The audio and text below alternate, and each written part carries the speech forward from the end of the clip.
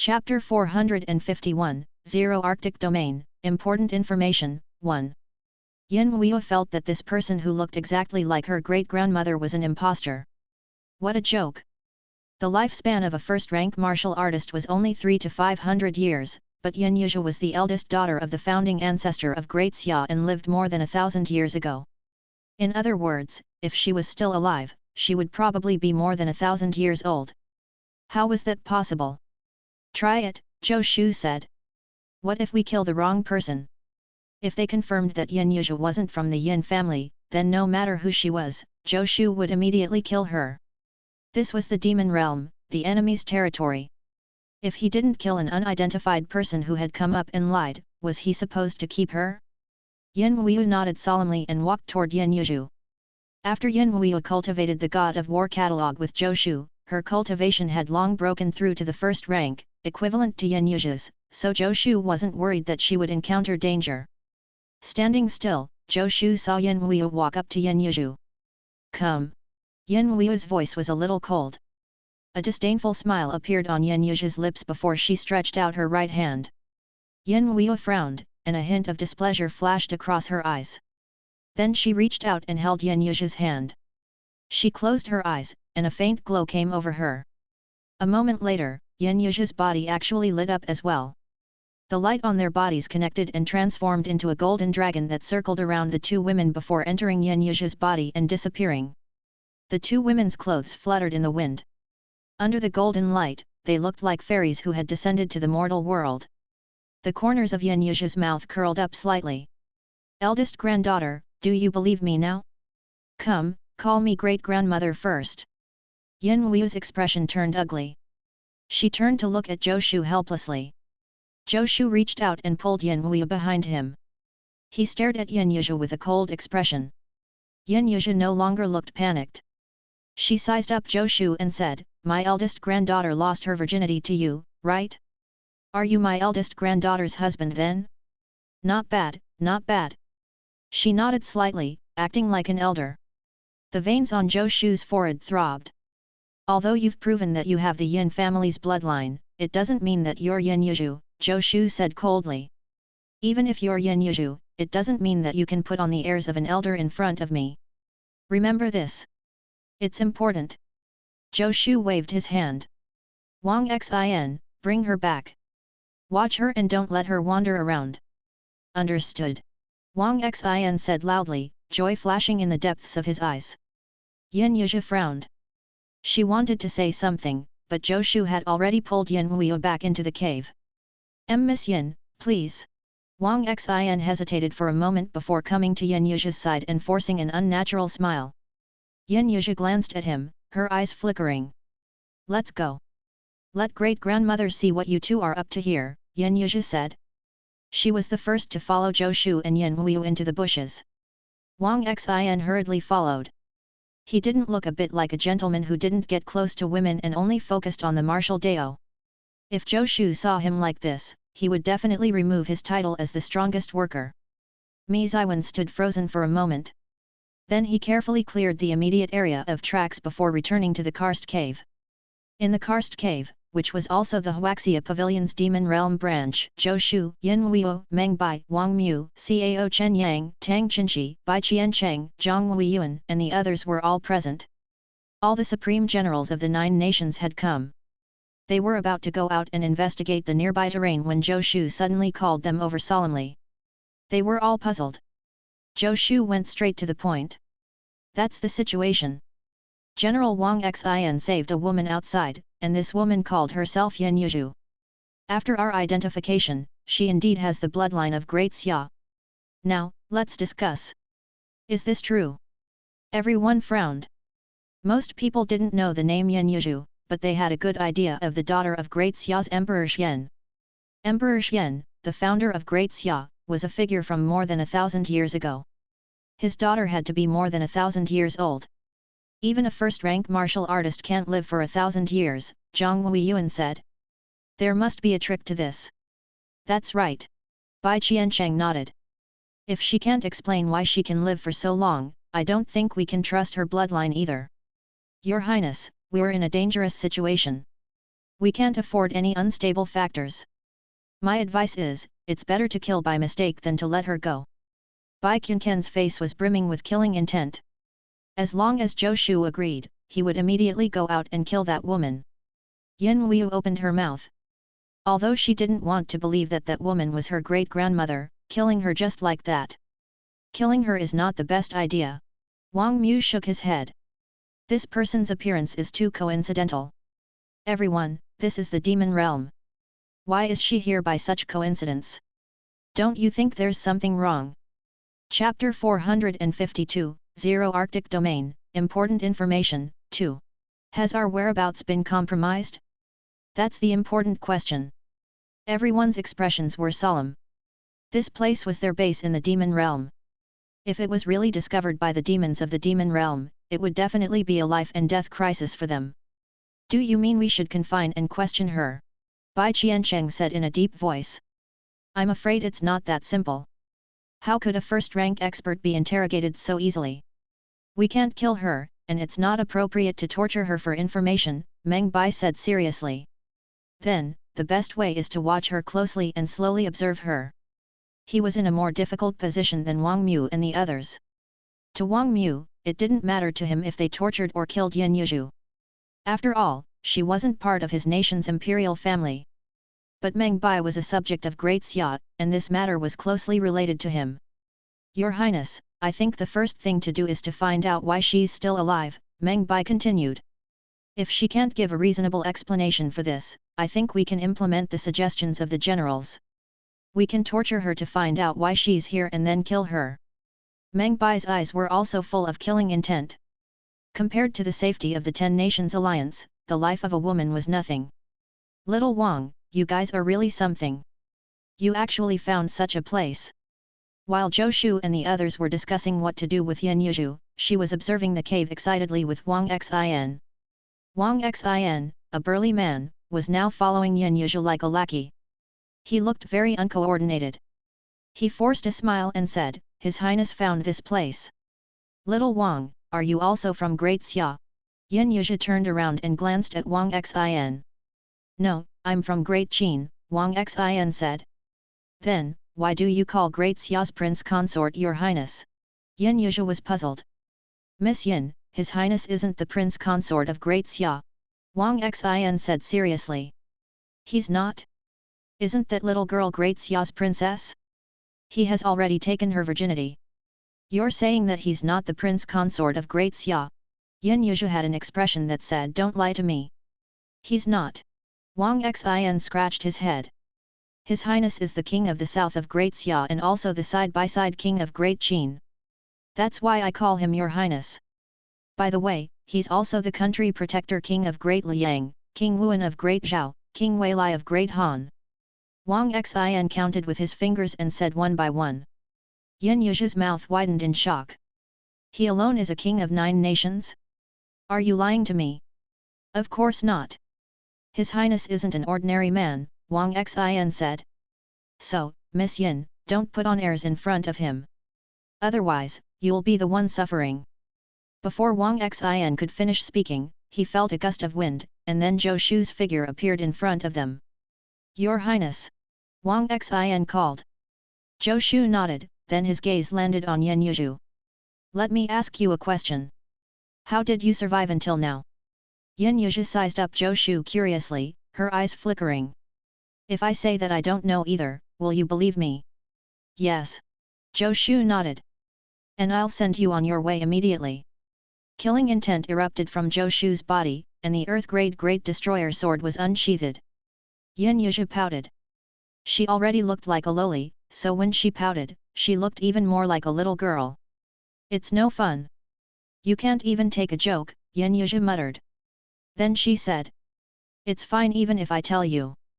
Back then, by chance, I once learned a divine ability called the Zero Arctic Domain.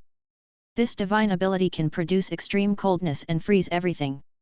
Not long after I came to the demon realm, I was chased by demonic beasts and was seriously injured. Helpless, I used the Zero Arctic Domain to freeze myself to prevent my injuries from worsening.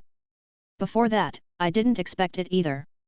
When I froze myself, my body didn't seem affected by time and didn't seem to age.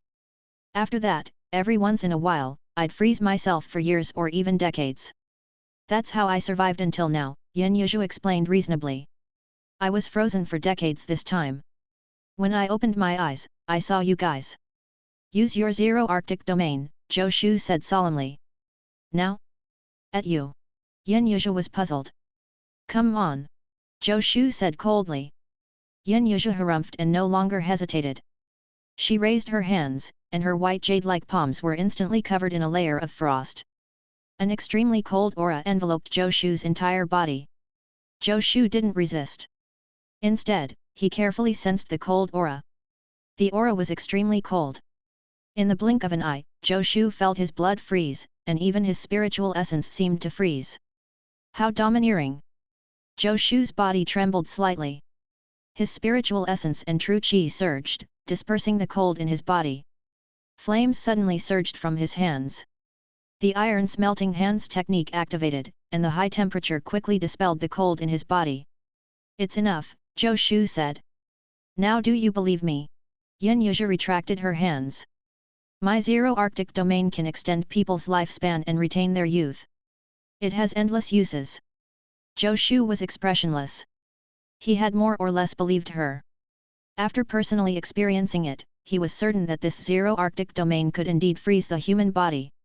In theory, it could indeed delay the decline of people's vitality.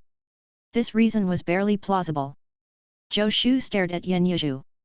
After a long time, he slowly said, Wang Xin, find her a room and let her stay there. The supplies will be as usual.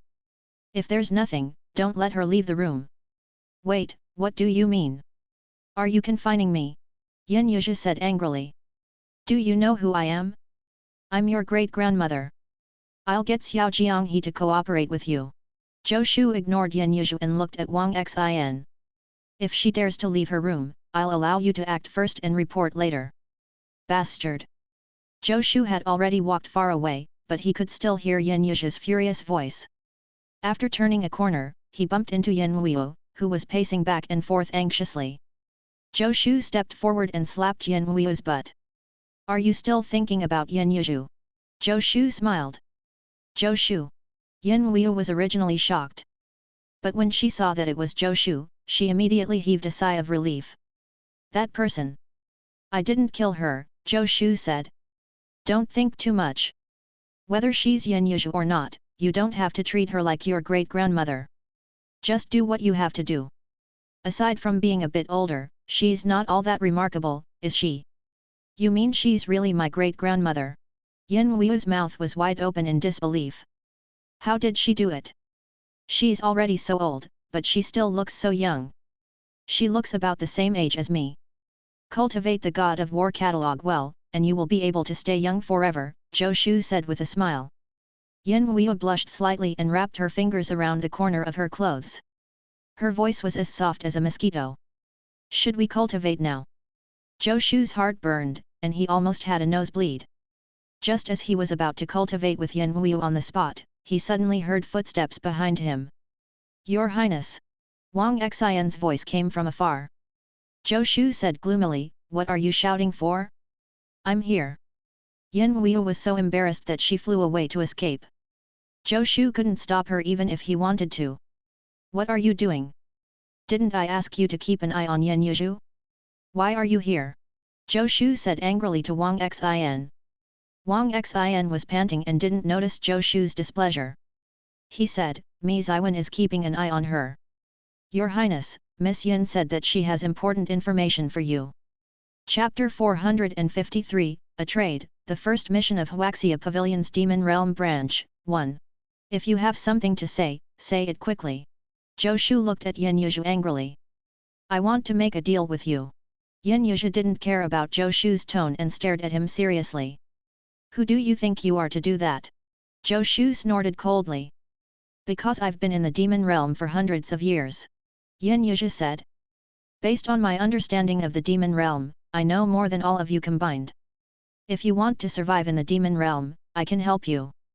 Her small face lifted slightly as she spoke. She looked confident. Zhou Shu frowned and seriously sized up Yin Yuzhu. That's right. She looks like a lowly, but she's actually an old lady. An old lady who has lived for more than 1,000 years. Although she's been sleeping most of the time for the past 1,000 years, she must have been awake for at least a century or two, right? Come to think of it, the time she's lived in the demon realm might even be longer than the time she's lived in the 10 nations. We can still survive in the demon realm without you, Zhou Shu said coldly. Yin Yuzhu had lived in the demon realm for hundreds of years, but so what? If Zhou Shu was willing, he could surpass Yin Yuzhu in this aspect at any moment. Zhou Shu still had the Zhuangzhou butterfly dream technique.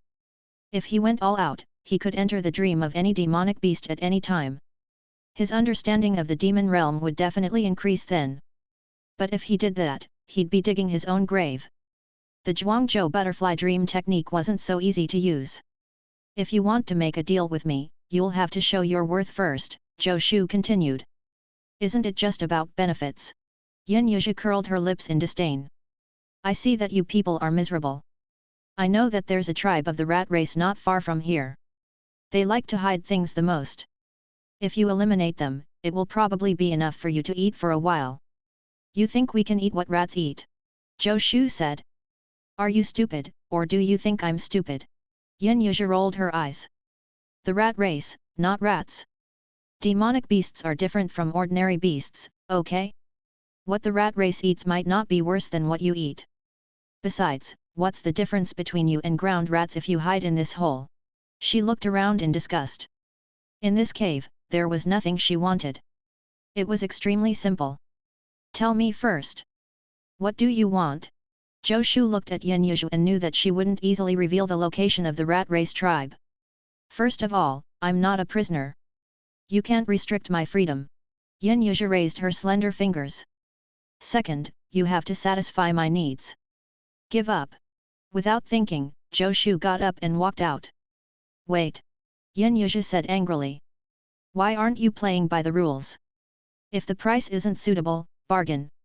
I didn't say that you couldn't bargain. Give me the location of the rat race tribe, and I'll add fish for your daily meals. End of discussion, Zhou Shu said coldly. If you agree, then deal. If you don't, then forget it. Yin Yuzhu's eyes widened. She couldn't figure out why this man in front of her was so shameless. He wasted his good looks. Only one extra fish every day for such an important piece of information? Do you take me for an inexperienced young lady? No, at least 2. One steamed and one braised. Yin Yuzhu said angrily. No. There's only grilled fish, Zhou Shu said. They were starting everything from scratch. The soldiers were making do with their meals, but she still wanted to specify the cooking method? I don't even get such treatment. Yin Yuzhu panted heavily, her chest heaving violently. After a long time, she gritted her teeth and said, all right, deal. 130 kilometers southwest of the previous cave entrance, the rat race lair is underground, and the entrance is. Remember this. Don't blame me if you can't find the place when the time comes, Yin Yuzhu said casually before chasing him away. Zhou Shu didn't intend to stay with her for long. He instructed Wang Xin to watch over her and then headed straight for the army's forging room. Your Highness. Xiao Jianghe bowed respectfully when he saw Zhou Shu. Jianghe, there's work to do, Zhou Shu said. He originally wanted Xiao Jianghe to watch over Yin Yuzhu. But after thinking about it, it was best to send the criminal army to kill the rat race. The criminal army, which was former Great Wei soldiers, were the elites of Great Wei. In terms of individual strength, they were even stronger than Mi Ziwen's 100 Wars armored army. Originally, the 100 Wars armored army wore the Dark Cloud armor and was stronger than the criminal army. But in the previous battle, the 100 Wars armored army had suffered heavy casualties, and they had yet to recover. Although the criminal army had also suffered many casualties, they still had 6,000 people, accounting for a fifth of the 10 nations alliance. What are your orders, Your Highness? Xiao Jianghe said seriously. There's a demon tribe more than 100 kilometers away. It's the rat race. According to the information, they're not too strong. Take some men and eliminate them, Zhou Shu instructed. Understood. Xiao Jianghe got up to take action. Wait a minute. Zhou Shu stopped him. Don't be anxious. I'm not done yet. Go find Deputy Pavilion Master Shi.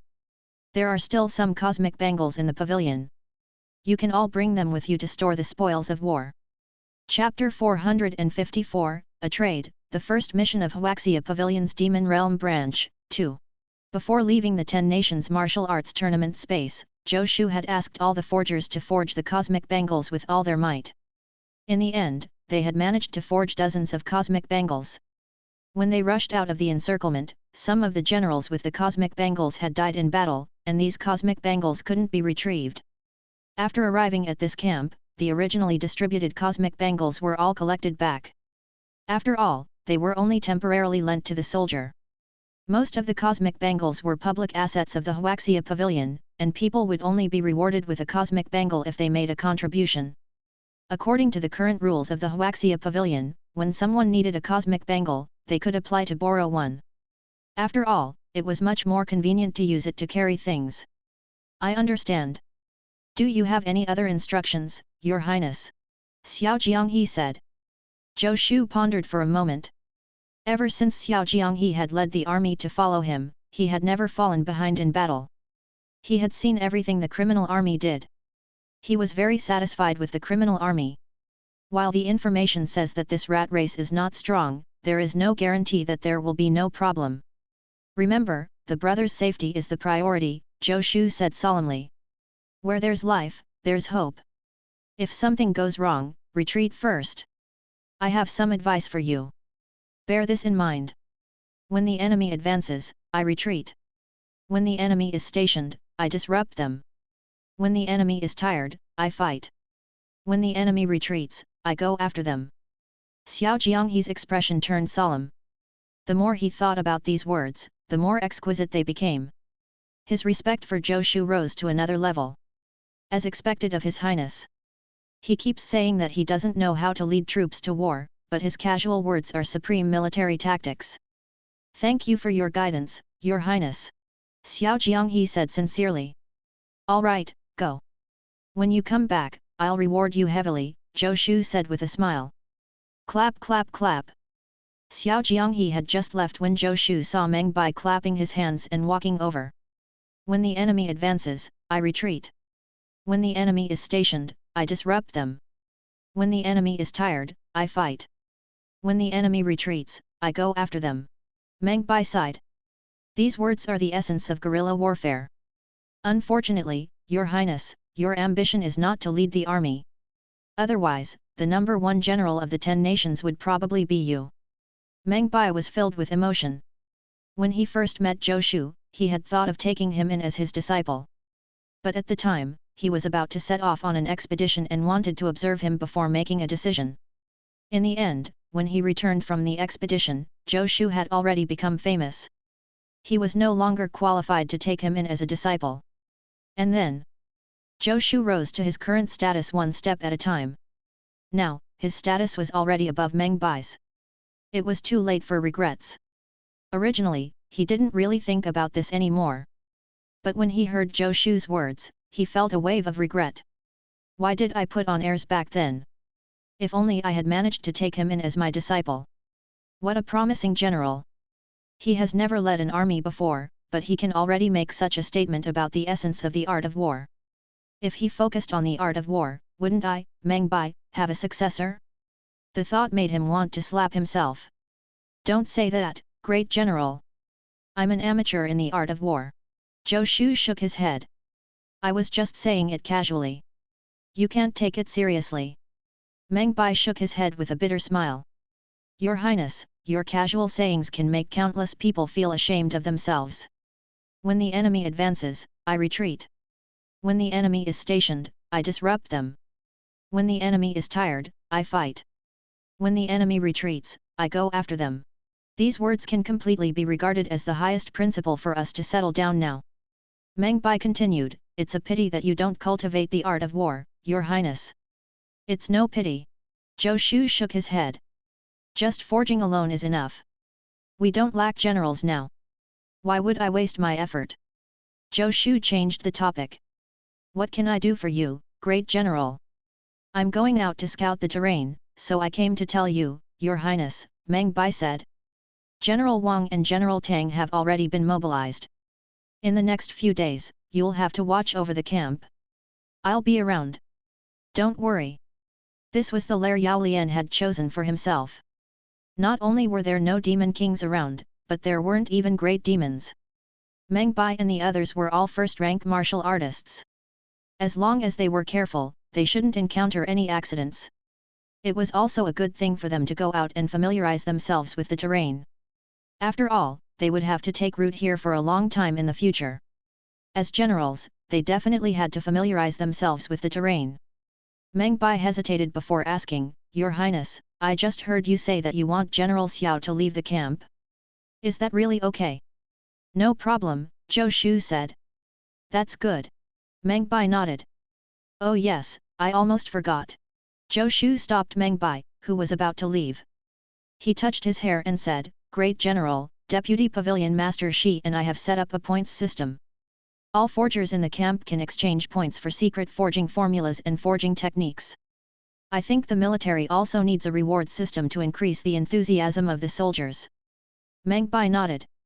The situation of the Ten Nations Alliance was a little special. They still didn't know if they could return to the Ten Nations continent alive. Even if they could, it would be troublesome for the various nations to decide the military merits.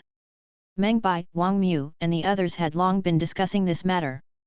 But they even had problems surviving now, so how could they provide any rewards? Your Highness, when we settle down, we will definitely work on this matter, Meng Bai said. Now that we have nothing, the rewards. Who says we have nothing left? Zhou Shu asked. There are many forging materials in the storeroom of the Huaxia Pavilion's Demon Realm branch. Great General, feel free to set up the system. Don't worry about the rewards. I'm not bragging, but I still have some good things. You can use points to exchange for ranked weapons or even cosmic bangles. In Meng Bai's opinion, points were just military merits. There were cases of this in the army, so it wasn't difficult. I understand. I'll discuss it with General Wang and the others later. Alright, just contact Deputy Pavilion Master Shi directly. Zhou Shu nodded. He still had some essence cleansing pills and breakthrough pills on him, which could also enrich his reward vault. In the Demon Realm, the strength of the Ten Nations Alliance was his strength, so it wasn't the time to keep things secret. And the forging of weapons had to be quickened. After Meng Bai left, Zhou Shu thought for a moment and got up to go to the forging room that was being built. The karst cave that Yao Lian had discovered was gigantic. In order not to let the noise of the forging affect the soldiers' rest, a place farther from the largest cave had been specially chosen. Zhou Shu passed through a long passageway and came to a cave. Shi Songtao, Li Chengliang, and the others were busy polishing the stone walls and installing the forging furnaces. Your Highness, the forgers greeted when they saw Zhou Shu. Good work, everyone. Zhou Shu waved his hand. Is there anything I can help you with? No, Shi Songtao said. Pavilion Master, this place is about to be completed. We will be able to start forging very soon. Shi Songtao spoke excitedly. Forging was what the Huaxia Pavilion was good at, and Shi Songtao felt a sense of accomplishment when he personally built the forging room. Your Highness, Deputy Pavilion Master Shi has already told us about the points system of the Huaxia Pavilion. I want to ask, can the iron smelting hands technique be exchanged with points? Grand Craftsman Li Chengliang asked. He had once seen Zhou Shu use the iron smelting hands technique, which made him extremely envious.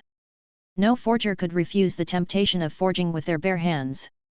If possible, Li Chengliang was even willing to use all his wealth, including all the secret forging formulas he had, to exchange for the cultivation method of the iron smelting hands technique. Of course, he knew it might not be enough. Of course. Zhou Shu nodded. But I have to say this first. The iron smelting hands technique is extremely difficult to cultivate. It's not something that ordinary people can master. I don't recommend you exchange it. Everyone nodded, but it was obvious that they might not listen to Zhou Shu. Before they met, everyone thought that they were one in a million geniuses. No one would think that they wouldn't be able to master the iron smelting hands technique. Zhou Shu didn't say anything. As long as they accumulated enough points, he wouldn't refuse them to exchange for the iron smelting hands technique. Zhou Shu coughed lightly and said, I'm now issuing the first mission of the Huaxia Pavilion's Demon Realm branch. I need 5 people to help me forge a weapon. The mission reward is 10 points. Who is willing to accept the mission? Chapter 455, Waterfrost Sword, Red Water Heaven of Dan Mountain, 1. There were many ways to obtain points from the Huaxia Pavilion's Demon Realm branch. Forgers could obtain a certain amount of points for every weapon they forged. By contributing secret forging formulas to the Huaxia Pavilion, they could also obtain a certain amount of points. Also, in situations like this, the Huaxia Pavilion would issue some missions periodically. Forgers could receive missions and obtain points after completing them. If someone else issued a mission, they would naturally have to pay a platform fee to the pavilion. But Zhou Shu didn't have this problem. "I'll do it." Li Chengliang was the first to speak. Although it sounded a little ridiculous for a grand craftsman to work for another forger, the forger he would work for was Zhou Shu. Moreover, he was thinking that when he accumulated enough points, he would exchange for the iron smelting hands technique. He naturally couldn't let go of this opportunity. "And me?" Another grand craftsman raised his hand. Before the forging masters could react, the 5 spots had been snatched up by the few grand craftsmen. Even Shi Songtao retracted his hand awkwardly. He was not capable enough to compete with grand craftsmen yet. Looking at Zhou Shu, Shi Songtao sighed with emotion. Back then, there were only the 2 of them in the Huaxia Pavilion. Now, the people who assisted the pavilion master had to be at least a grand craftsman. He had to hurry up and increase his forging ability. Otherwise, he wouldn't even have a chance to be an assistant. He would miss a lot of opportunities. He would be able to learn a lot from the pavilion master. Zhou Shu was actually a little speechless. He just wanted to find someone to help him fuse the forging materials. Ordinary forging masters could do it. There was no need for grand craftsmen to do anything at all. Wasn't this overkill? But since they had come forward, it would be hurtful if he refused them. "Thank you, everyone." Zhou Shu smiled. There were benefits to having grand craftsmen as his assistants. Their forging skills were more proficient than ordinary forging masters. This way, the efficiency of fusing forging materials would definitely be higher. This would also greatly increase his forging efficiency. The Huaxia Pavilion already had a unique forging process. From the smelting of materials to the formation of weapons and then to the fixing of the stars, it had basically been divided into many steps. Thus, many forgers could forge a weapon together. In Zhou Shu's words, it was assembly line technology. Shi Songtao and the others didn't understand what an assembly line was, but this method could indeed shorten the forging time and increase the efficiency of the forging. Usually, it took months for a forger to forge a ranked weapon. But with the combined efforts of multiple forgers, this time could be shortened by 10 times. Even Zhou Shu felt that it was a little extravagant for 5 grand craftsmen to help him. All he had to do was tell them what he wanted for the materials, and these grand craftsmen would do his bidding with alacrity. After all, they were grand craftsmen. Their forging skills were so good that it was impossible for them to make a mistake. When Zhou Shu saw the 5 grand craftsmen had finished fusing the materials he had requested, his competitive spirit was aroused. As the pavilion master of the Huaxia Pavilion, how could he lose to others in forging?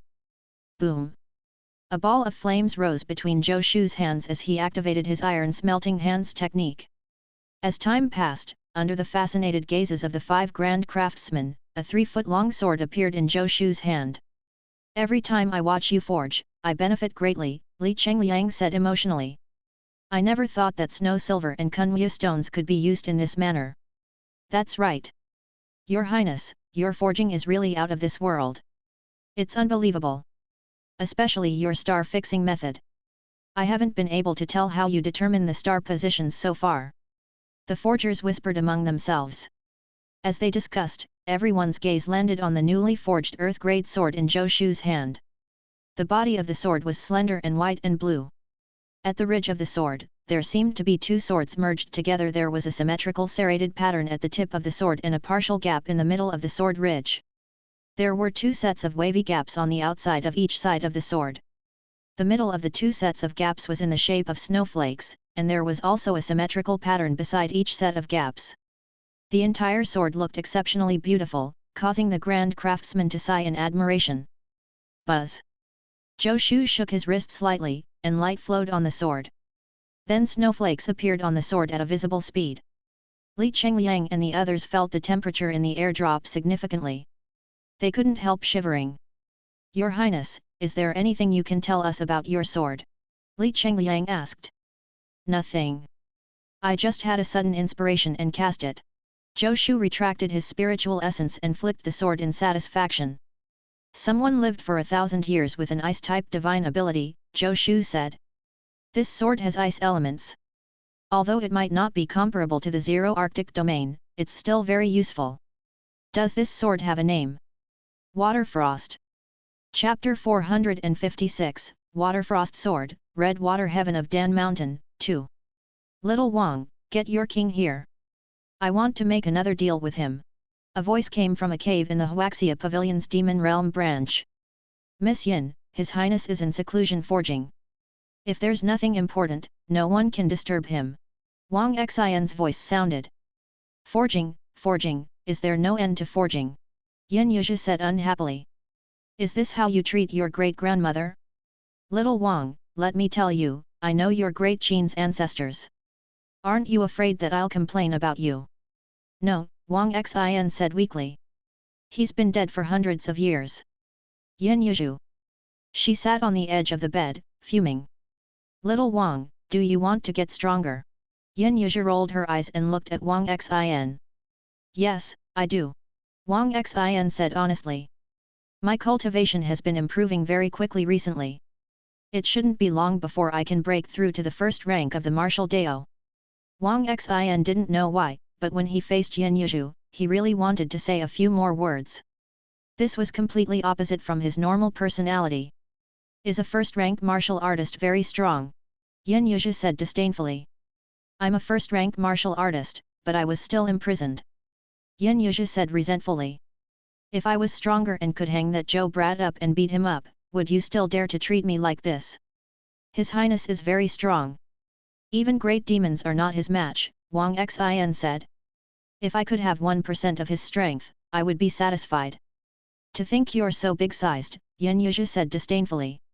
Is that all you've got? Little Wang, I have a cultivation technique that can make you stronger quickly. Do you want to learn it? Yin Yuzhu's voice was filled with temptation. Wang Xin was stunned and nodded subconsciously. If you want to learn, you have to promise me one thing, Yin Yuzhu continued. What is it? Wang Xin asked blankly. I want to walk around. It's so stuffy in this room, Yin Yuzhu said. If you're worried, you can follow me. A conflicted expression appeared on Wang Xion's face. I'm not a bad person. Don't you trust me? Yin Yuzhu said. It's not that. His Highness instructed me. His Highness, are you a man? You keep talking about His Highness. Don't you have any opinions of your own? Yin Yuzhu said angrily. I really misjudged you. Wang Xion's face flushed red.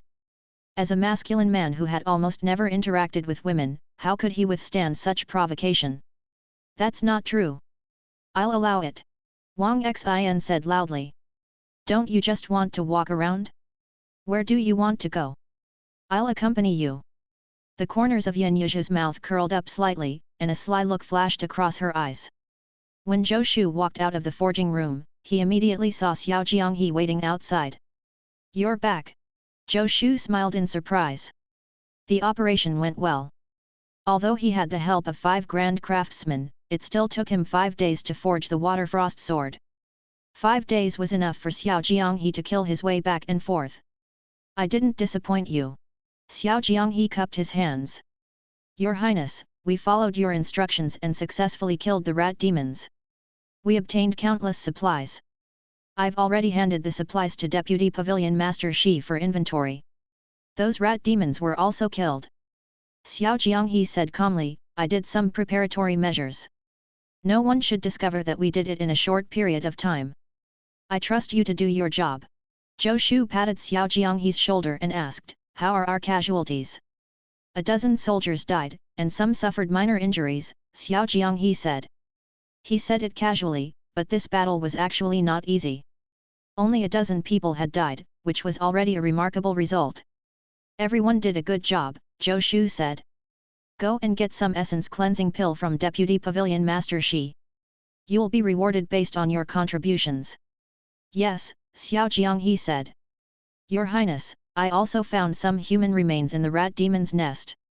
This was the reason why Xiao Jianghe had been waiting for Zhou Shu outside the forging room.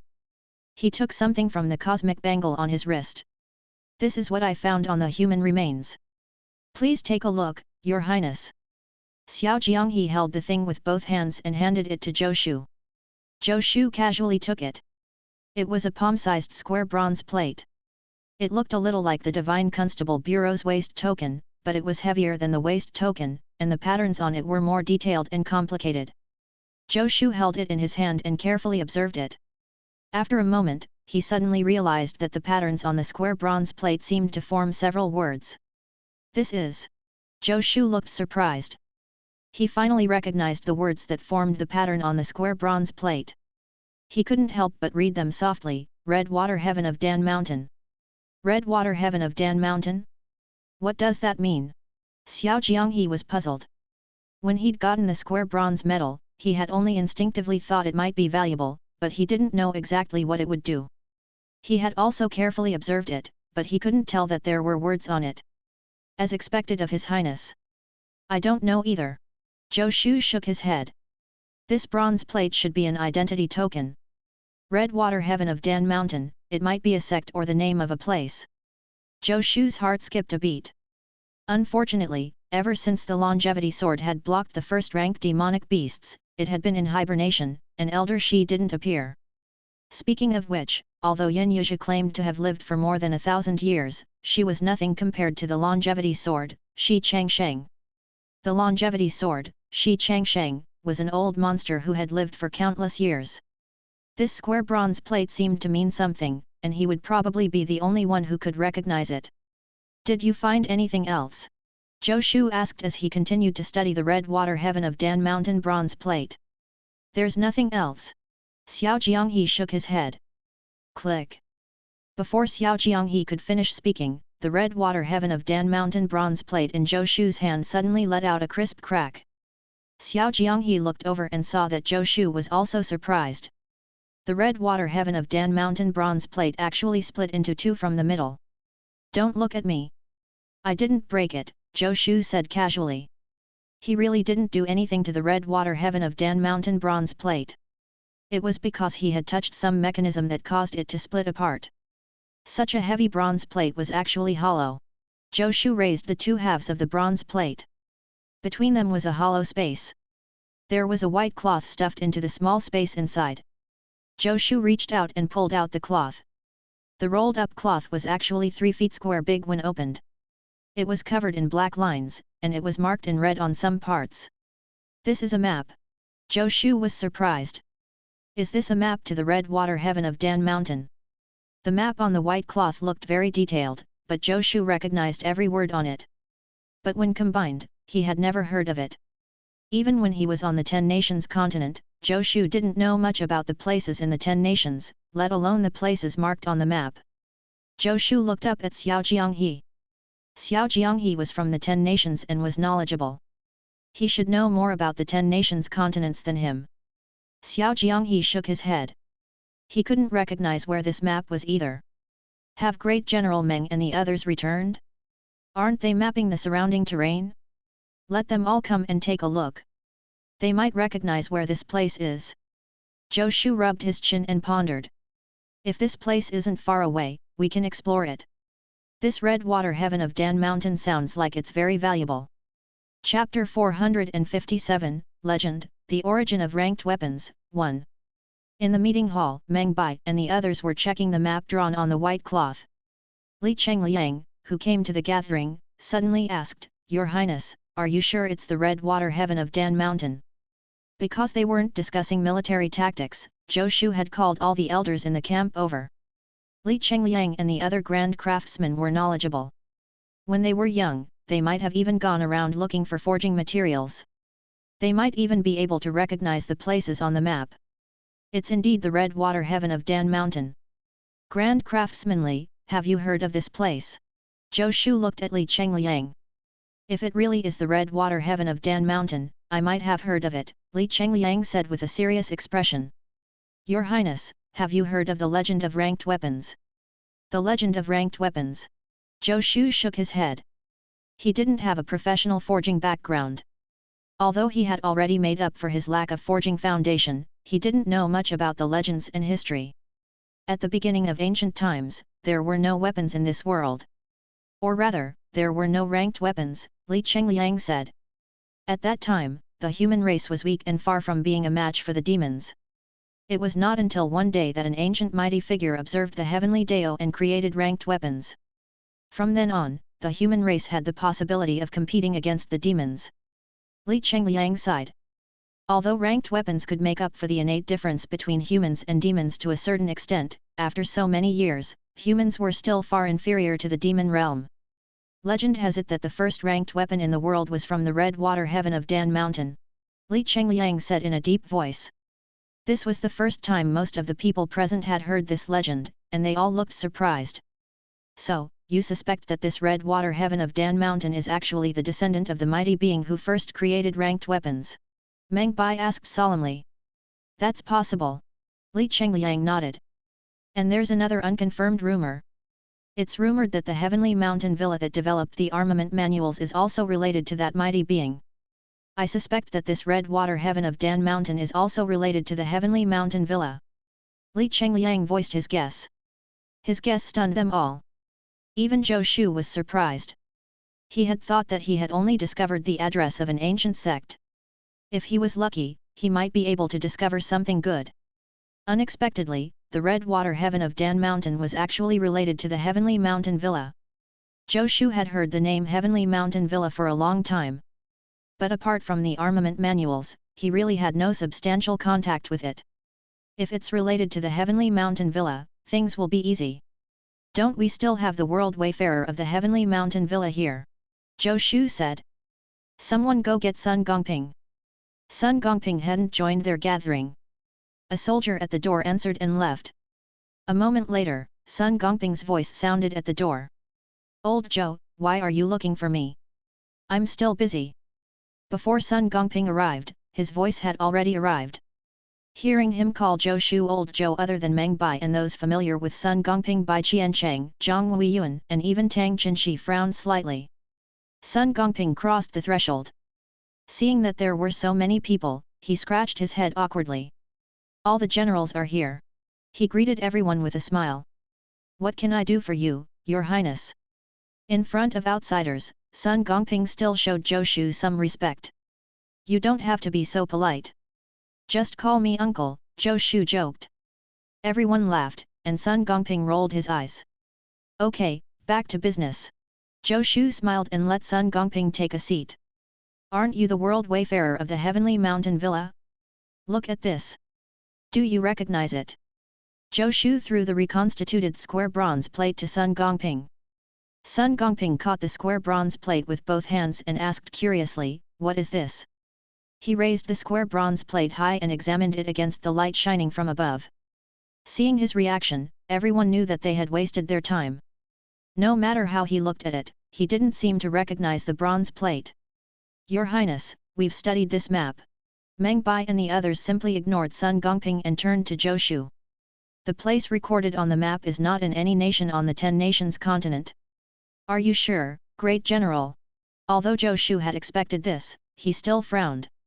Yes. Meng Bai nodded solemnly. According to the scale of this map, the place recorded here is thousands of square kilometers. It's impossible for us not to recognize such a large place on the 10 nations continent. Meng Bai was not arrogant. Apart from the generals of the various nations, the others were all grand craftsmen. They had either led armies to war or traveled the world to search for ores. If it was a small area, it might have been possible that they had never been there. But a place that was thousands of square kilometers was impossible for so many of them not to have seen before. If this place is not on the 10 nations continent, it could be the demon realm. Zhou Shu pondered. He thought of someone. Yin Yuzhu. Yin Yuzhu had lived in the demon realm for hundreds or thousands of years, and she seemed to know the nearby terrain very well. Chapter 458, Legend, The Origin of Ranked Weapons, 2. Will she recognize the place? Zhou Shu shook his head. Whether she recognized it or not, he had no intention of letting her participate. This woman was mysterious and unpredictable. The bronze plate from the red water heaven of Dan Mountain had been found in the rat demon's nest, and this woman had told him about the rat demon's nest. Who knew if this woman did it on purpose? It wasn't that Zhou Shu was paranoid, but it was too much of a coincidence. He felt that there was a problem. This was the demon realm. Every decision concerned the life and death of everyone. Zhou Shu had to be careful. I remember now. Sun Gongping suddenly shouted, startling everyone. What do you remember? Zhou Shu and the others all looked over. I've seen this pattern before. Sun Gongping pointed at the patterns on the square bronze plate. When I was appointed as the world wayfarer of the Heavenly Mountain Villa, I stepped on a white jade floor.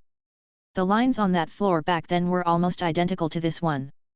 Sun Gongping said excitedly, this token should be the identification of the world wayfarer of the Heavenly Mountain Villa. Your Highness, where did you get it? Did the Heavenly Mountain Villa send someone to deliver it to me? Zhou Shu and the others rolled their eyes. Sun Gongping thought too much. How did it become that someone had sent it to him? No, Zhou Shu said bluntly. This token is the spoils of war that General Xiao Jianghe brought back. Its owner has already been gnawed by rat demons until only a pile of bones is left. Sun Gongping subconsciously shivered. When he looked at the square bronze plate again, his eyes were full of disdain. That senior was too pathetic. He was actually not into bones by rat demons. It seems that this red water heaven of Dan Mountain is really related to the Heavenly Mountain Villa. Zhou Shu took the square bronze plate from Sun Gongping and examined the patterns on it. For thousands of years, no one has ever known the location of the Heavenly Mountain Villa. Could it be that we accidentally found it? It shouldn't be, Your Highness, Li Chengliang said blankly. Why is the Heavenly Mountain Villa in the demon realm? To forgers, the Heavenly Mountain Villa was no different from a holy land. When he thought about how this place was not in the Ten Nations continent but in the demon realm, Li Chengliang found it difficult to accept. Could it be that the armament manuals they had always respected were actually done by demons from the demon realm? It was hard to accept. It might not be in the demon realm. Zhou Shu pondered. Have you forgotten about the Ten Nations martial arts tournament space? The Ten Nations martial arts tournament space was neither on the Ten Nations continent nor in the demon realm. It was independent. Li Chengliang and the others didn't know that the Ten Nations martial arts tournament space had an alias, the Zuling Grotto Heaven, but it didn't stop them from understanding what Zhou Shu meant. If this red water heaven of Dan Mountain is also an independent space similar to the Ten Nations martial arts tournament space, could this bronze plate be the proof of entry and exit? Meng Bai's eyes glittered. If we can find it, can we return to the Ten Nations continent from there? Although they had a place to stay in the demon realm for the time being, to them, the Ten Nations continent was their home. Everything they were doing now was so that they could one day return to the Ten Nations. They had come to the demon realm from the Ten Nations continent through the Ten Nations martial arts tournament space. If the red water heaven of Dan Mountain was like the Ten Nations martial arts tournament space, didn't that mean it could also lead to the Ten Nations continent? Everyone perked up and looked at Zhou Shu. Zhou Shu shook his head. Whether it works that way or not, this is just our guess. We still need to verify it. Even if it's true, it won't be easy to find the red water heaven of Dan Mountain, not to mention whether we can get in or not. Everyone has seen this map, but we have no idea where it is. Meng Bai, Wang Mu, Bai Qiancheng and the others froze. That's right. They didn't know where the place indicated by the map was. Don't be discouraged, everyone. Zhou Shu smiled. We can't let this matter affect our plan. Everyone, let's follow what we have planned. Generals, aren't you drawing a topographic map? We can expand this range bit by bit. Perhaps one day, the place we expand will overlap with this map. Won't we be able to find this red water heaven of Dan Mountain by then? Everyone smiled bitterly. This was true, but who knew if the place indicated by this map was in the demon realm? Even if it was in the demon realm, so what? The demon realm was extremely vast, 10 times larger than the Ten Nations continent. It was impossible for them to figure out the terrain of the entire demon realm. Most likely, they wouldn't be able to find the place indicated on this map even if they lived here for a century or two. But as Zhou Shu had said, the red water heaven of Dan Mountain was an unexpected gain to begin with, and they hadn't counted on it to begin with. According to the original plan, it was only wise to play it safe. Have you all forgotten about me, the world wayfarer of the Heavenly Mountain Villa? If you want to find the Heavenly Mountain Villa, ask me, Sun Gongping suddenly said. Ask you? Do you know where it is? Zhou Shu said angrily. What world wayfarer of the Heavenly Mountain Villa? It was just a name he used to amuse himself. He didn't even meet a single person from the Heavenly Mountain Villa. They had only asked him to deliver something. At best, he had acted as a messenger. I don't know, Sun Gongping said bluntly. Then, aren't you talking nonsense? Zhou Shu said in annoyance. Although I don't know where the Heavenly Mountain Villa is, I can contact them, Sun Gongping said. Everyone was stunned, then their faces lit up. Why didn't you say something as important as that earlier? Meng Bai asked solemnly. You didn't ask me, Sun Gongping said innocently. He was indeed a second-generation official in Great Xia, but Sun Gongping was really inconspicuous in the current 10 Nations alliance. Meng Bai, Wang Mu, Bai Qiancheng, Tang Qinqi, Cao Chen Yang, and even Zhang Weiyuan were all big shots who could cause an earthquake just by stomping their feet. Even Li Chengliang, a grand craftsman, had a status that Sun Gongping couldn't compare to. Mi Ziwen, Wang Xin, and the others had been reduced to marginal figures, let alone Sun Gongping and Yang Hong, who were not even at the second rank. No one paid too much attention to Sun Gongping. This was true. Even Zhou Shu didn't know what Sun Gongping was busy with recently. Zhou Shu looked at Sun Gongping and asked seriously, can you really get in touch with the people from the Heavenly Mountain Villa? He knew Sun Gongping well. He had always liked to exaggerate, and it was best to take his words with a pinch of salt. He doubted Sun Gongping's words. He. Sun Gongping chuckled. Most likely. The moment he said this, everyone rolled their eyes. They were happy for nothing. Sun Gongping, this is no place for you to fool around. Meng Bai berated him unhappily. He was old friends with Sun Gongping's father and was also the teacher of Sun Gongping's uncle, Mi Ziwen. Naturally, he had the status to reprimand him. I'm not fooling around. Sun Gongping was not afraid. As the saying goes, the smart have their own brilliant plans. Think about it. What does the Heavenly Mountain Villa do? They're the ones who update the armament manuals. Sun Gongping continued, there are so many weapons in the world. How do they know that every weapon exists? In my opinion, they must have some special method to monitor the existence of weapons. It's just like how Great Xia has a heavenly imperial astronomer responsible for monitoring the weather. Since the Heavenly Mountain Villa can monitor all the weapons in the world, why can't we contact them through weapons? Chapter 459, A Fox Cannot Hide Its Tail, 1. Send a message with a weapon. There was a slight pause, and the Grand Craftsman exchanged glances. This idea was whimsical. They had really never considered this possibility before.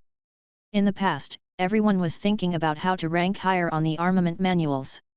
Who would think of using the armament manuals to send a message? Is it possible? Zhou Shu rubbed his chin, his face thoughtful. Go on. Isn't it simple? The Heavenly Mountain Villa monitors all the weapons in the world. Let's forge a sword and call it the Heavenly Mountain Villa, I want to talk to you sword. Isn't that enough? Sun Gongping said very casually. Zhou Shu's face darkened. He thought that Sun Gongping would have some brilliant plan, but was this it? Indeed, he couldn't expect too much from him. And then what? Wait for the Heavenly Mountain Villa to contact us? What if they don't? Zhou Shu said in annoyance. Everyone was speechless. Did His Highness really seriously consider that idea? Why does it sound like Sun Gongping is fooling around again? It would be strange if the Heavenly Mountain Villa paid any attention to you. Heavenly Mountain Villa, I want to talk to you, what a joke. Don't look like that. I'm telling you. I've thought about it seriously. Sun Gongping looked at everyone. If someone else did this, the Heavenly Mountain Villa might not care, but old Zhou is different. Have you forgotten that it was the Heavenly Mountain Villa who handed me the imperial edicts of the various nations? Sun Gongping said seriously, what does this mean? It means that they treat old Zhou as the savior of the 10 nations continent. If old Zhou wants to see them, they'll definitely give him face. Sun Gongping's gaze swept over the few grand craftsmen with a look that said, none of you have that ability. This infuriated the grand craftsmen. If they were willing to see me, they wouldn't have to send the imperial edicts through you, Zhou Shu said angrily. They could have sent the imperial edicts directly to me, but they didn't. This means that they don't want to see me. Everyone nodded in agreement. If it was so easy for the Heavenly Mountain Villa to appear, they would have already taken the initiative to appear on the 10 Nations continent. But until today, no one from the Heavenly Mountain Villa had appeared in front of them. How will we know if we don't try? Sun Gongping said, there's no harm in trying. Who told you there's no loss? Do you think weapons are so easy to forge? The forging materials are all precious, Zhou Shu said. Forget it. Let's put aside the matter of the red water heaven of Dan Mountain for now. Let's get down to business. I'll think about it again later. Zhou Shu waved his hand. Before he could finish, a head popped out of the doorway. What are you talking about? A clear and gentle voice sounded, and then a graceful figure jumped in. Is there anything I can do to help? The visitor continued. Zhou Shu's face sank. Wang Xin. A tall man appeared behind the slender figure. It was none other than Wang Xin. Wang Xin. Wang Mu shouted angrily, his expression dark. Why are you scolding little Wang? I was the one who wanted to walk around. He couldn't stop me, Yin Yuzhi said unhappily. Haven't you all learned to respect the old and cherish the young? I'm your ancestor.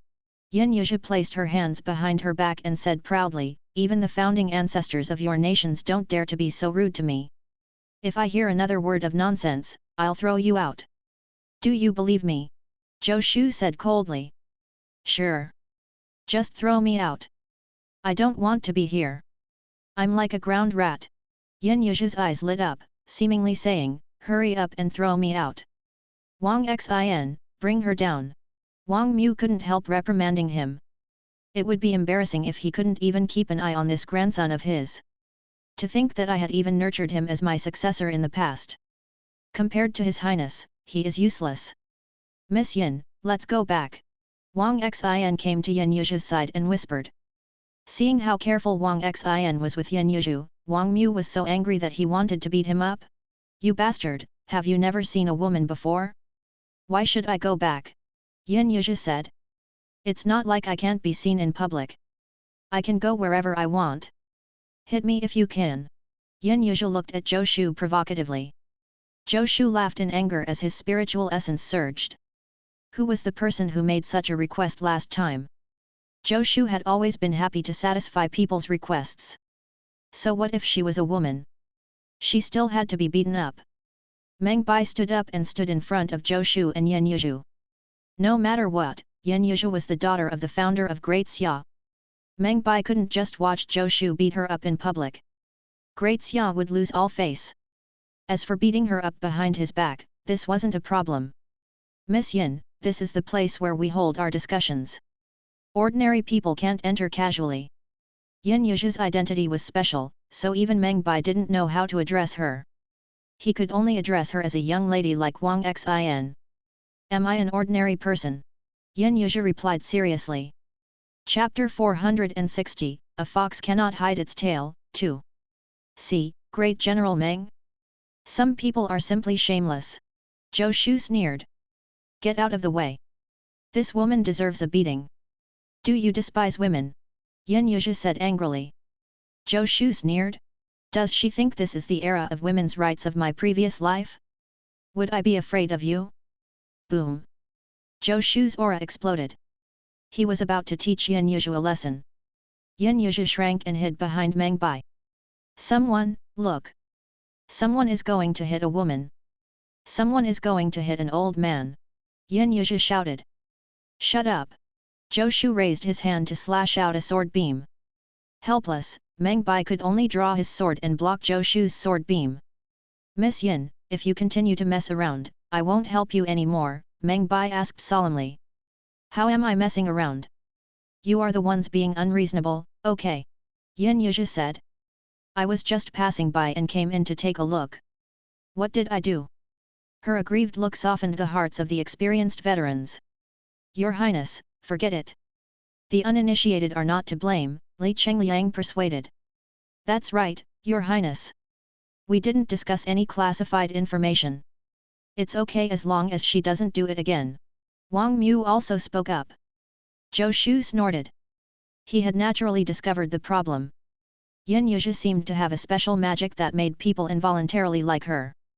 Of course, this was a trait all beautiful women had. Yin Yuzhi was extremely beautiful and charming. She was indeed a temptation for men. But there was something wrong about having so many older men pleading for her. A cold glint flashed across Zhou Shu's eyes. He cultivated the visualization of the five mountains' true form, so his mind was powerful and condensed, so he wasn't affected. He stared at Yin Yuzhi and said coldly, "Put away your charm technique. If you casually use it again, I'll kill you with a single strike." Meng Bai, Wang Mu, and the others felt a chill in their hearts. Charm technique? They jolted back to their senses and looked at Yin Yuzhi with fear. Of course, they had heard of things like charm techniques. But they were all first-rank martial artists with firm hearts, and ordinary charm techniques couldn't affect them at all. They had actually been unknowingly affected and developed a liking for Yin Yuzhi. If Yin Yuzhi wanted to do anything bad, it would be dangerous. Fortunately, the king was here. Yin Yuzhi giggled. "I don't know any charm techniques. I'm born beautiful. Why do you care? It's fine if you don't want me to stay. I'll just leave." While speaking, Yin Yuzhi placed her hands behind her back and walked out. Just as she was about to walk out, her gaze suddenly landed on the map drawn on the white cloth beside Meng Bai. "You're quite fast. You drew a map of the demon realm so quickly," Yin Yuzhi said casually. "You drew it wrongly. The terrain around here doesn't look like that. That's not right. This looks like a map of that place. How did you draw it? Have you been there? That's impossible." Yin Yuzhi seemed to be muttering to herself. But everyone was highly ranked in the martial dao, so how could they not hear her voice? "Does she know this place?" Everyone's brows drew together. "Stop right there!" Zhou Shu shouted. Previously, he had thought of asking Yin Yuzhi about it. But later on, he felt that it was too much of a coincidence and didn't trust her. Since Yin Yuzhi had coincidentally come here and seen the map, Zhou Shu naturally wouldn't let her go. Now, he was 70% to 80% sure that Yin Yuzhi had planned everything from the rat demon's nest to Xiaojianghe discovering the red water heaven of Dan Mountain bronze plate to Yin Yuzhi coincidentally seeing the map. He sneered to himself. If so many coincidences happen at the same time, then it can't be a coincidence. He wanted to see what Yin Yuzhi was up to. "Must I stop just because you tell me to? Show me some respect." Yin Yuzhi snorted without turning her head. "I won't stop. What can you do? Then forget it. Just go," Zhou Shu said. Yin Yuzhi froze in midair. After a full breath, she stomped her foot. "I'm not letting you trick me into leaving." Zhou Shu sneered. "Aren't you just trying to let us know where this map is? It would be strange if you left. Burn this map, Great General. We don't know where it is anyway." "There's no point in keeping it," Zhou Shu said. Meng Bai and the others were stunned. Although they did not know where the location on the map was now, it did not mean that they wouldn't know in the future. Seeing that Meng Bai was really about to burn the map, Yin Yuzhi said casually, "You can't find the place? Ask me. I've lived in the demon realm for more than 1,000 years. I know many places." Her expression was casual, as if she was just showing off her knowledge. But they were no fools. Almost instantly, everyone realized that Yin Yuzhi seemed to be doing it on purpose. Yin Yuzhi didn't seem to know how awkward her acting was and continued to pretend that she didn't care. "You are really outrageous. You're avoiding it just because it's troublesome? You should think of a way to resolve it. Burning the map just because you don't know where the place on the map is? You're useless. Great General Meng, ignore those who don't matter." "Burn it," Zhou Shu said calmly. Meng Bai nodded. "Wait, let me see this map. I think I know this place." Yin Yuzhi was a little anxious. She reached out to snatch the map from Meng Bai's hand. Meng Bai's acting skills also exploded. He pretended to dodge, but Yin Yuzhi snatched the map. Yin Yuzhi only glanced at the map and said casually, "Humph, I thought it was something amazing. Why didn't you ask me earlier? A bunch of grown men, you only know to shut yourselves in," Yin Yuzhi said disdainfully. "If your knowledge is inferior to others, just admit it. It's not embarrassing that you're inferior to me in this aspect. After all, I'm several times older than you." Everyone was speechless. "Hurry up. With your acting skills, you've lived for centuries in vain. Everyone can tell you're after this map. No one said anything, not even Zhou Shu. Everyone looked at Yin Yuzhu. Yin Yuzhu also realized that the atmosphere was a little awkward, but she didn't know what was wrong. She coughed lightly and said proudly, even ordinary demonic beasts might not know about this place. Only I, who have been in the demon realm for hundreds of years, have passed by this place by chance. Yin Yuzhu's voice echoed in the meeting hall. Everyone curled their lips. She indeed revealed her true colors. We'd never believe you weren't after this map.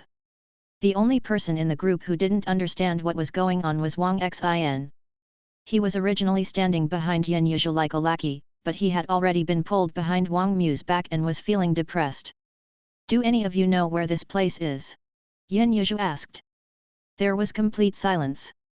At this moment, a crow should be squawking as it flew by, which would be more appropriate for the occasion. Yin Yuzhu wasn't an ordinary person. She looked around arrogantly and said, I know you definitely don't know. It's fine. It's not embarrassing. After all, there aren't many people who are as knowledgeable as me. I'll broaden your horizons today.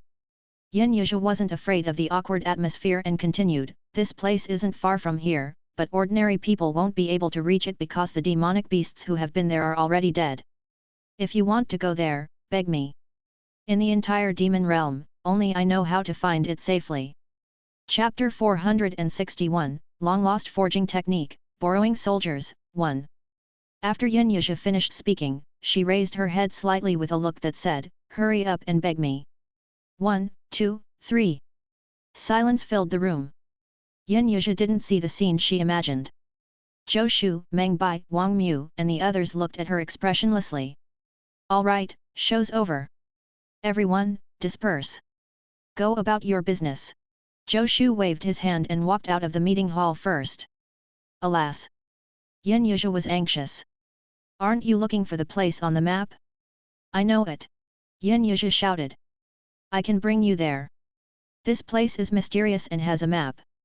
It's obvious that there are many good things hidden there. Don't you want to get rich? Meng Bai, Tang Qinshi, Bai Qiancheng and the others all walked out with indifferent expressions. Wang Mu even grabbed Wang Xin's ear and walked out. He had to correct his grandson as soon as possible. A moment later, only Yin Yuzhu was left in the meeting hall. Yin Yuzhu suddenly realized that no one was watching over her anymore. She was free? But she didn't feel happy at all. Damn it! What went wrong? Aren't they curious? Yin Yuzhu was furious and stomped her feet. Humph, I don't believe you won't be tempted. Yin Yuzhu rolled her eyes in thought. Then she tossed the map she'd drawn on the white cloth onto the council hall table, clasped her hands behind her back, and staggered forward along the passage as if she was inspecting the area. In another stone room some distance from the meeting hall, Zhou Shu, Meng Bai, Tang Qinshi, Bai Qiancheng and the others gathered together.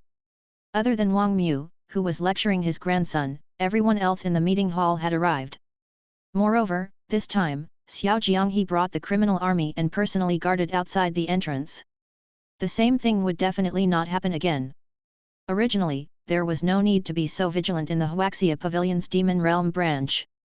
After all, from the 10 Nations Martial Arts Tournament space to the Demon Realm, basically everyone in the 10 Nations Alliance was trustworthy. If not for Yin Yuzhu, they wouldn't have to be so vigilant.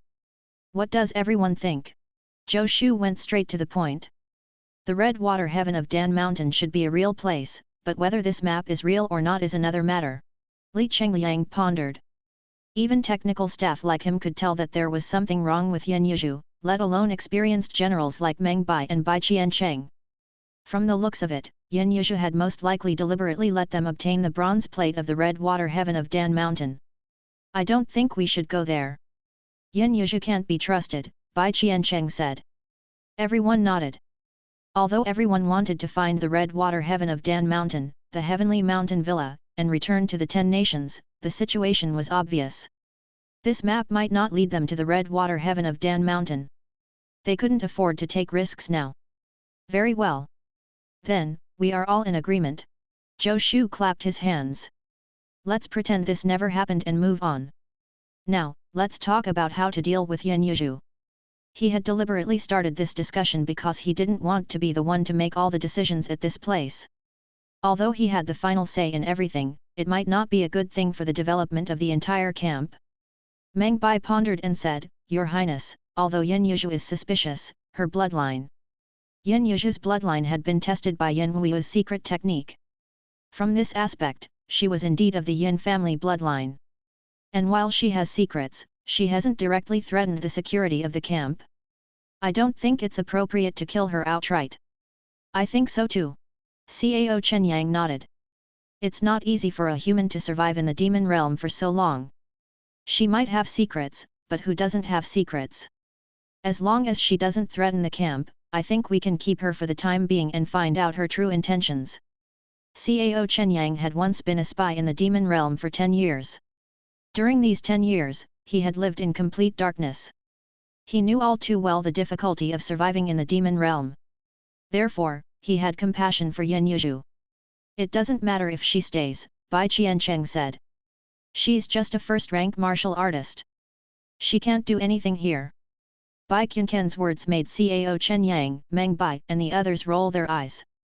Just a first-rank martial artist? You talk big.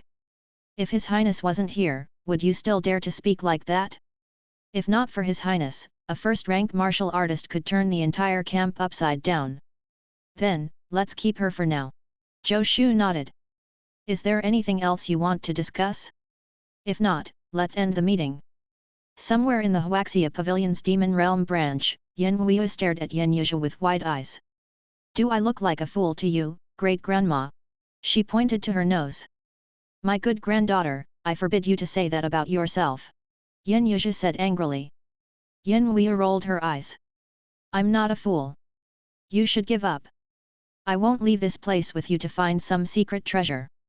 Chapter 462, Long Lost Forging Technique, Borrowing Soldiers, 2. You already call me great grandma. Why would I harm you? Yin Yuzhu said. My good granddaughter, let me tell you. That's an ancient secret land with countless treasures hidden there. Your man's a forger, isn't he? There's an ancient forging secret technique hidden there. It's definitely beneficial for him. Even if you don't think for yourself, you have to think for him, right? Yin Yuzhu continued to bewitch her. Yin Wu only shook her head. Great grandma, save your breath. No matter what you say, I definitely won't go out with you. Yin Yuzhu continued to bluff her for a long time, but Yin Wu refused to go out with her. This made Yin Yuzhu feel helpless. She really couldn't understand. This granddaughter of countless generations didn't look so determined. Why couldn't I convince her?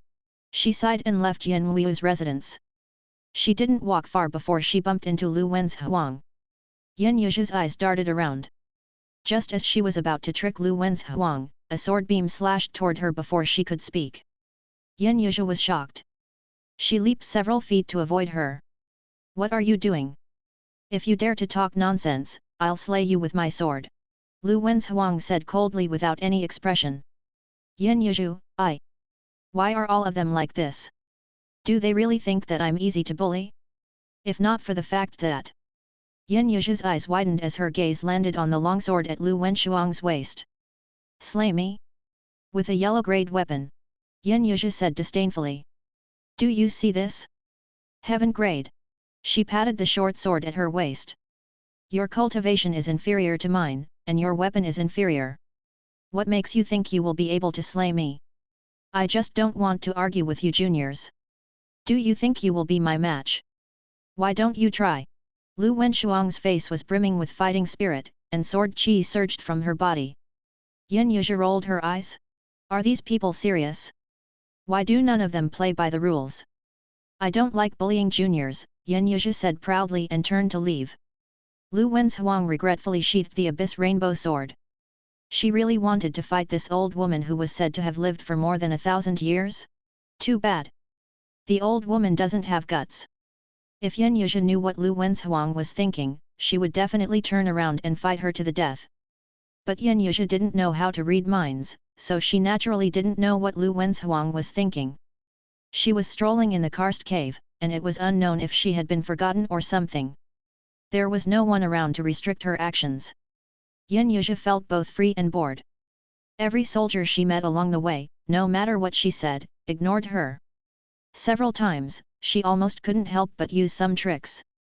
But on second thought, that would be too boring. The more she suffered, the more motivated she became. She refused to believe that these people could be so determined and not be tempted. For the next few days, she kept wandering around the karst cave. Apart from the storeroom and a few other important places, Zhou Shu and the others didn't confine her again. Her plan to bewitch everyone also encountered a huge setback. Even Wang Xin, whom she was most confident in bewitching, had disappeared. The others avoided her like the plague. She didn't even get a chance to talk. Although she was repeatedly thwarted, Yan Yuzhu was excited. Other than eating and sleeping, she would stroll around the karst cave every day. No matter who she met, she would go forward and say a few words, not caring if they paid attention to her. Zhou Shu had actually been secretly observing her these past few days. He had never believed Yan Yuzhu.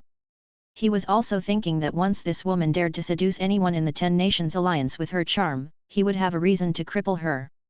Although she was constantly thwarted, she never used her charm.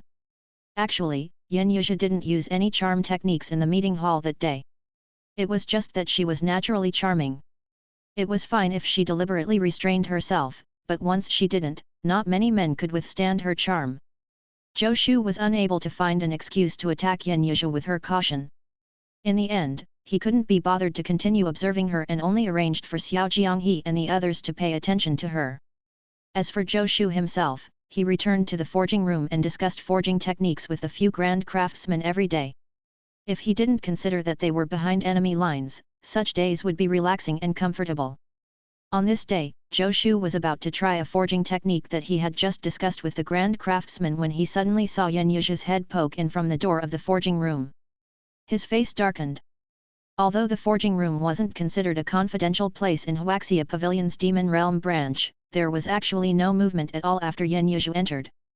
Shi Songtao had been a little lazy recently. Before Zhou Shu could speak, Yan Yuzhu raised her hand. "Don't kick me out. I'm not here to cause trouble. I have important information to report to you."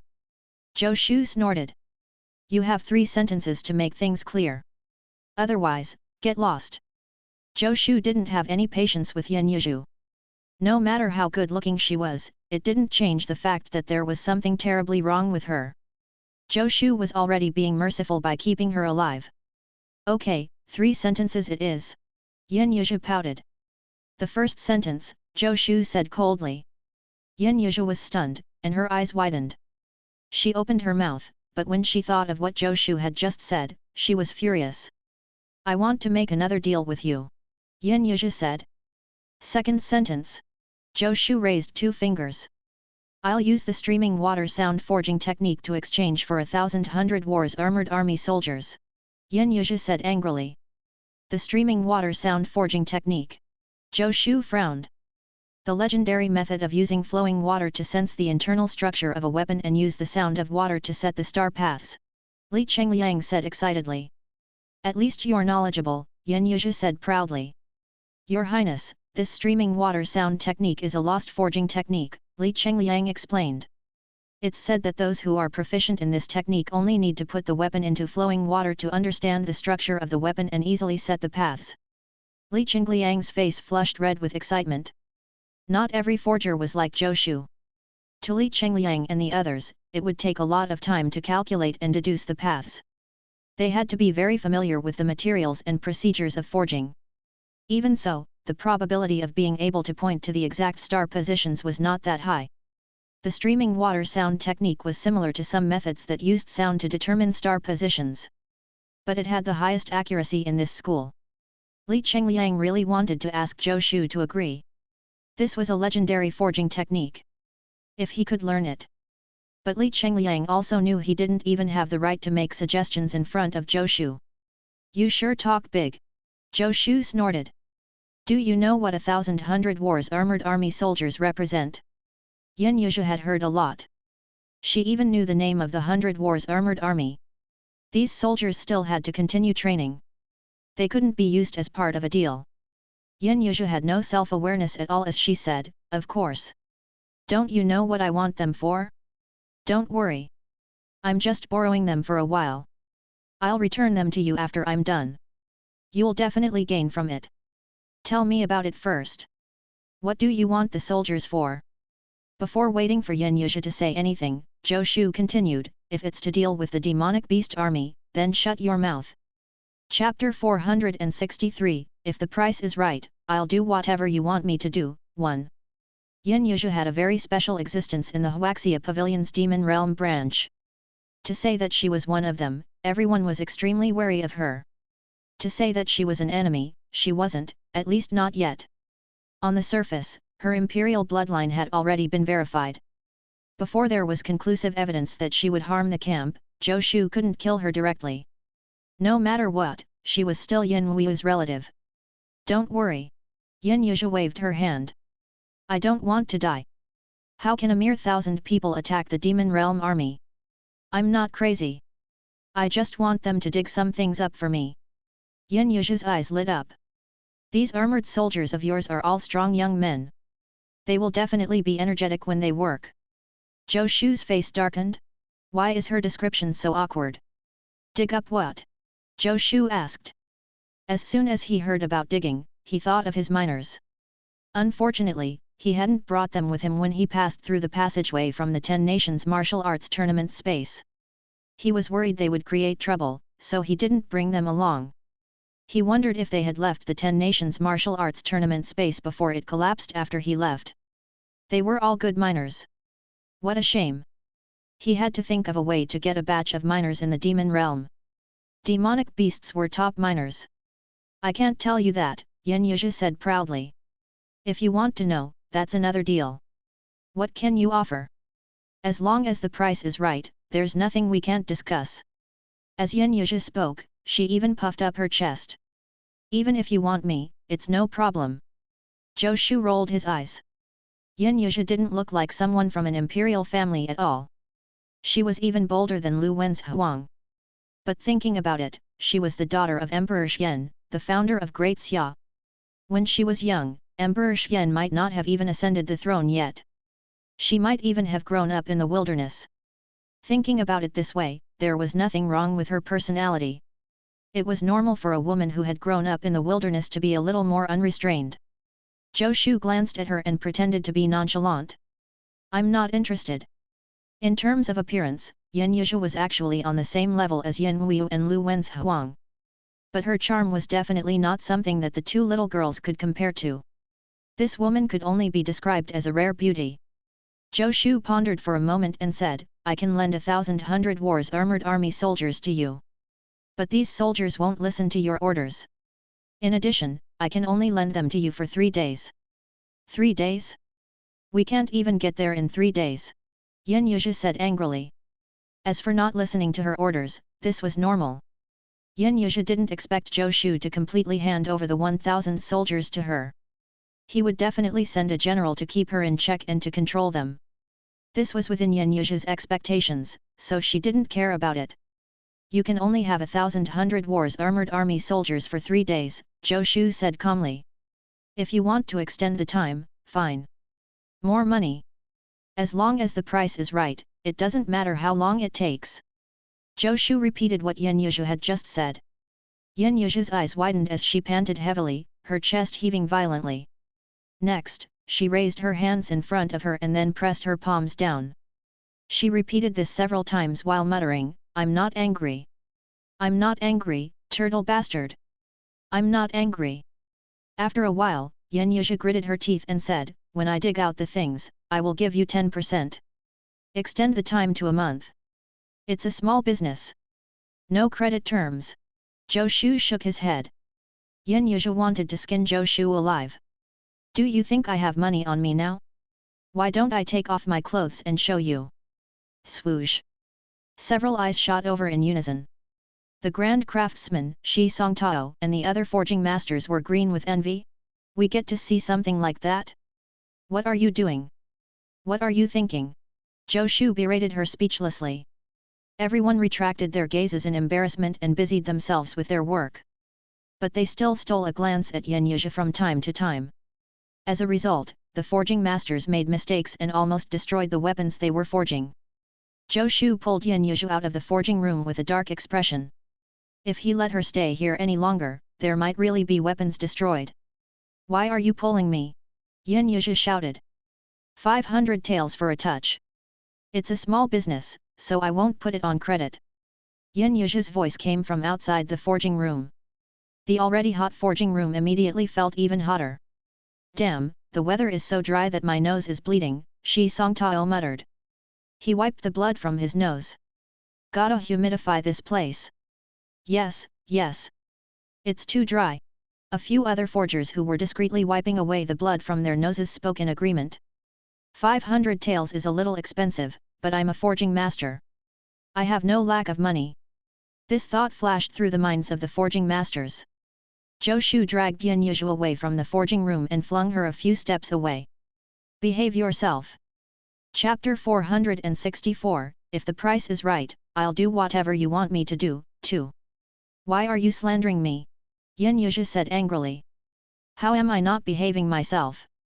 I'm talking business with you seriously. Zhou Shu's face darkened. It was hard to communicate with this woman. Give me the streaming water sound forging technique, and I'll lend you 1,100 War's armored army soldiers for 3 days. Zhou Shu couldn't be bothered to waste his breath on her. Zhou Shu didn't agree to lend Yin Yuzhi his troops for the secret forging technique. Although the secret forging technique was good, it wasn't very valuable to Zhou Shu. With his divine sense, Zhou Shu was a large mobile X-ray machine. He could tell the internal structure of a weapon with a single glance.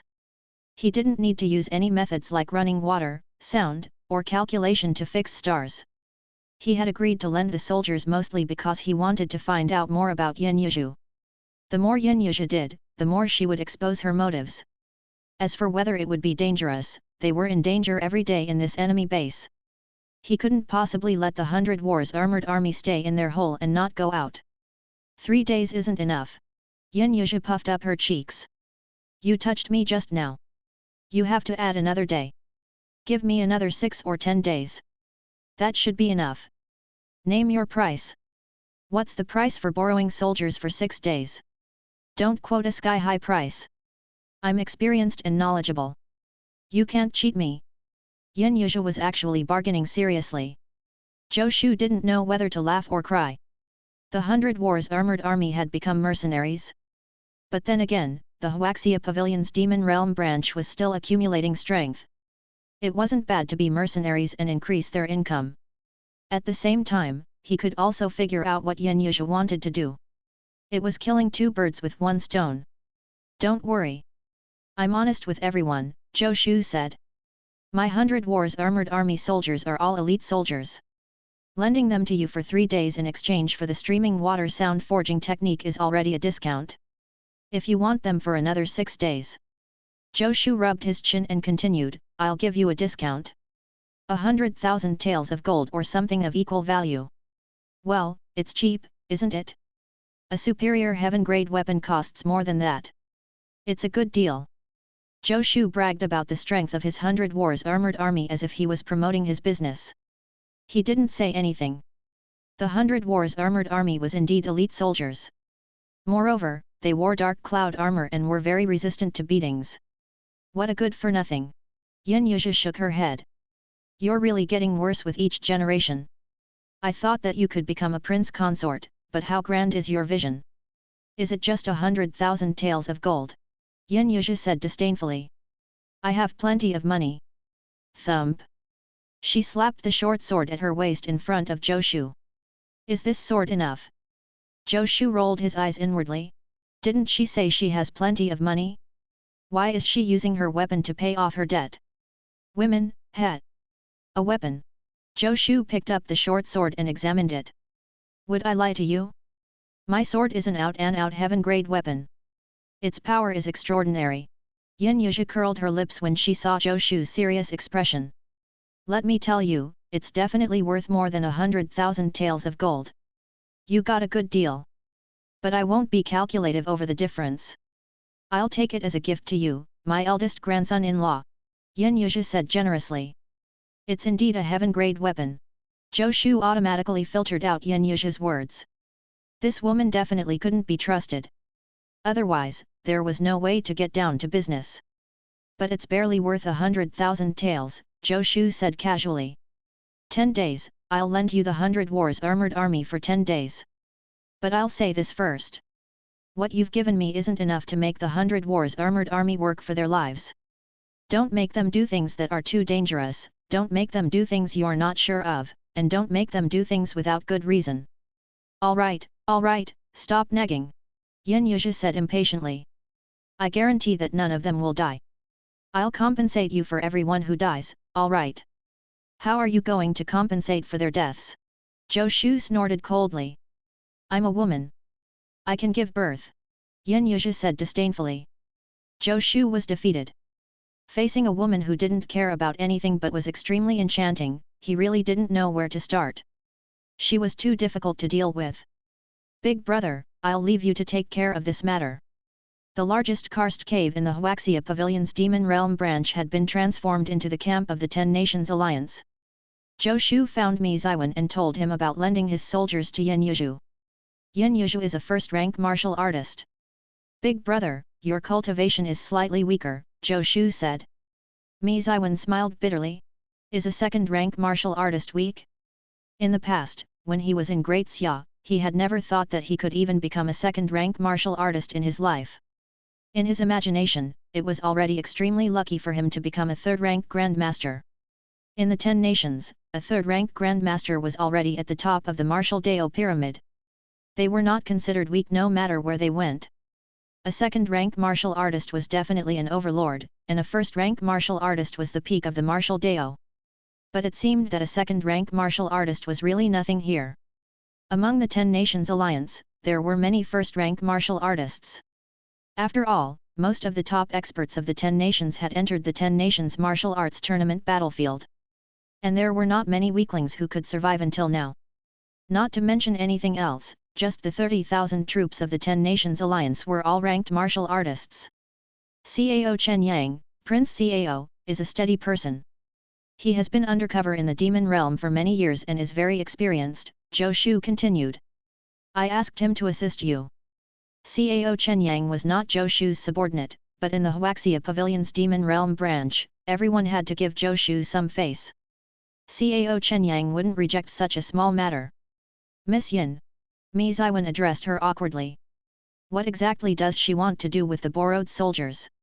She won't tell me the details. Zhou Shu shook his head. She only said she needs them to dig some things. I told her that we won't do anything too dangerous. Big brother, you just have to remember one principle. Safety first. Zhou Shu said seriously, you have to refuse anything that endangers the 100 Wars armored army. No matter what happens, your lives are the most important thing. I'll also instruct Prince Cao. If Yin Yuzhi dares to play any tricks, I'll get Prince Cao to kill her directly. I understand. Mi Ziwen nodded. Second brother, you just want to take the opportunity to see what Miss Yin is up to. Big brother, you know me well. Zhou Shu smiled. Yin Yuzhi is mysterious, but I reckon that even if she has any ulterior motives, the chances of you encountering danger this time are not high. Mi Ziwen nodded and said with a smile, Second brother, leave this to me. Don't worry, I'm not as weak as you think. Of course, I'm at ease when you do things. Zhou Shu smiled. Otherwise, I wouldn't have come to you for such an important matter. Zhou Shu slapped his forehead. By the way, just in case, big brother, I'll get little Lu to follow secretly. Little Lu. Mi Ziwen was stunned for a moment before realizing that Zhou Shu was talking about Lu Wen's Huang. He smiled bitterly. This form of address was really. Yin Yuzhi is a little strange, and Prince Cao might not be able to suppress her alone, Zhou Shu said. Women are more suitable for dealing with women. Yin Yuzhi's innate charm was useful to men but not to women. Lu Wen's Huang was also a first-rank martial artist now. If she joined forces with Cao Chen Yang, no matter what Yin Yuzhi did, she wouldn't be able to cause any trouble. Although there's not much chance of anything going wrong, Zhou Shu added, it's better to be safe than sorry. If anything happens, big brother, don't worry about anything. Just use the cloud-piercing arrow to ask for help. I'll rush over in time. Chapter 465, Build High Walls and Store Grain, 1. Inside the Huaxia Pavilion's Demon Realm branch, everyone was busy performing their duties. Some were busy forging, some were busy scouting the surrounding terrain and drawing maps, and some were thinking of ways to gather various military supplies, such as fish. The departure of 1,100 War's armored army soldiers didn't cause much of a stir, and their temporary departure didn't affect the entire camp much. But without the bewitching beauty who wandered around the camp all day, many soldiers secretly felt a little disappointed. However, to the camp, the basic survival problems had yet to be completely resolved. Only when they were full would they think about lust. To most of the soldiers, this was just a passing thought. For Zhou Shu, now that the matter had been arranged, he didn't think too much about it. Instead, he threw himself back into forging. This streaming water sound technique is indeed interesting. Zhou Shu placed a long sword in the water. Water flowed across the sword, and as the sword trembled slightly, ripples appeared on the water. This water source was directly drawn from the underground river and was specially modified for the forging room. Now was a good time for Zhou Shu to try out the new technique. In Zhou Shu's opinion, this method was somewhat similar to the density measurement method he had learned in physics class in his previous life. Of course, this technique was much more profound. It also required different forces to shake the weapon and then sense the internal structure of the weapon through the reaction of the water. This secret technique was extremely complicated and couldn't be explained in a few words. Li Chengliang and the others watched enviously as Zhou Shu experimented with the new secret forging technique. They wanted to learn it too, but in the Huaxia Pavilion, they needed points to learn anything. If they wanted to obtain points, they would have to pay the corresponding labor or something. Now that the Huaxia Pavilion's Demon Realm branch had just been established, the points they had saved were not enough to exchange for such a secret technique. Deputy Pavilion Master Shi, come here. Zhou Shu suddenly raised his hand and called Shi Songtao over. This streaming water sound technique isn't bad. It should be able to increase your success rate of setting star paths. You're the Deputy Pavilion Master of our Huaxia Pavilion. If you don't improve your forging technique quickly, it won't be justifiable. Shi Songtao blushed. He worked hard, but it would take more than a day or two to improve his forging skills. He was already considered outstanding compared to other forging masters of his generation, but now there were several grand craftsmen in the camp, he was indeed holding them back. I'll do my best, Your Highness. Shi Songtao promised. There was no need for him to express his gratitude. He, Shi Songtao, had already dedicated his life to the Huaxia Pavilion. He would do his best until the day he died. Under the envious gazes of all the forgers, Zhou Shu directly gave Shi Songtao the technique Yin Yuzhu had given him. There's no need to be envious. Work hard. There are benefits. I will treat everyone fairly. Zhou Shu smiled. Grand craftsmanly, we discussed how to let the star paths in a weapon have 12 principal meridians and 8 extraordinary vessels like the human body. You have to try it a few more times. Zhou Shu looked at Li Chengliang. If this succeeds, it will truly be a divine weapon. Li Chengliang and the other grand craftsmen nodded solemnly. The concept of a ranked weapon was to use the star paths to simulate the meridians of the human body. But since ancient times, no forger had ever successfully simulated the 12 principal meridians and 8 extraordinary vessels of the human body inside a weapon. Even a heaven-grade weapon's internal star paths were still a distance away from this goal. If the star paths inside a weapon could really form 12 principal meridians and 8 extraordinary vessels, it should be able to surpass the heaven grade. If such a divine weapon was used to kill demons, it would definitely be as easy as cutting vegetables. Even if Zhou Shu didn't say it, the forgers could already sense that the weapons they were forging now could no longer keep up with the needs of the 10 Nations Alliance. To put it simply, the weapons they forged were too lousy. The demonic beasts were powerful. Only stronger weapons could narrow the gap between the 10 Nations Alliance and the demonic beasts. Only then would the 10 Nations Alliance have a chance of winning. In short, everyone, pay more attention. I will be away for a few days. I hope you can make a breakthrough in the next few days. With that, Zhou Shu stood up and left the forging room with the weapons he had just forged. As for what he was going to do, he didn't tell Shi Songtao, Li Chengliang and the others. Forgers only needed to be responsible for forging. A moment later, at the exit of the Huaxia Pavilion's Demon Realm branch, Meng Bai, Wang Mu, Bai Qiancheng and the other generals all looked at Zhou Shu solemnly. Are you sure you don't want us to come along, Your Highness?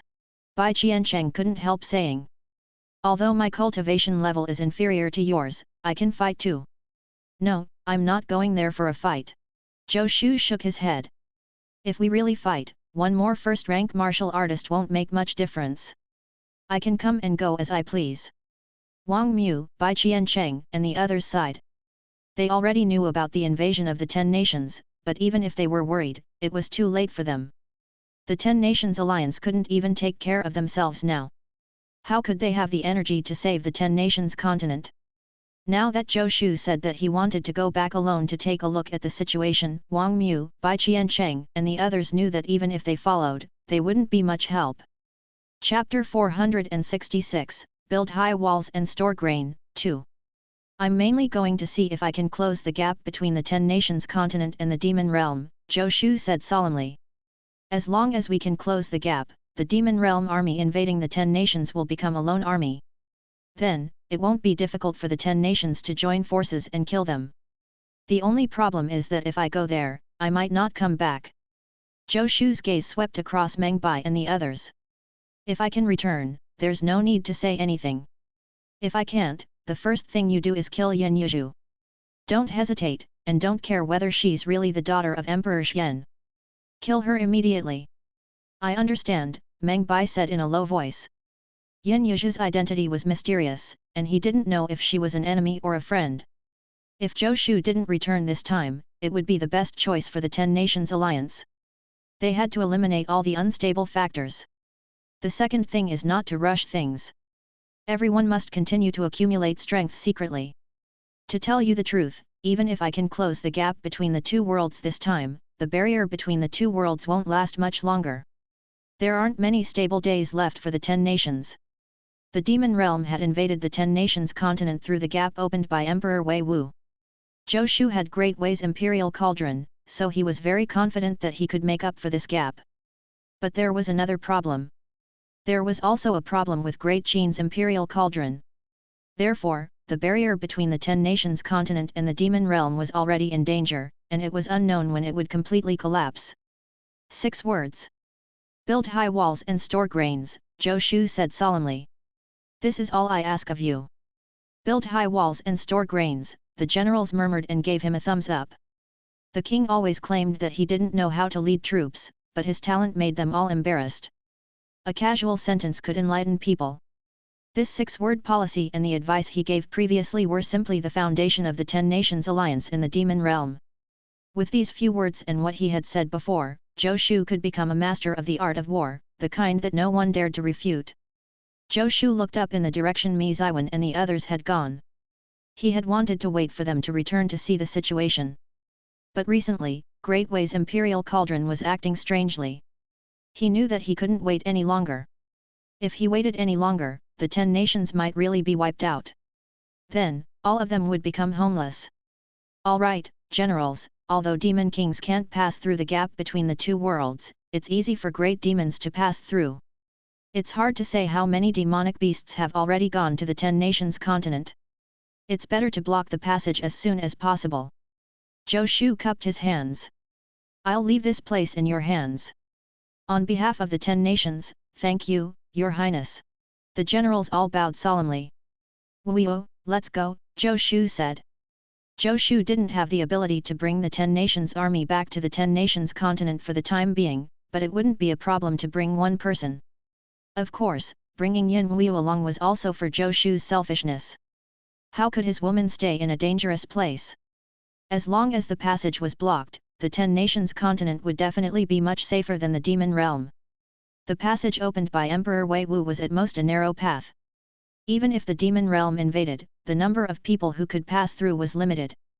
But in the demon realm, they had to face almost an infinite number of demonic beasts. One was hard mode, and the other was hell mode. They were simply incomparable. Holding Yin Wui's slender waist, Zhou Shu took a step and soared into the sky. The wind blew his sleeves, and everyone could clearly see the row of cosmic bangles on his wrist. Tens of thousands of kilometers away from Huaxia Pavilion's demon realm branch, about 10 feet from the ground, there was a pitch black hole with a diameter of around 40 feet. It looked like a black hole.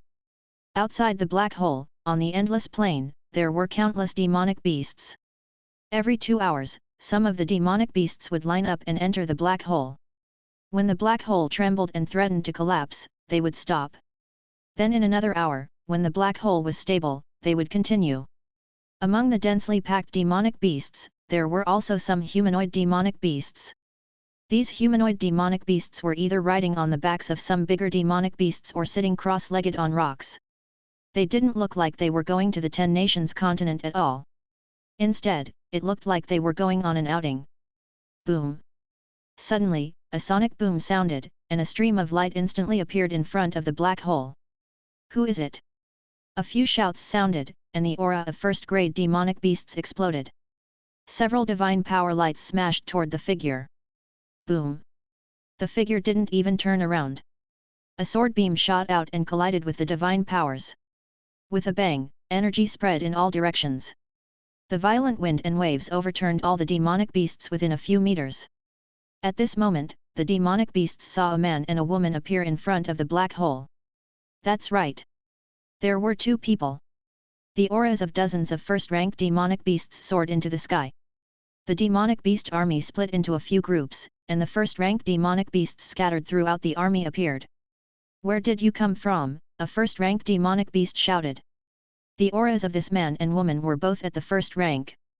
It seemed that they were spies hidden in the demon realm. The group of first-grade demonic beasts licked their lips and revealed sinister smiles. Two first ranks actually dared to appear before them so casually. They were really courting death. This man and woman were none other than Zhou Shu and Yin Huiyu. The corners of Zhou Shu's mouth curled up slightly as he looked at the dozens of first-rank demonic beasts. You guys are lucky you get to live. Zhou Shu sneered. If not for the fact that he had something important to do next, it would be a loss that he didn't kill the first-rank demonic beasts with total annihilation. But let me collect some interest first. Zhou Shu snorted. He stomped his right foot heavily, and the ground rumbled. It was as if an earthquake had occurred within a radius of several kilometers. Water frost! Zhou Shu shouted as a beautiful 3-foot-long sword appeared in his hand. The sword slashed down, and blood fell from the sky. A chill spread out at a visible speed, and white frost began to appear on the ground. The demonic beasts closest to Zhou Shu couldn't help shivering. When the first-rank demonic beasts in the distance saw that the situation wasn't right, they unleashed their divine powers. But it was too late. Countless sword beams shot out. All the demonic beasts within 100 feet of Zhou Shu turned into ice sculptures without a chance to make any sound. Then under the sword beams, they turned into fragments. All the first-grade demonic beasts felt their hearts turn cold. What kind of weapon was that? It clearly looked like an earth-grade weapon, but why was its power so domineering? This didn't match their understanding of human weapons. Stop him, a first-rank demonic beast shouted. At this moment, the first-rank demonic beasts realized that after Zhou Shu killed countless demonic beasts with his sword, he and Yin Huiyu walked into the black hole side by side. The group of first-rank demonic beasts wanted to stop him, but they saw a shocking sword beam fly out of the black hole. Heaven-slaying sword art! The sword beam seemed to cut the sky in half. The black hole trembled violently, as if it was about to collapse. Swoosh!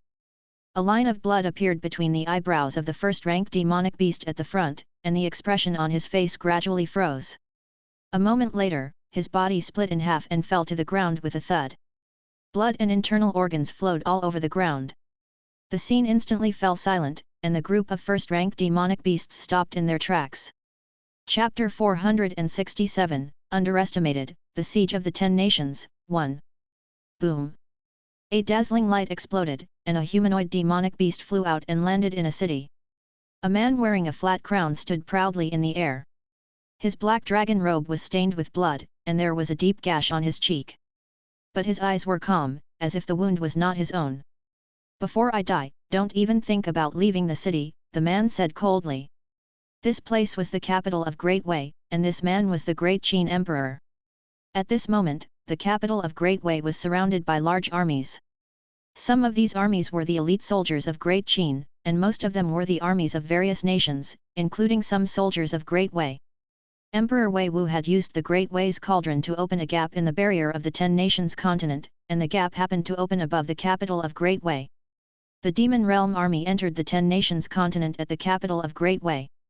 They probably didn't expect that when Emperor Wei Wu sent Shen Yu and the others to test the Great Qin's imperial cauldron, Great Qin was furious and sent an army to find trouble with Great Wei.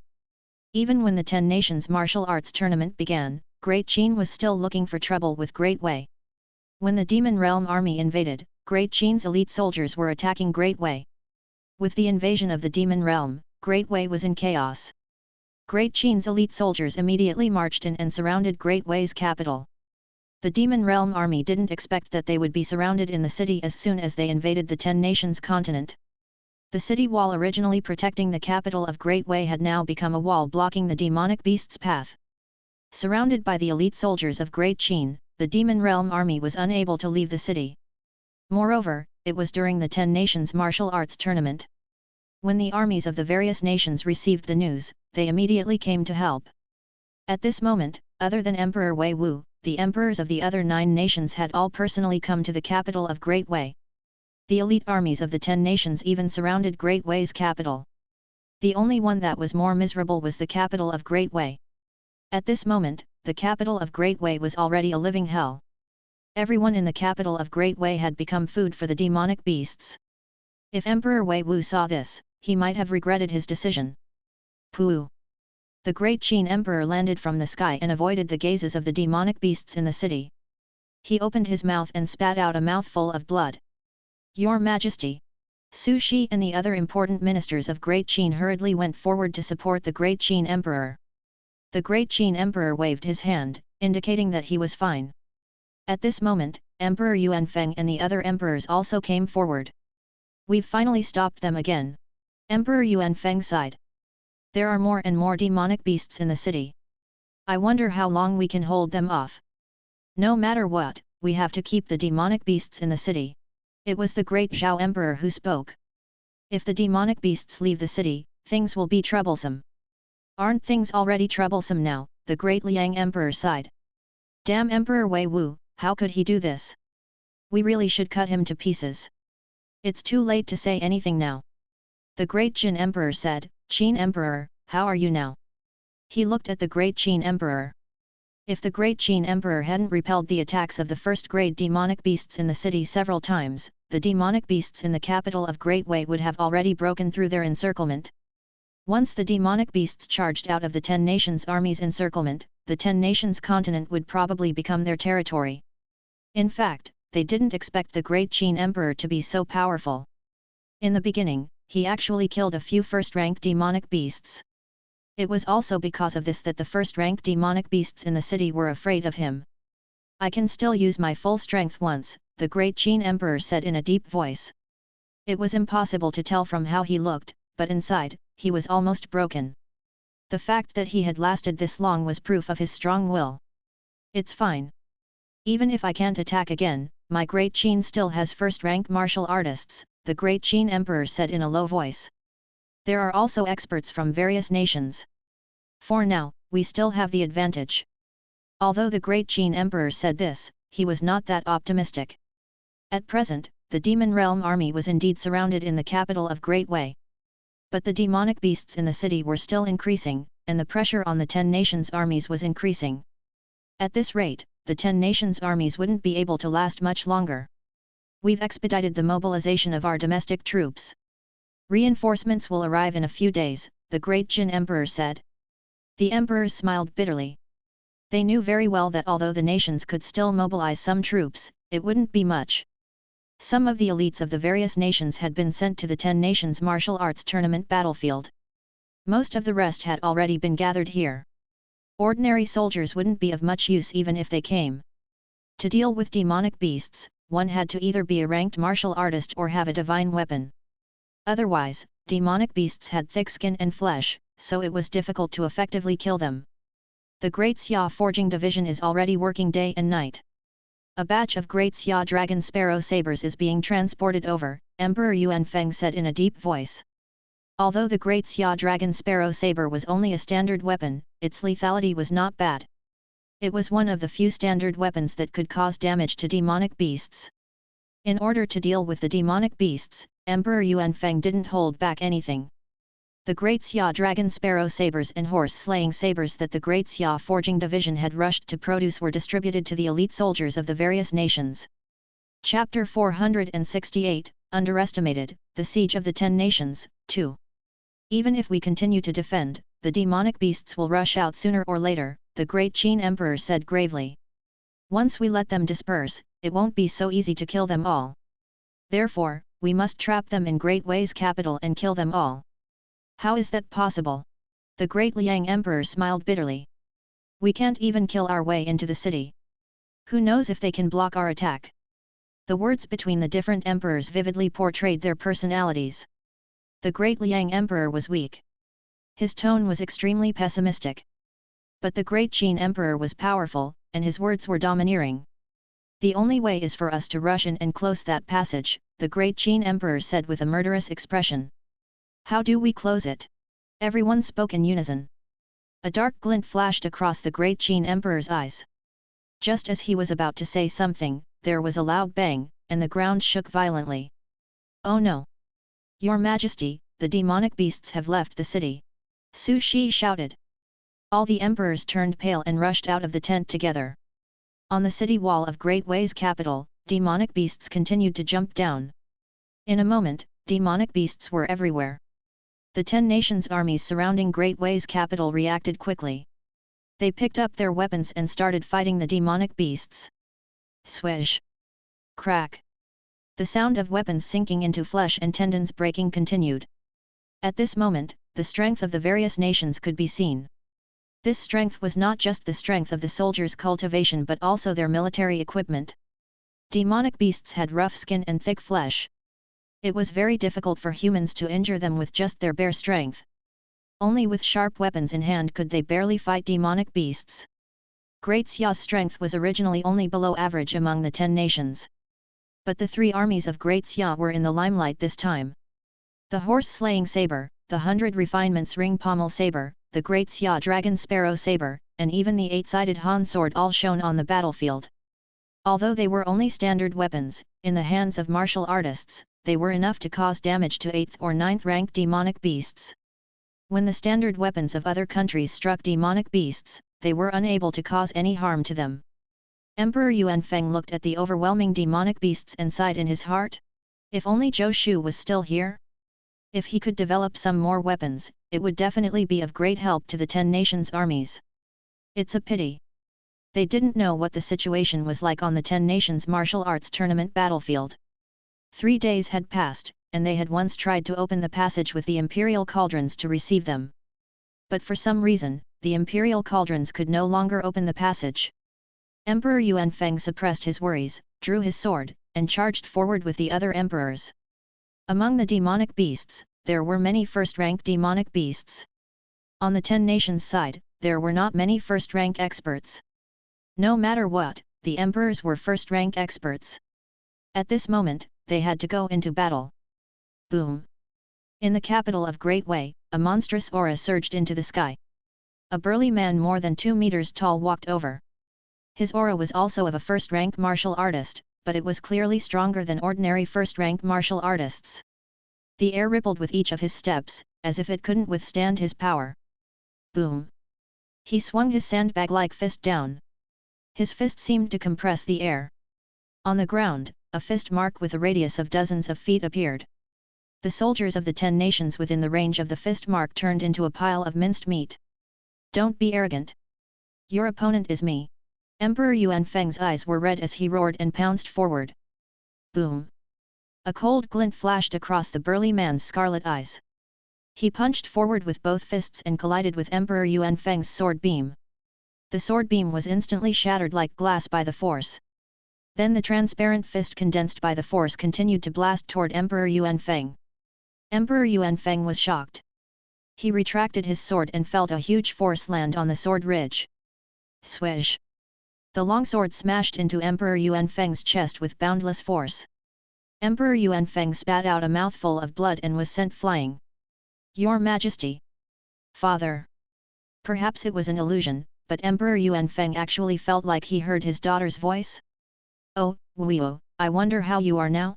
A thought flashed through Emperor Yuanfeng's mind. Then he saw a figure suddenly appear not far in front of him. He put one hand to his chest and rubbed his eyes with the other, wondering if his eyes were playing tricks on him. This familiar back view in front of him looked like his little sweetheart. Wuo! Emperor Yuanfeng called out. How dare you hit my father? Unforgivable. Yin Weiyu didn't turn around at all. Her pretty face was full of anger, and the aura on her body exploded. Emperor Yuan Feng was a little stunned. This aura? First-rank martial artist? Am I seeing things? How long has it been since we last met? Weiyu is already a first-rank martial artist? Even though the time in the 10 Nations martial arts tournament space is different from the outside world, it's only been 3 years. She broke through to the first rank in 3 years? Emperor Yuan Feng felt like he was dreaming. Little girl, I can smash you into meat paste with one punch. The burly demonic beast smiled sinisterly and punched Yin Weiyu without any intention or mercy. Weiyu, no. Emperor Yuan Feng's expression changed drastically. He forcefully activated his spiritual essence and was about to pounce forward. Then a voice spoke in the air. If she wants to hit you, just stand still and take the beating. Crack. Amid the crisp sound, a cold intent descended from the sky. A layer of white frost instantly condensed on the surface of the burly demonic beast's body before turning into ice. The burly demonic beast's body turned into an ice sculpture at a visible speed and froze. At this moment, Yin Weiyu's sword beam struck the burly demonic beast. Crack! With another crisp sound, the ice sculpture of the burly demonic beast turned into ice shards on the ground without any resistance under the sword beam. Emperor Yuan Feng gasped. The burly demonic beast had just forced him back with a single strike. Now, it had been slashed into pieces by his daughter? Am I half asleep? Emperor Yuan Feng looked up and saw a familiar figure flying through the air with an extremely beautiful sword in his hand. The sword light carried an extremely cold aura. Anyone struck by the sword beams would either be frozen into an ice sculpture or cut into two. In any case, they would die. Great Qin Emperor, long time no see. You're old but strong.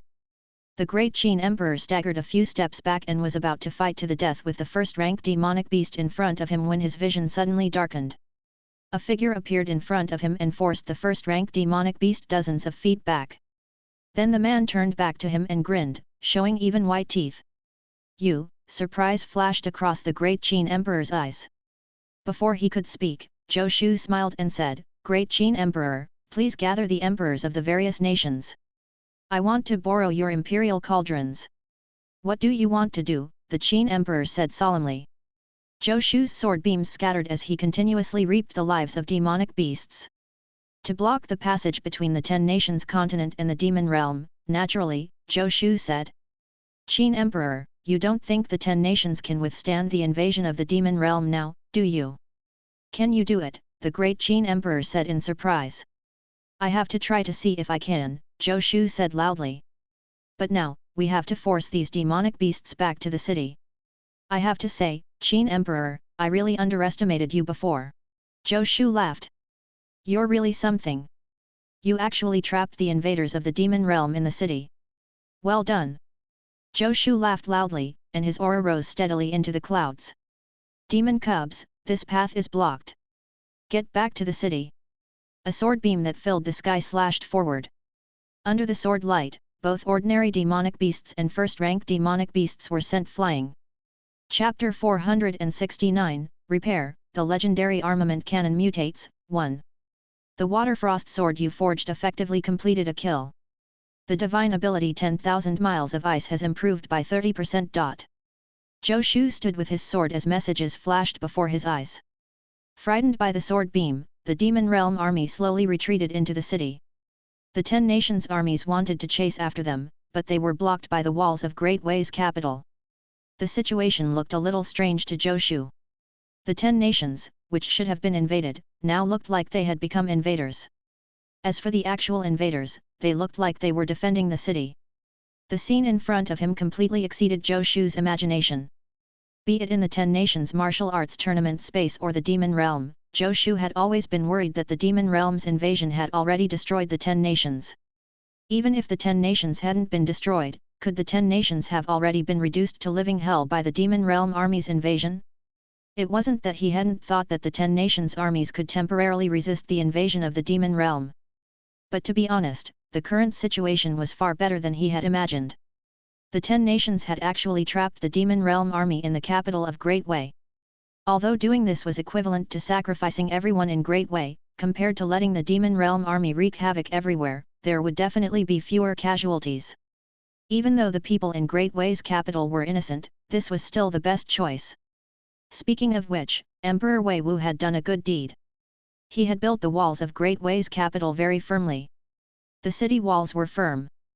Although it was very difficult for the 10 nations' armies to break through, it was also very difficult for the demonic beasts inside to escape. Every bite and every sip was preordained. It was amazing what one could do. Zhou Shu sighed. The great Qin Emperor had already called the emperors of the other nations over. Emperor Yuan Feng had originally pulled Yin Wu aside to ask questions, but he was also driven over by her.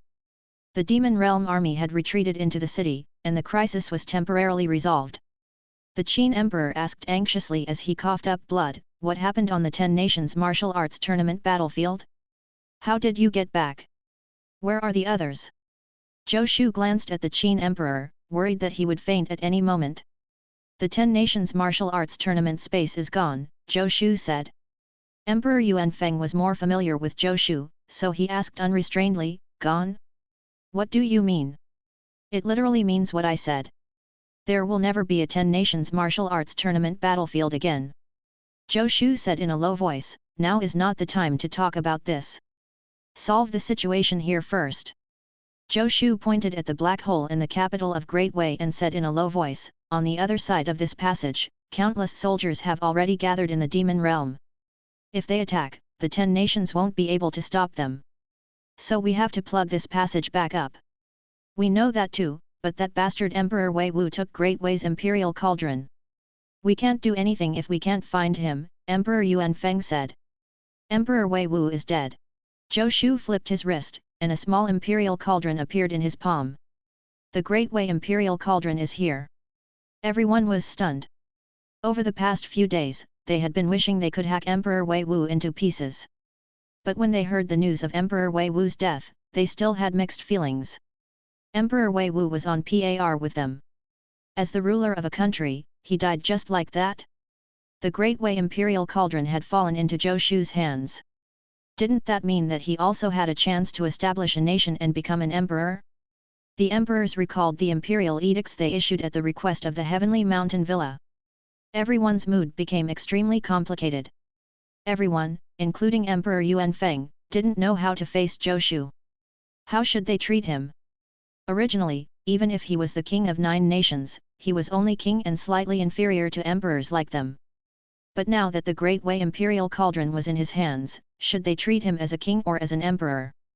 In the eyes of the emperors, Great Wei only existed in name. Zhou Shu controlled the Great Wei imperial cauldron, which meant that he could replace Emperor Wei Wu at any time. Zhou Shu had no idea that these emperors had such complicated thoughts. He didn't think too much about it. "With all 10 imperial cauldrons gathered, I'm certain I can block this passage." Zhou Shu looked at the emperors. "But I need everyone to help me. I can't do it alone." The emperors pondered. It was Emperor Yuan Feng who spoke first. "This is what we should do. Logically speaking, he should be the first to support Zhou Shu. After all, Zhou Shu was a member of Great Xia." "Why are you all hesitating?" the Qin Emperor snorted. "Isn't blocking off the passageway what we want to do to begin with? Defending against the invasion of the demon realm is our top priority. Whatever thoughts you have, wait until we resolve the demon realm's invasion." The Qin Emperor looked down on the other emperors. These people were average in strength, but they were very careful.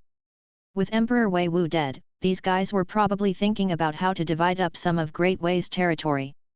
All the emperors smiled awkwardly. "Of course, King Wuan, Divine Might King, King Zhujiang. Naturally, we have to support you fully." The emperors addressed Zhou Shu differently and used the title that they had conferred upon Zhou Shu in the imperial edicts. This was very subtle. This form of address meant that Zhou Shu was still a king under them and not the ruler of the Great Wei imperial cauldron. Chapter 470, Repair, the legendary armament cannon mutates, 2. Zhou Shu's political sensitivity was zero. If he knew what these emperors were thinking, he would definitely spit them in the face and tell them that he was giving them face by calling them Your Majesty. If he didn't give them face, they were nothing. Zhou Shu had never had any thoughts of being a ruler or a minister. Although he usually liked to call himself a king, he didn't take the king titles of the 9 nations seriously. To him, being the master of the Huaxia Pavilion was more practical than being a king. There's no time to lose. Since no one has any objections, let's do it, Zhou Shu said. He raised his hand, and Great Wei's imperial cauldron soared into the sky. The small cauldron, which was originally the size of a palm, swelled with the wind and instantly became 10 feet tall. Zhou Shu shouted, and spiritual essence surged out of his body. Great Wei's imperial cauldron shone brightly. Boom! With a loud bang, rays of light scattered from the Great Wei imperial cauldron. These rays of light spread in all directions, as if they were connecting to the land of Great Wei. Everyone, come, the Great Qin Emperor shouted. His body emitted a dazzling light. In the light, a small cauldron appeared in his chest. Emperor Yuanfeng and the others looked at each other, and their bodies also shone brightly. Like the Qin Emperor, they were all one with their cauldron. The light emitted from their bodies fused with the light on Great Wei's imperial cauldron. Zhou Shu rose and placed his hands on the Great Wei imperial cauldron. At this moment, he felt as if he had become one with the Great Wei imperial cauldron. His vision seemed to be increasing limitlessly. In an instant, he seemed to see the entire 10 nations continent, no, including the demon realm. The 10 nations continent and the demon realm were not 2 worlds at all. They seemed to be one world to begin with, but there was an invisible wall between them that forcefully divided them into 2 worlds. And this invisible wall was the 10 nations continents barrier formed by the 10 imperial cauldrons. Zhou Shu could clearly sense that with the 10 imperial cauldrons as a medium, power was continuously injected into the barrier from the 10 nations continent. It was also this power that was slowly repairing the fine cracks on the barrier. Zhou Shu seemed to understand something. There had never been a martial artist above the first rank in the 10 nations continent. Perhaps it was related to this barrier. This barrier indeed protected the 10 nations continent from the invasion of the demon realm. But at the same time, it also extracted spiritual energy and some kind of power from the 10 nations continent. It was precisely because of this that there had never been a martial artist above the first rank on the 10 nations continent. Who forged the imperial cauldrons? What is his goal? Is he protecting the human race or captive breeding? A thought flashed through Zhou Shu's mind, and then he felt a surging power coming from the Great Wei imperial cauldron. Without thinking, Zhou Shu shouted. The power in his body surged and pushed toward the capital of Great Wei. Boom! The demonic beasts in Great Wei's capital noticed this change and roared as they charged toward the source of the power. Boom! In the capital of Great Wei, the number of first-rank demonic beasts was no less than that of the first-rank demonic beasts in the 10 nations martial arts tournament space. If not for the restrictions of the passage, there would have been more first-rank demonic beasts here. Now that they attacked together, the overwhelming divine power made the scalps of the 10 nations experts outside the city tingle. But although these divine powers were powerful, they were indeed nothing compared to the power attached to the Great Wei imperial cauldron. With a loud bang, the force Zhou Shu pushed out landed in the black hole almost without any obstruction. Boom! Countless rays of light seemed to appear in the black hole. These rays of light began to repair the black hole. The speed was not very fast, but it was visible to the naked eye. Whether it was the demonic beasts in Great Wei's capital or the demonic beasts in the demon realm, they all noticed this scene and roared angrily as they attacked. Zhou Shu snorted and used the power of the Great Wei imperial cauldron. The speed at which the light repaired the black hole increased slightly. Boom! Countless attacks landed on it. Innumerable rays of light broke, but new ones immediately appeared. One side was mending, while the other was destroying. But the speed of the mending was slightly faster. Su Shi saw through it and roared. Everyone, attack demonic beasts and stop them from destroying the passageway. When he shouted, the generals of the other countries saw it too.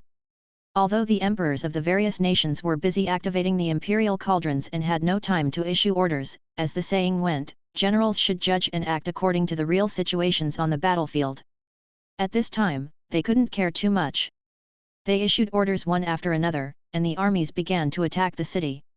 The war broke out again. The 10 nations' armies attacked Great Wei's capital. Even if they couldn't break through the thick city walls for the time being, they still restrained most of the demonic beasts in the city. As time passed, the speed at which the black hole was being repaired clearly increased. Beams of light filled the black hole, and then the light spread deeper. Where no one could see, the light fused with the barrier between the two worlds. A smile appeared on Zhou Shu's face. He was very tired now. He was much more tired than he had been on the 10 Nations Martial Arts Tournament battlefield. Perhaps it was also because this was the true activation of the Imperial Cauldrons. With the 10 cauldrons combined, they were able to call upon the power of the entire 10 Nations continent. How vast was this power? If not for the help of the Imperial Cauldrons, Zhou Shu felt that he wouldn't have been able to activate this power at all. While activating the cauldrons to repair the black hole, Zhou Shu could vaguely sense the structure of the Imperial Cauldrons. The Imperial Cauldrons were even more powerful than he had thought. They were true divine artifacts. Zhou Shu seemed to sense that the Imperial Cauldrons seemed to contain the secret of forging. Compared to the Imperial Cauldrons, the weapons of the 10 Nations continent, even heaven-grade weapons, seemed to be neutered versions. Just as this thought arose, Zhou Shu felt a golden light shine in front of him. The legendary armament cannon appeared in front of him without any warning. On the cover, the golden light was dazzling, making it almost impossible to look at it directly. Zhou Shu heard the sound of pages turning. It was so loud that he couldn't even hear anything else. His head was ringing from the sound. In the end, he had a splitting headache. The pain was almost impossible to suppress with his cultivation, and he couldn't hold back a roar of pain. Zhou Shu's reaction stunned the emperors, and worry appeared in their eyes. They weren't necessarily worried about Zhou Shu's safety. They were more worried about whether he could repair the passageway. Everyone, work harder! A line of blood flowed from the corner of the Qin Emperor's mouth. He shouted as if he didn't notice. The emperors knew that they couldn't hesitate at this moment. They drove the spiritual essence in their bodies and increased the output of the power of the Imperial Cauldrons. Zhou Shu raised his head and roared. A powerful light erupted from his body. What everyone couldn't see was that a golden book was floating in front of Zhou Shu. The book seemed to have become a small sun that suddenly burrowed into his glabella. Zhou Shu seemed to be about to explode, and a surging and violent power surged toward the black hole. Countless rays of light appeared almost instantly. The black hole began to shrink visibly, as if it was filled with light. When the light reached its peak, it became transparent. Divine ability, total annihilation! Zhou Shu roared and put his hands together. The last half-foot of the black hole quickly began to close. Zhou Shu's figure crashed into the capital of Great Xia. Then countless sword beams shot into the sky. It was impossible to describe how dense these sword beams were. In an instant, the sword beams filled almost every corner of Great Xia's capital, mercilessly reaping the lives of the demonic beasts in the city. All the first-rank demonic beasts roared angrily as their bodies erupted with towering auras to resist the sword beams. But they only lasted for a moment longer than ordinary demonic beasts before turning into minced meat under the sword beams. In the sword light, everyone only saw a figure enter the black hole with a whoosh before it completely disappeared. Chapter 471, Spatial Weapon, The Reactions of the Emperors, 1. We won. In the capital of Great Xia on the 10 Nations continent. There were mangled corpses everywhere, both demonic beasts and humans. Almost everyone standing was bruised and bloody. Everyone was breathing hard as they looked at each other and saw the disbelief in each other's eyes. After what seemed like an eternity, someone let out a cheer first. We won. A moment later, cheers filled the air above Great Xia's capital. The Qin Emperor, Emperor Yuan Feng, the Jin Emperor, the Liang Emperor, and the other emperors also looked tired. They looked at each other and laughed. At this moment, the friction between the various nations had long disappeared. After laughing, everyone asked a question almost at the same time: what about the King of the South, side-by-side King, King of Wuan? He's gone to the demon realm, said a crisp voice with a hint of loss and worry. When everyone turned around, they saw a slender figure standing there. Who else could it be other than Yan Wuo? Gone to the demon realm, all the emperors exclaimed in surprise. Emperor Yuan Feng looked at his daughter and asked, why did he go to the demon realm? Because there are still people in the demon realm. Yan Wuo's eyes were full of worry. Before the 10 Nations martial arts tournament space collapsed, Zhou Shu brought us to the demon realm. The remaining troops of the various nations are still in the demon realm. Although Zhou Shu had told Yan Wuo about this possibility before they returned, Yan Wuo still felt very uncomfortable seeing him return to the demon realm. She wanted to fight alongside him, but he didn't want her to take the risk. She had no choice but to listen to Zhou Shu and wait for him to return to the 10 Nations continent. Besides, she had to prepare things on the 10 Nations continent for his return. Determination flashed across Yin Wu's face. Zhou Shu will lead them to fight behind enemy lines in the demon realm. He said that there's a problem with the barrier between the two worlds, and the 10 Nations and the demon realm will fight sooner or later. You should prepare early. The emperors looked at each other. The joy of having just won was immediately diluted. Princess Wu, how many people from the various nations survived the 10 Nations martial arts tournament? The Qin emperor said solemnly. There are 30,000 people in the demon realm, Yin Wu said. The expressions of the emperors changed slightly, and their hearts became extremely heavy. 30,000 people? There were far more people who participated in the 10 Nations martial arts tournament. Had the others already died in battle? Those people were the elites of the various nations. One death was enough to make these emperors' hearts ache. Now, so many of them had died. How can a mere 30,000 people survive in the demon realm? The Great Liang Emperor said. With Zhou Shu around, they can survive, Yin Wu said confidently. That's not something you need to worry about. What you need to worry about is how to prepare to deal with the demon realm army that we'll face soon. From today onward, the Great Xia Forging Division will be open to all nations. No matter which nation it is, you can purchase weapons from the Great Xia Forging Division. Yin Wu said seriously. Wu. Emperor Yuanfeng was anxious. Did he agree to such a big matter? Father, this is Zhou Shu's idea. He said it's impossible to promote the development of forging if we keep it within our own nation. Now that the human race is in a precarious situation, if we stand still and refuse to make progress, it will only lead to the destruction of the human race. At this point, we should work together and get through this together. And he said that as long as we are strong enough, we don't have to be afraid of others learning. Zhou Shu. I'm your father. Why do you only listen to him? Emperor Yuanfeng said angrily.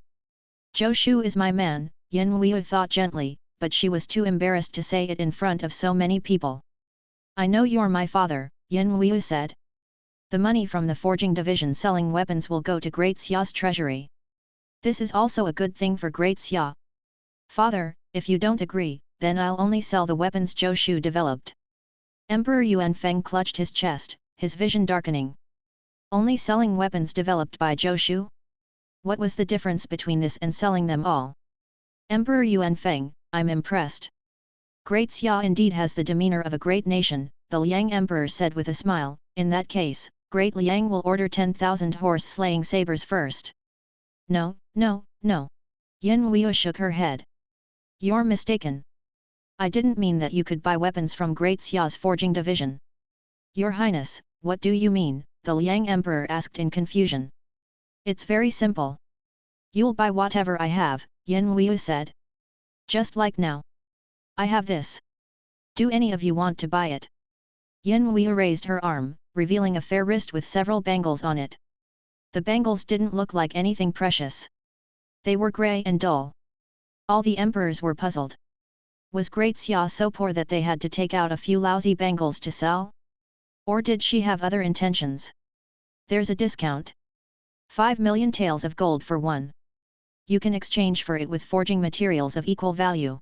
Yin Wu spread her fingers and waved her small hand in the air. 5 million taels of gold?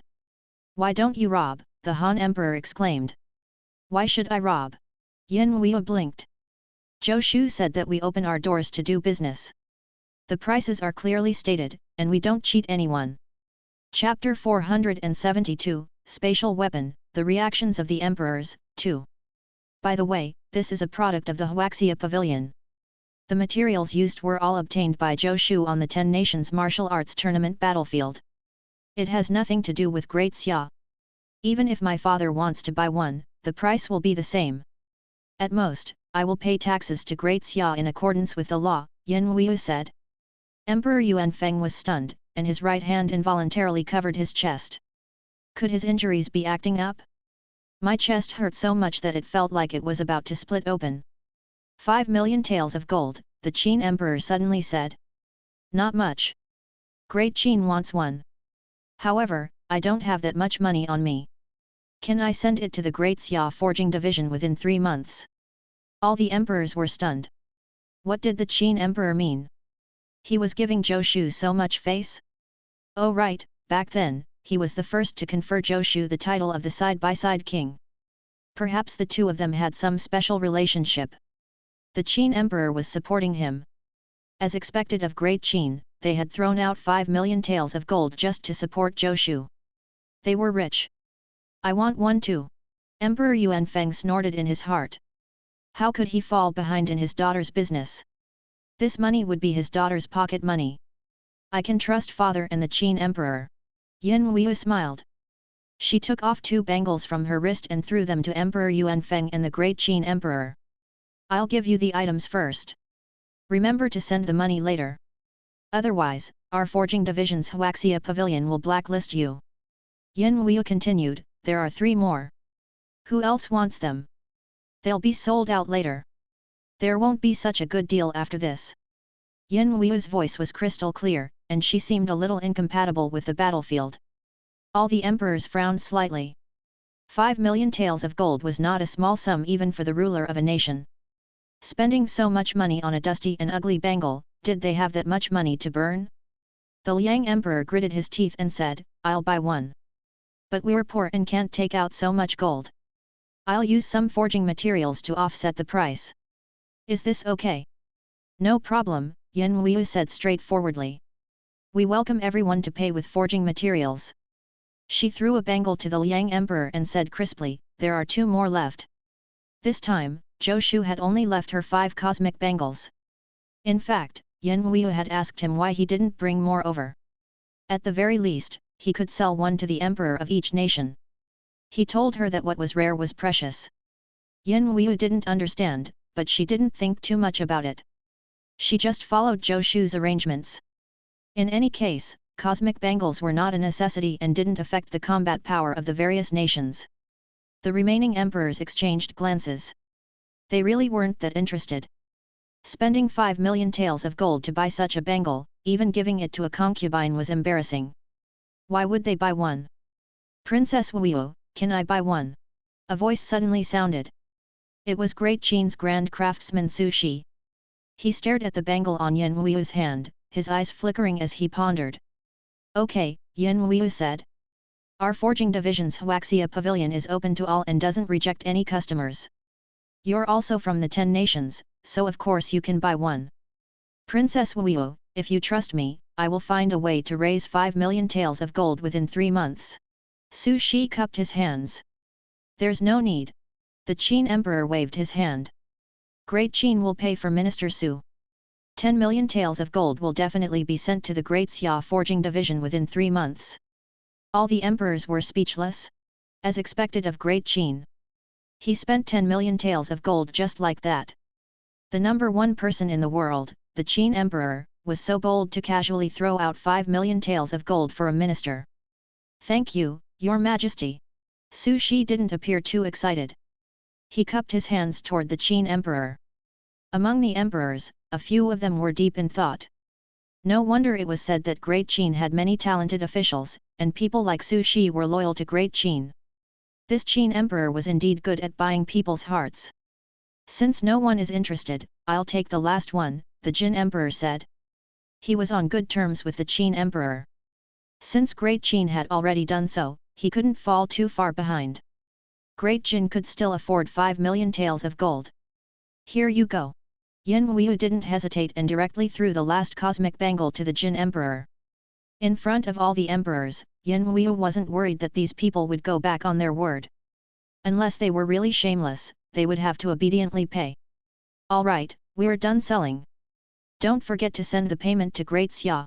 Yin Wu clapped her hands and thought for a moment before mentioning the name Zhou Shu had told her. I will hold a weapons fair at the Great Xia Forging Division's Huaxia Pavilion soon. Everyone can send someone to attend. Whatever weapons the Huaxia Pavilion will sell will be displayed at the fair. Weapons fair. The emperors were deep in thought, wondering what Zhou Shu meant. Buzz. Suddenly, there was a soft click, and a flash of light. All the emperors were shocked and subconsciously grabbed their weapons. The next moment, they realized that there was no enemy. The light came from the hands of Great Qin's Zhou Shu. Zhou Shu was holding the cosmic bangle he had just bought from Yin Huiyu. The cosmic bangle was emitting a faint light, and a translucent three-dimensional space appeared above it. Zhou Shu was full of praise. As expected of King Zhou, I'm extremely impressed. His workmanship is superb. All the emperors were confused. Minister Su, is this bangle a weapon? The Qin emperor asked. That's a way to see it. Zhou Shu nodded and looked at Yin Huiyu. Princess Huiyu, does this bangle have a name? Yes, it's called the cosmic bangle. Yin Huiyu nodded. The emperors who hadn't bought the bracelets felt their hearts sink. Cosmic bangle? This name. You should have said its name earlier. If you had, we would have considered buying it even if we didn't know exactly what it was. How could it be ordinary if it dared to use the word cosmic in its name? The emperors were already regretting their decision. Cosmic in the sleeve, what a name! Zhou Shu was impressed. He noticed the Qin emperor's questioning gaze and smiled. Your Majesty, please look. Zhou Shu casually removed the 3-foot-long sword from his waist and placed it in the translucent space. The light faded, and the sword was gone. Just as everyone was wondering, a light flashed, and the 3-foot-long sword appeared in Zhou Shu's hand again. Papa! Yin Huiyu clapped her hands. Lord Su, you are indeed worthy of being a grand craftsman whom even Zhou Shu has praised. There was no need for me to explain how to use the cosmic bangle, and you figured it out yourself. King Zhou has flattered me. Compared to him, my insignificant ability is nothing. Zhou Shu smiled bitterly. Many forgers dream of forging spatial weapons, but King Zhou did it so easily. Compared to King Zhou, I'm worlds apart. Spatial weapon. The Qin Emperor's eyes lit up. He also tried to inject spiritual essence into the cosmic bangle in his hand. With a buzz, a translucent space about 5 feet square appeared. The Qin Emperor tried to put some things inside, then take them out and put them in. The dignified Qin Emperor actually started playing like a child. Emperor Yuanfeng, the Liang Emperor, and the Jin Emperor couldn't help giving it a try too. Their faces were brimming with shock and ecstasy.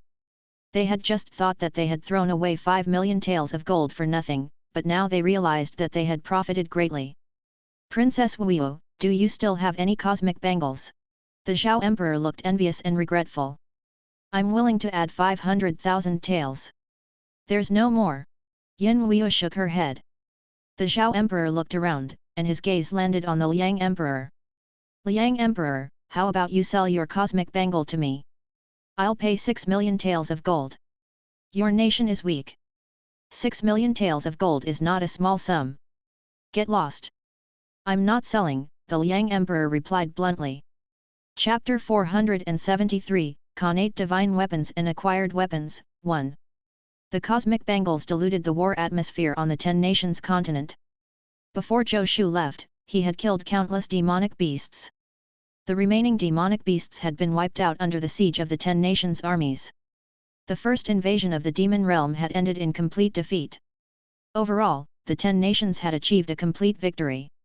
Other than the capital of Great Wei being massacred, although the other nations suffered some damage, the overall damage was not too great.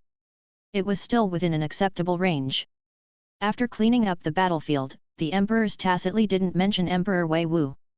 As for what would happen to Great Wei in the future, they would wait until there was no longer any threat from the demon realm to talk about it. Now, there were still ministers and survivors of the Great Wei imperial family in Great Wei, and these people would naturally clean up the mess in Great Wei. With regret, the Zhao Emperor and the others returned to their respective nations. Emperor Yuanfeng and Yin Huiyu also embarked on their journey back to Great Xia. Daughter, although you're the Grand Minister of the Forging Division, shouldn't you discuss with me about selling weapons to the various nations before deciding? Emperor Yuanfeng said earnestly on the way back to Great Xia. Father, I told you. This isn't about the Great Xia Forging Division. It's about the Huaxia Pavilion, Yin Huiyu said seriously. Isn't the Huaxia Pavilion under the Great Xia Forging Division? Emperor Yuanfeng said with a dark expression. It's different. Yin Huiyu shook her head. Just like the cosmic bangle, it's produced by the Huaxia Pavilion's Demon Realm branch. It has nothing to do with Great Xia. Emperor Yuanfeng. What do you mean? Why am I so confused? Huaxia Pavilion's Demon Realm branch? What the hell is that? Father, don't think too much. Great Xia has already taken a huge advantage. If you want more, you'll be too greedy, Yin Huiyu comforted Emperor Yuanfeng. Emperor Yuanfeng subconsciously covered his chest again. Daughter, which side are you on? I'm on the side of reason, Yin Huiyu said righteously. Emperor Yuanfeng felt deflated. He rolled his eyes and said, at the very least, you should have given me a hint about the cosmic bangle. If I had known what it was, I would have bought all 5 of them even if I had to go bankrupt. Why would you go bankrupt? Yin Huiyu asked. Cosmic bangles are worthless. I only did it to scare them.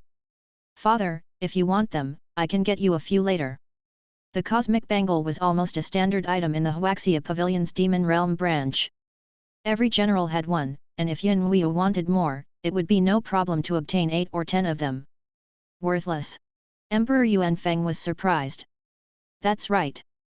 Zhou Shu said that if we don't consider the copyright, a cosmic bangle only costs 100 taels of silver, Yin Huiyu said. Copyright. Emperor Yuanfeng clicked his tongue. That's classified information. Don't let outsiders know, father. In short, our Huaxia Pavilion can help the 10 nations resist the demon realm, but we can't do it for free. Emperor Yuanfeng. In the demon realm, the black hole shrank to a black dot and disappeared into the air. All the demonic beasts were dumbfounded.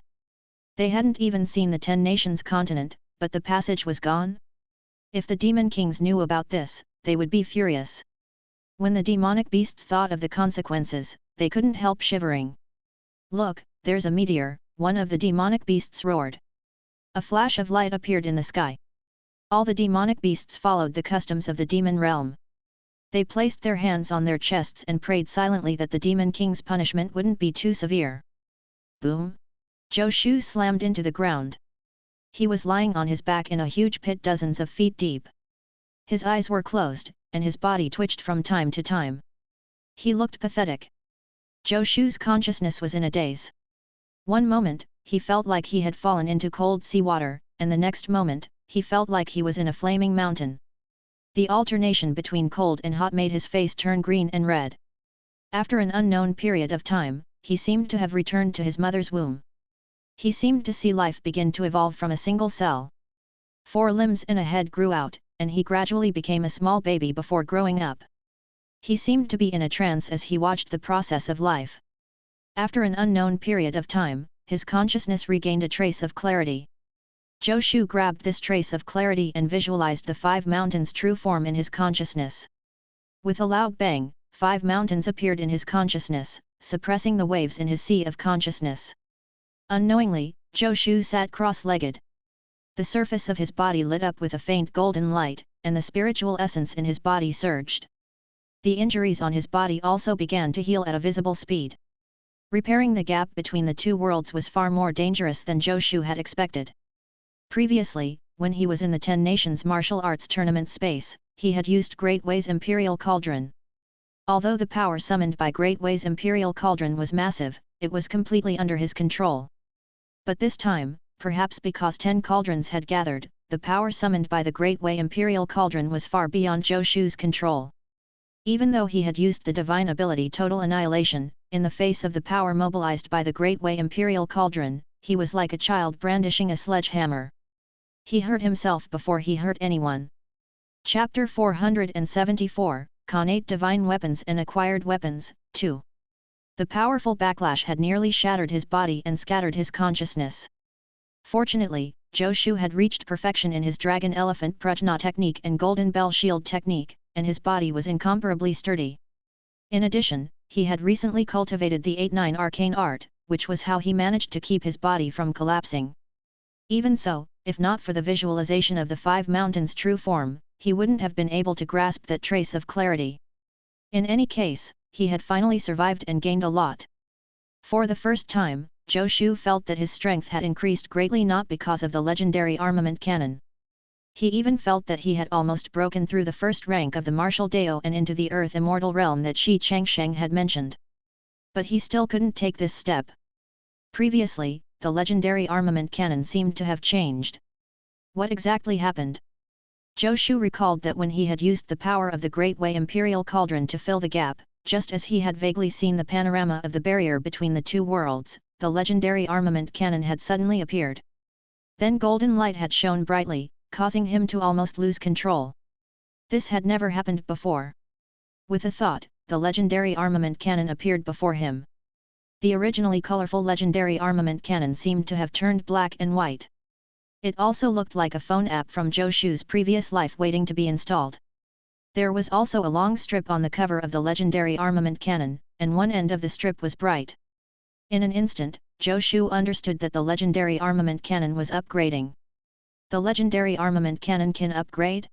A thought flashed through Zhou Shu's mind. But the legendary armament cannon wasn't an ordinary book.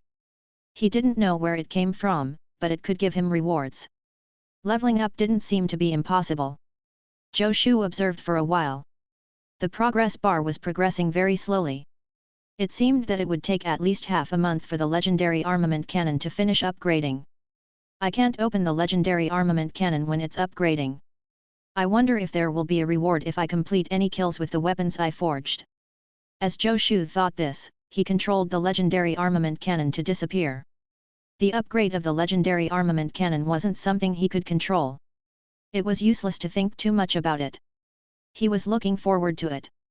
He didn't know what the upgraded legendary armament cannon would become. He put the legendary armament cannon aside for the time being and recalled his previous glimpse of the barrier between the 10 Nations continent and the demon realm. Although he had only glanced briefly, he had discovered many subtle things.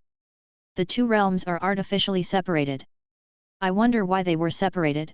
Zhou Shu pondered. If it's to protect the human race, it's extracting the spiritual chi of heaven and earth of the 10 Nations continent. If not for that, the 10 Nations continent might have been able to produce earth immortal experts. But if it's to rear humans, it does ensure that the 10 nations are protected from being slaughtered by the demon realm. Zhou Shu's head hurt from thinking too much, but he couldn't think of anything. Forget it. There's too little information. I can't think of anything. This feeling that there was a conspiracy wasn't something he was good at solving. But when I caught a glimpse of it, I saw the Imperial Cauldron. Zhou Shu rubbed his chin, his eyes shining. His expertise was forging. When he activated Great Xia's Imperial Cauldron, he was almost one with it. It was also at the time that he had discovered some secrets of the Imperial Cauldrons. Perhaps this secret was nothing special to the owners of the Imperial Cauldrons like the Qin Emperor and Emperor Yuan Feng. But Zhou Shu was a forger, one of the top forgers in the world. Besides, he wasn't born and bred in the 10 nations. His mind wasn't restricted at all. His train of thought was unfettered, and he came up with something from it. I've been trying to forge a weapon that truly has 12 principal meridians and 8 extraordinary vessels, but I didn't expect this path to be wrong in the first place. When forging weapons on the 10 Nations continent, ranked weapons were weapons that simulated the meridians of the human body with star paths. The more star paths there were, the more meridians there were in the weapon, and the higher the grade of the weapon. Forgers of the 10 nations had always been pursuing a realm, which was to let a weapon have a complete meridian system, which was to have all 12 principal meridians and 8 extraordinary vessels. But so far, no forger had ever succeeded. Even the best heaven-grade weapon was still lacking a star path. Before this, Zhou Shu had also followed this direction. Not long ago, he had even discussed with Li Chengliang and the other grand craftsmen how to increase the strength of the weapon so that it could withstand more star paths. But now he realized that his thinking was simply wrong. How could a wrong direction possibly work? No matter how hard they worked, it was impossible for a weapon to have a complete set of 12 principal meridians and 8 extraordinary vessels. After a weapon is forged, the star paths will be set, and the meridians will be constructed inside the weapon. This is the weapon grade. Zhou Shu contemplated. This is actually equivalent to forcefully constructing meridians inside a weapon. In other words, this is an acquired modification of the weapon. But meridians are inborn. Before people are born, even at the beginning of development, they already have meridians. After a weapon is formed, you can fix the star positions and star paths, but this is done postnatally. If I want a weapon to have the complete 12 principal meridians and 8 extraordinary vessels, I need to set the star paths before the weapon takes shape. First, there is this nebulous thing before the birth of heaven and earth. This is a true ranked weapon. Or it can also be called a connate divine weapon. The so-called ranked weapons of the 10 nations continent are actually just defective products. They're acquired weapons. The so-called heaven, earth, black, and yellow grades are created by humans to confuse others. They're all defective, so there's no need to divide them into grades. The imperial cauldrons and even the longevity sword should be Khanate divine weapons. But the forgers of the 10 nations continent don't seem to know about this. There used to be a method to forge Khanate divine weapons in the 10 nations, but it seems to have been deliberately concealed. The forgers of the 10 nations didn't know about this. For thousands of years, they have been struggling to find a way to perfect acquired weapons. If they knew about the existence of Khanate divine weapons, they wouldn't have done so. Zhou Shu gradually came up with an idea. He was an expert in the art of forging. He was almost certain that what he guessed was right. Perhaps the name was different, but people had indeed forged Khanate divine weapons in the past. But he didn't know if the forging method of Khanate divine weapon had been lost because it was too difficult or if people had deliberately hidden it. No matter what the people before me called them, in my opinion, they're just Khanate divine weapons and acquired weapons. Zhou Shu pondered. Whether it's lost or hidden, since I know the direction, I can definitely research the forging method of Khanate divine weapons. Since there's no such thing as Khanate divine weapons or acquired weapons on the 10 nations, I'll create this. The past is the past. The present is my era. The first Khanate weapon will be forged by me. I will create an era that belongs to Khanate weapons. Anyone who tries to stop me will be crushed by me. With Khanate weapons, it's impossible for the demon realm to invade the 10 nations continent again. Zhou Shu's back straightened, and his eyes shone with a tangible light. His fighting spirit was bursting. Even if the forging method of Khanate divine weapons had been lost, he would create it again. At the thought of this, he felt full of energy. He didn't want to waste any more time. With a flash, he soared into the sky and flew in the direction of the Huaxia Pavilion's Demon Realm branch. Chapter 475, Luck, an attempt at the first Khanate divine weapon, 1. Brother Meng, am I seeing things? Is that His Highness who just passed? Wang Mu rubbed his eyes. You're not seeing things. Meng Bai also looked puzzled. Did His Highness fail to break through the blockade of the Demon Realm army? Tch Bai Qiancheng sneered. I really don't know how the two of you became generals. Bai Qiancheng looked at Meng Bai and Wang Mu with disdain and voiced his opinion. Are you guys blind? When King Zhou left, there were 2 people. When he came back, he was alone. From the looks of it, he doesn't seem to be sad at all. Therefore, Princess Wuyu definitely didn't get into an accident. What does that mean? It means that Princess Wuyu is staying in a very safe place. It's a very safe place. Other than the 10 nations continent, where else could it be? It's obvious that King Zhou has already returned to the 10 nations continent. Now that he's back, the matter has naturally been resolved. Meng Bai and Wang Mu rolled their eyes at him. Isn't it obvious? We can see it too. The problem was that the king had gone to repair the passageway between the 2 worlds. Before he left, he had said so seriously that he wouldn't be able to return. In the end, how long had it been? He was back in less than 2 days. This wasn't enough time even for an outing. Your Highness! Your Highness! Meng Bai shouted. No time for that. We'll talk later. Zhou Shu's voice came from afar and then quickly disappeared in the direction of the forging room. In the forging room, Shi Songtao, Li Chengliang, and the others were forging weapons in full swing. The points system of the Huaxia Pavilion's Demon Realm branch greatly motivated the forgers. Moreover, the assembly line system that Zhou Shu had invented allowed every forger to unleash their own advantages, and the speed of forging had greatly increased. Your Highness! Seeing Zhou Shu enter, the forgers greeted him. Carry on. Zhou Shu didn't even look at the weapons they were forging. They were all crippled. What was there to see?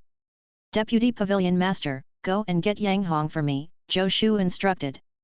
Get me the remaining heaven refining stones in the camp. Also, get blood silver, ginger view, fire tin, ink gold, red sun iron. Move some of each into my forging room. As the owner of the Huaxia Pavilion, Zhou Shu naturally had his own forging room in the camp. Your Highness, are you forging again? Do you need an assistant? I have nothing to do. Li Chengliang shamelessly threw aside the work at hand. He was working with a few forging masters to forge an earth-grade weapon, but he immediately abandoned it. Earth-grade? How could that be better than assisting the king? He could also earn points and secretly learn a few of the king's forging techniques.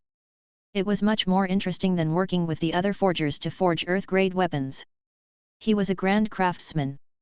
If not for the special situation in the demon realm, he wouldn't be forging earth-grade weapons. No need. None of you can help me. Zhou Shu waved his hand. What he wanted to forge this time was a connate divine weapon. It was completely different from the forging methods from before. Even he had to figure it out as he went along. Li Chengliang and the others couldn't help. With that, Zhou Shu turned around and entered his forging room. A moment later, Yang Hong carefully poked his head in the door of the forging room. You wanted to see me, Your Highness? Yang Hong said nervously. He thought for a moment. I haven't done anything to upset His Highness recently, have I? He won't throw me out to slay demons again, will he? This was the demon realm, not the 10 Nations martial arts tournament. Even with the king's divine ability, going out like that was courting death. Come here and sit down. Zhou Shu sat cross-legged in the middle of the forging room and waved at Yang Hong. Yang Hong walked in and carefully sat down not far from Zhou Shu. Your Highness, what are your orders? Divine Constable Yang, we've known each other for a long time, right? Zhou Shu replied with a question. It's not a short time indeed. Yang Hong didn't understand. When he first met Zhou Shu was only a forging apprentice. It had only been a short while, but he was already king of 9 nations. What about him? It seemed that he wasn't bad either. Not long ago, his cultivation had already broken through to the 5th rank of the martial Dao. In the past, this would have been unimaginable. Once upon a time, he felt that it was already a blessing to be able to break through to the 6th or 7th rank in his lifetime. Speaking of which, although following the king was quite dangerous, he had also gained a lot. If His Highness hadn't sent me to kill demons, I probably wouldn't have been able to advance to the 5th rank so quickly. Thinking of this, Yang Hong felt inexplicably at ease. With His Highness's current status, he definitely won't harm me. Do you believe me then? Zhou Shu asked. That goes without saying. Yang Hong patted his chest. Even if I don't trust anyone, I will definitely trust you, Your Highness. Without you, I, Yang Hong, wouldn't be where I am today. Okay, stop. Zhou Shu stopped his urge to continue. Just trust me. I have something I need your cooperation on right now. Zhou Shu said seriously, I'll say this first. There's a certain risk in this matter. Will I die? Yang Hong asked. You won't die. Zhou Shu said. It's fine as long as I don't die, Yang Hong said casually. Chapter 476, Luck, an attempt at the first connate divine weapon, 2. Very good. Zhou Shu smiled and nodded. But let me finish first. If this works, you should benefit greatly. It's not impossible for you to become a grandmaster in one go then. Yang Hong's eyes lit up, and he couldn't help but gulp. Become a grandmaster in one go? Am I dreaming? It's indeed right to follow His Highness. I didn't expect to have the chance to become a grandmaster in this lifetime. If not for the fact that Zhou Shu was around, Yang Hong would have laughed out loud.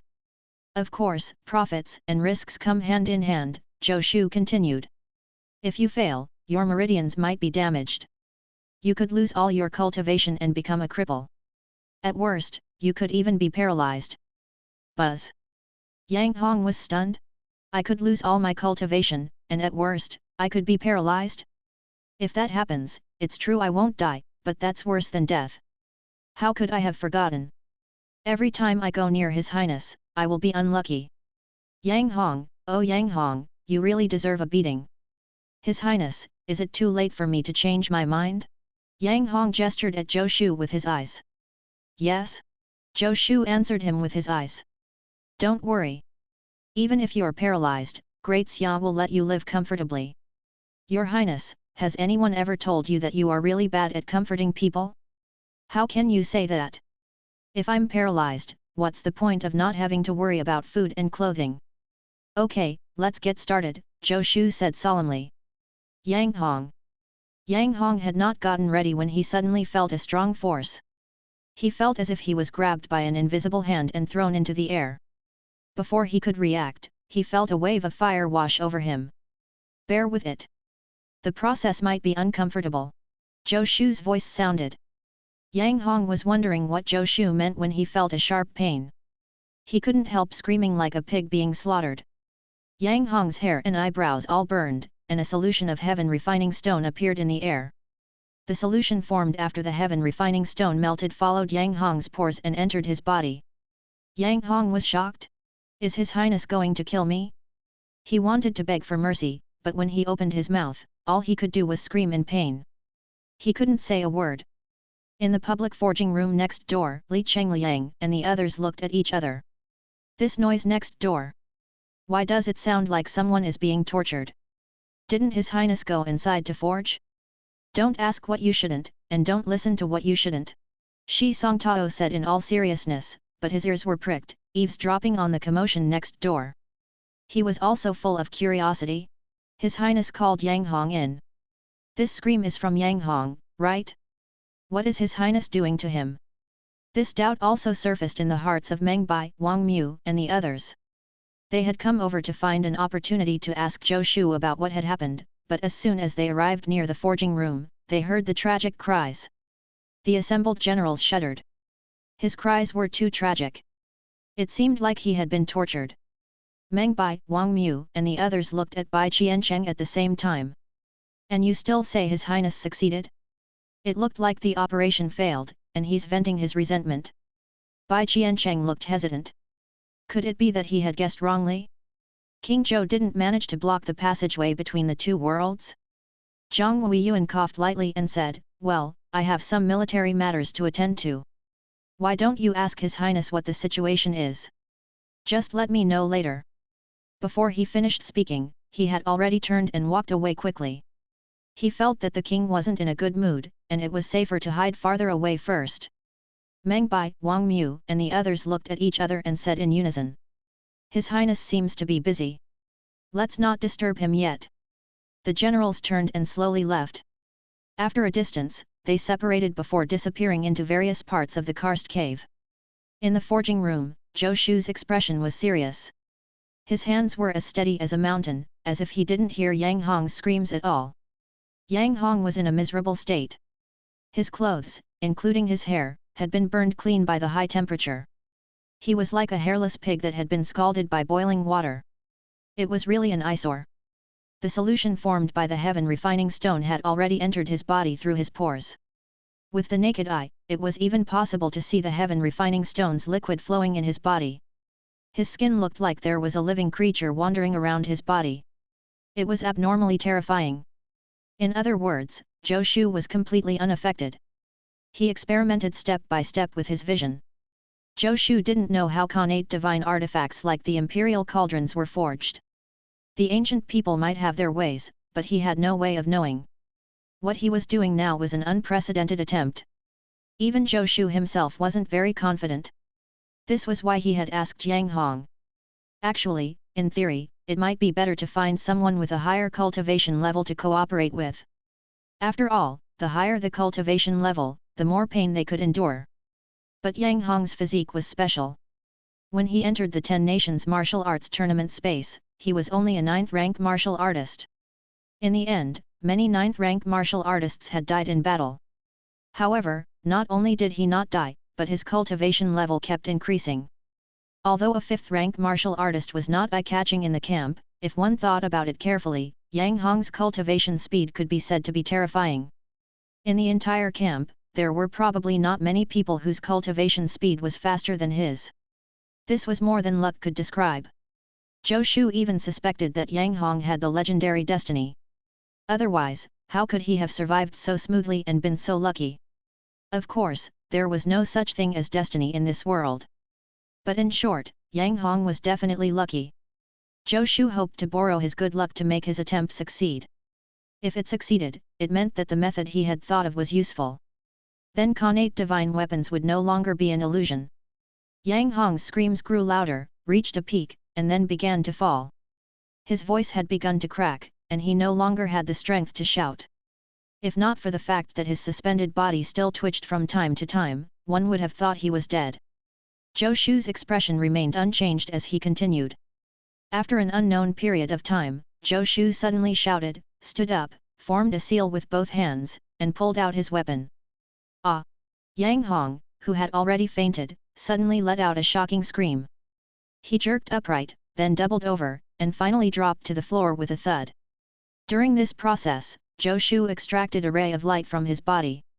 That's right. Zhou Shu actually pulled something out of Yang Hong's body. The thing seemed to be like a net, and it glowed radiantly. Zhou Shu heaved a sigh of relief. His hands instantly turned red. He kept grabbing pieces of forging materials.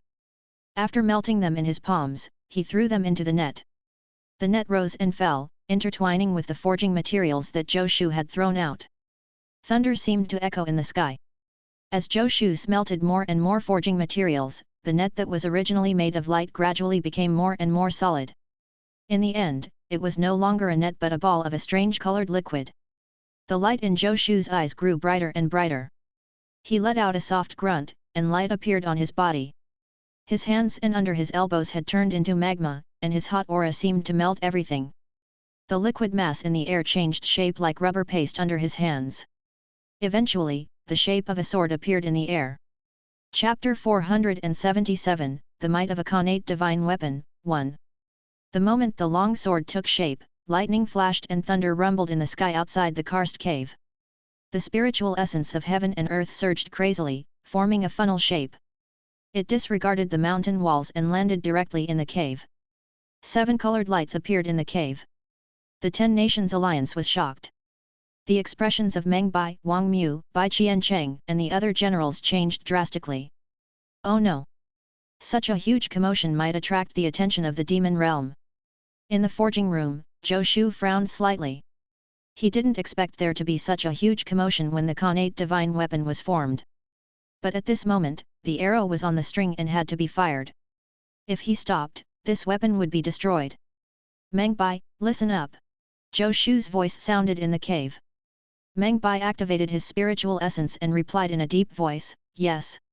Recall everyone who is outside and enter the depths of the cave. No one is allowed to leave the camp without permission. Stop all operations and restrain all auras. Zhou Shu instructed. Understood. Meng Bai answered solemnly. Zhou Shu's eyes flickered, and his face revealed determination. He formed a seal with both hands, and the spiritual energy in the air surged even more violently. Zhou Shu waved his finger, and the long sword that had just taken shape turned into a stream of light that shot into Yang Hong's body. Yang Hong, who was lying on the ground, twitched all over as the surging spiritual essence entered his body. Crack! In an instant, Yang Hong's cultivation broke through to the 4th rank of the martial Dao and was still rapidly climbing.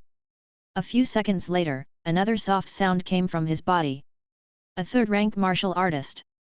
The Grandmaster realm. In a few breaths, Yang Hong's cultivation had broken through from the 5th rank to the 3rd rank.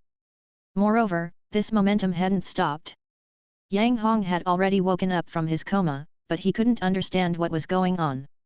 Without needing him to circulate his cultivation technique, the spiritual essence of heaven and earth automatically surged into his body. He didn't need to cultivate at all, and his cultivation level was constantly increasing. This feeling. It feels so good. Yang Hong had already forgotten about the pain just now. His face was full of excitement. In his excitement, he didn't even realize that he was now completely naked like a hairless pig. Zhou Shu couldn't bear to look at him. He covered his eyes and flung his sleeve. Divine Constable Yang, it's your fault for causing such a big commotion. You're responsible for settling it, Zhou Shu said. Yang Hong felt a strong force wrap around him, and his body involuntarily flew up. A moment later, he felt that he had already rushed out of the cave and appeared on a mountain peak several kilometers away. When he turned around, he saw Zhou Shu's figure disappear at the overgrown entrance of the cave at an unbelievable speed. Yang Hong opened his mouth, but Zhou Shu's voice was already sounding in his ear. If any demonic beasts come over, either kill them all or lure them elsewhere. Before that, don't approach the camp. Yang Hong. Only then did he realize that the spiritual essence of heaven and earth was still surging into his body.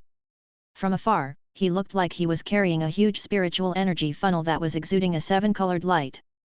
Unless the demonic beasts were blind, it was impossible that they wouldn't notice him. Yang Hong was a little flustered. Although he was already a Grandmaster, and his cultivation was still rising, Grandmasters were nothing in the demon realm. Any first-rank demonic beast he encountered could crush him like an ant. He couldn't even hide in his current state. "Oh, Your Highness, if you want to kill me, just do it. Why are you doing this to me?" Yang Hong wanted to cry. He didn't know what Zhou Shu had done to him. If he had known earlier, he would have given up on his cultivation.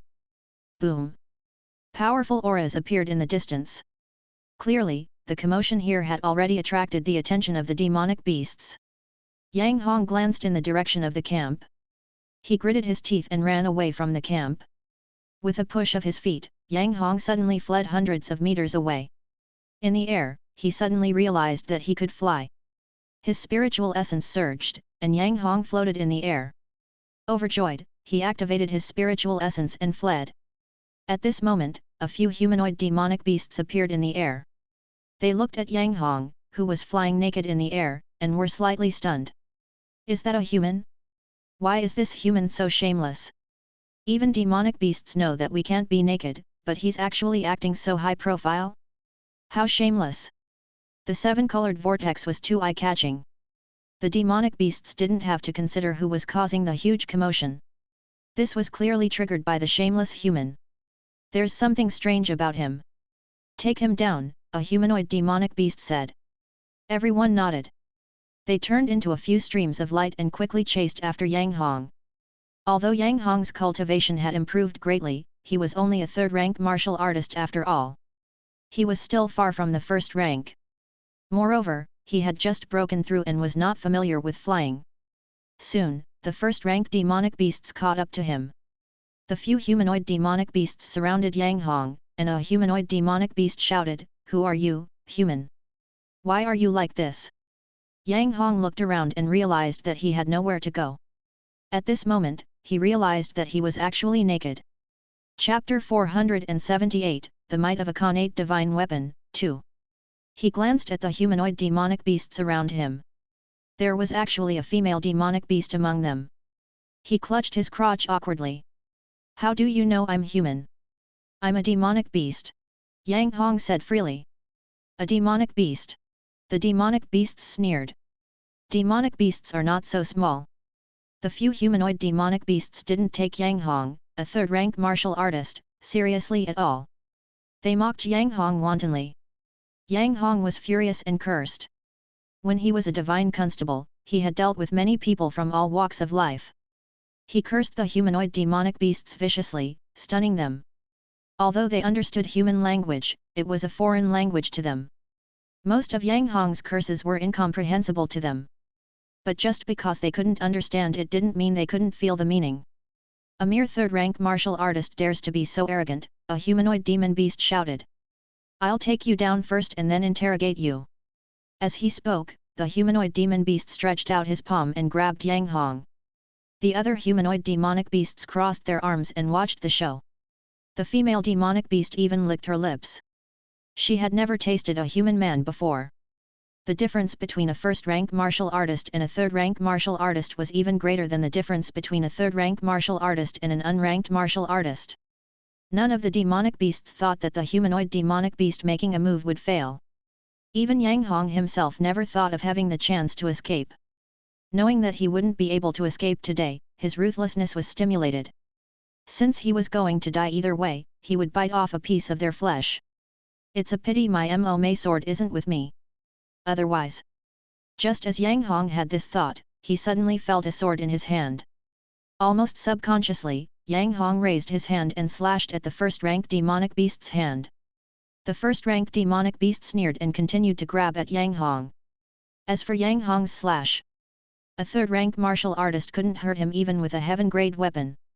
As Yang Hong waved his sword, the seven-colored vortex, which had been chasing after him and injecting spiritual energy into his body, instantly shifted to the sword in his hand. Swish! With a soft sound, the seven-colored spiritual energy vortex dissipated in the air. At the same time, something fell to the ground.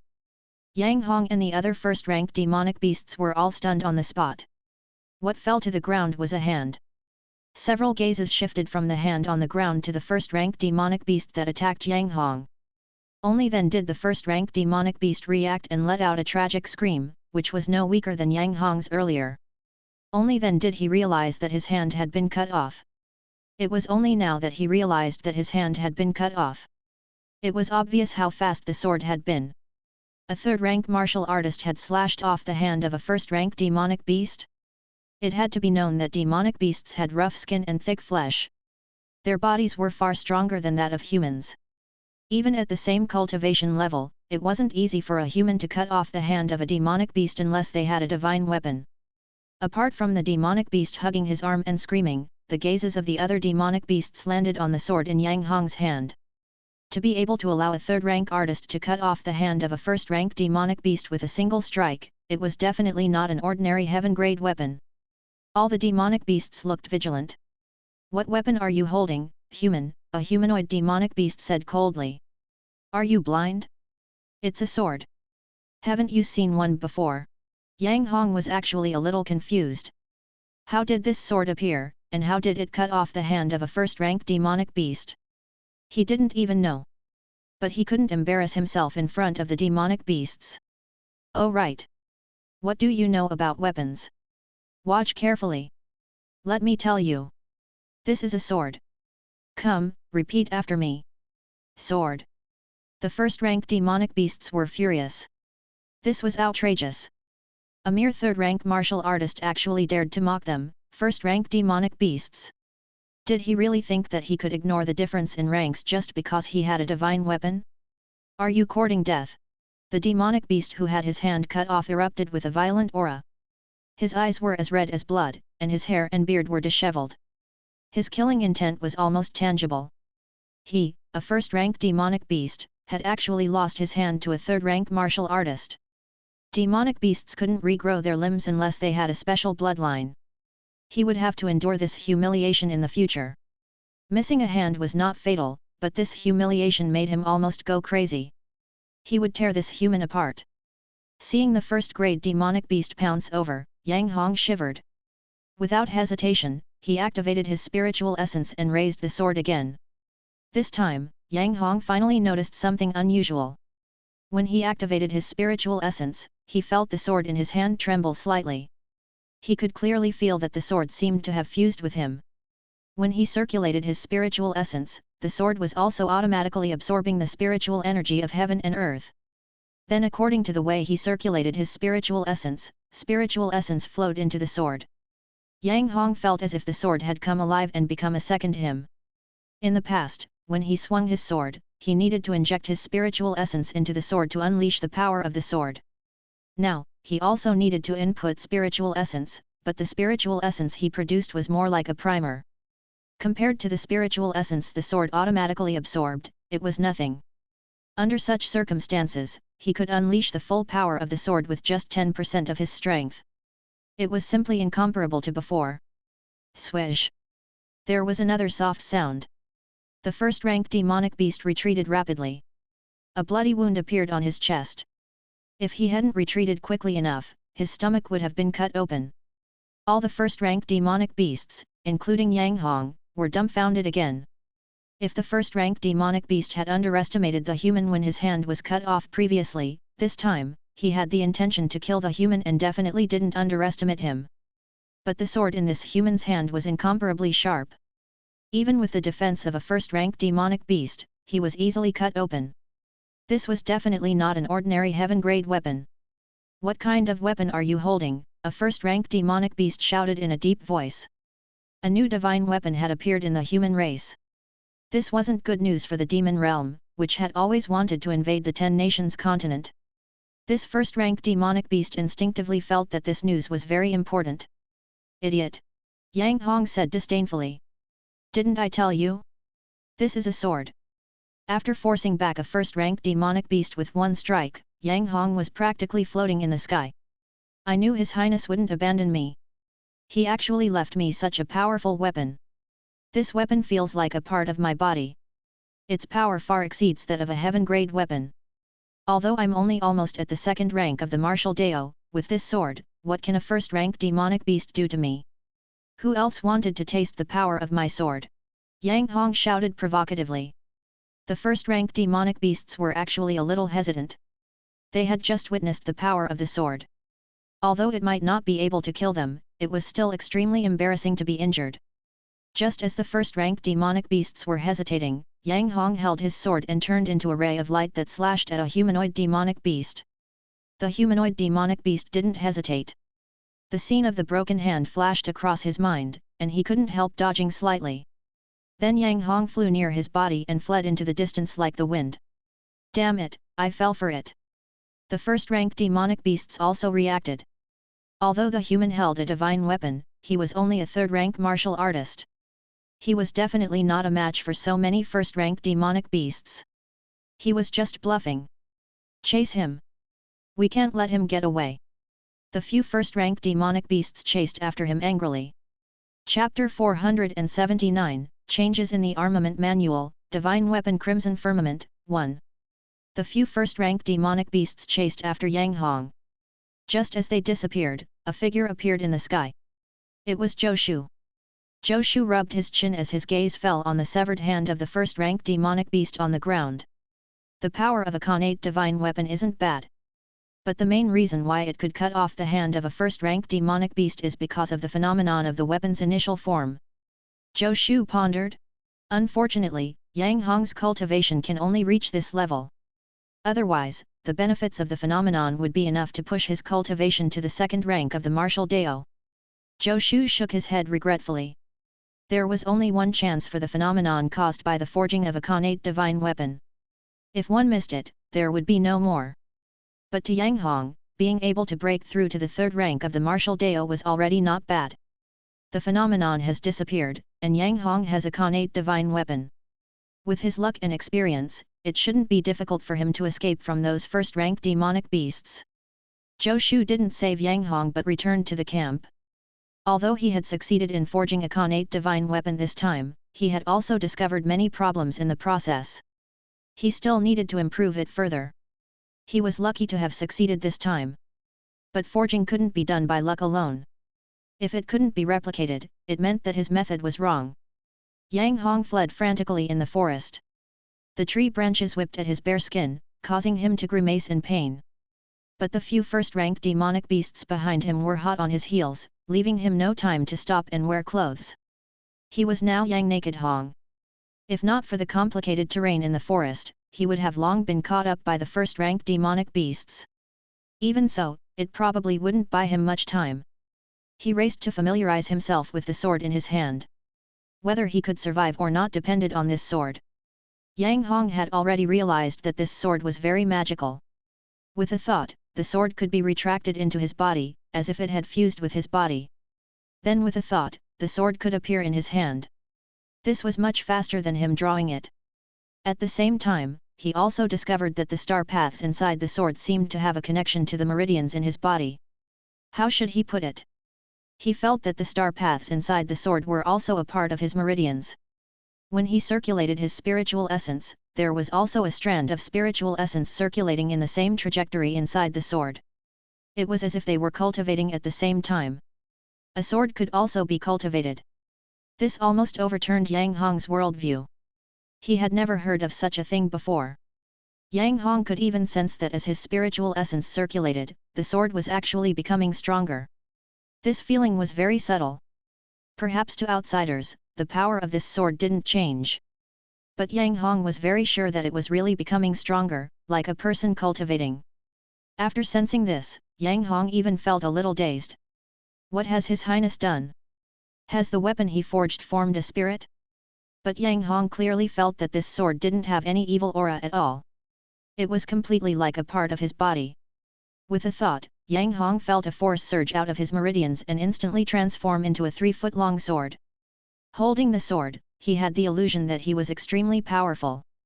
He even felt that the first-rank demonic beasts behind him were not his match. Of course, he wasn't crazy yet.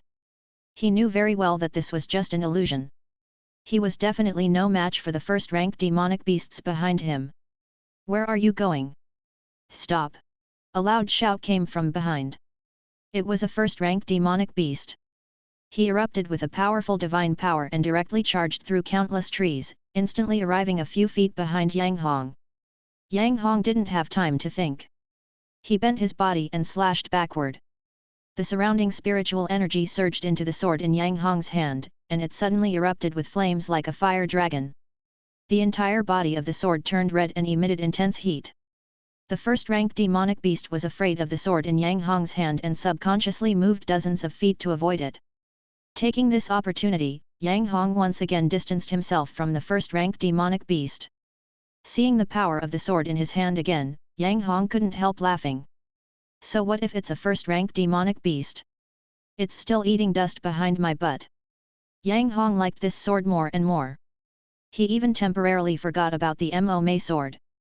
Too bad His Highness didn't tell me the name of this sword, Yang Hong thought regretfully, but he didn't dare to stop at all and fled desperately.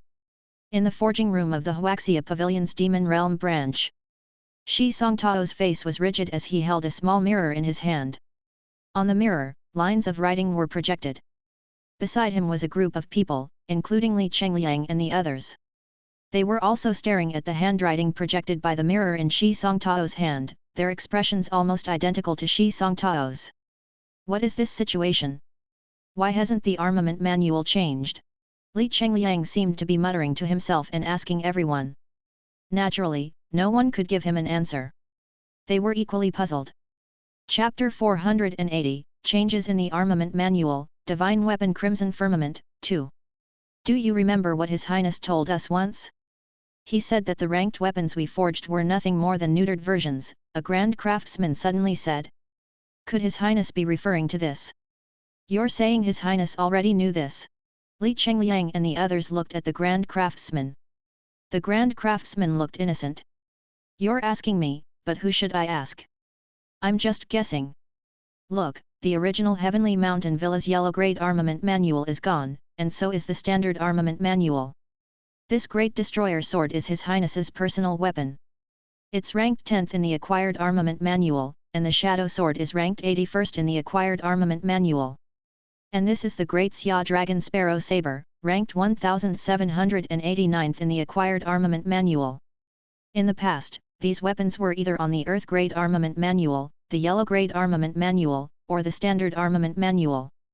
But now, they're all classified under the Acquired Armament Manual. Does that mean the weapons we forge all belong to acquired weapons? The Grand Craftsman nodded. They had noticed this too. Are you saying that when His Highness first said that the ranked weapons we forged were all neutered versions, he meant that the weapons we forged were all acquired weapons, and the real ranked weapons should be Khanate weapons? Li Chengliang and the others pondered. Those who could become forging masters and grand craftsmen were all exceptional talents. They were not fools. When they saw the armament manual, they already had some guesses. This Khanate armament manual. Everyone's gaze fell on the weapon manual projected by the heavenly mirror. On the armament manual, which was divided into two sections, on the part belonging to the Khanate armament manual, there were only two names on it. First, the Longevity Sword. Second, the Crimson Firmament Sword. The forgers fell silent. After a long time, someone spoke first. I remember that the sword His Highness has that can automatically kill enemies is the Longevity Sword, right? That's right. Li Chengliang nodded. He had seen the sword up close before, but he had never played with it. He didn't expect this ordinary-looking sword to be a Khanate weapon. If he had known earlier, he would have borrowed it from the king to play with it. There are only two Khanate weapons in this world. The Longevity Sword is in the hands of His Highness. Who do you think has the Crimson Firmament Sword? Who forged it? A grand craftsman voiced his doubts. The phenomenon just now. The grand craftsmen looked at each other and recalled the phenomenon that had happened not long ago. At the time, it seemed that the king was forging. After the phenomenon, he left the forging room. And then, the armament manual of the Heavenly Mountain Villa changed.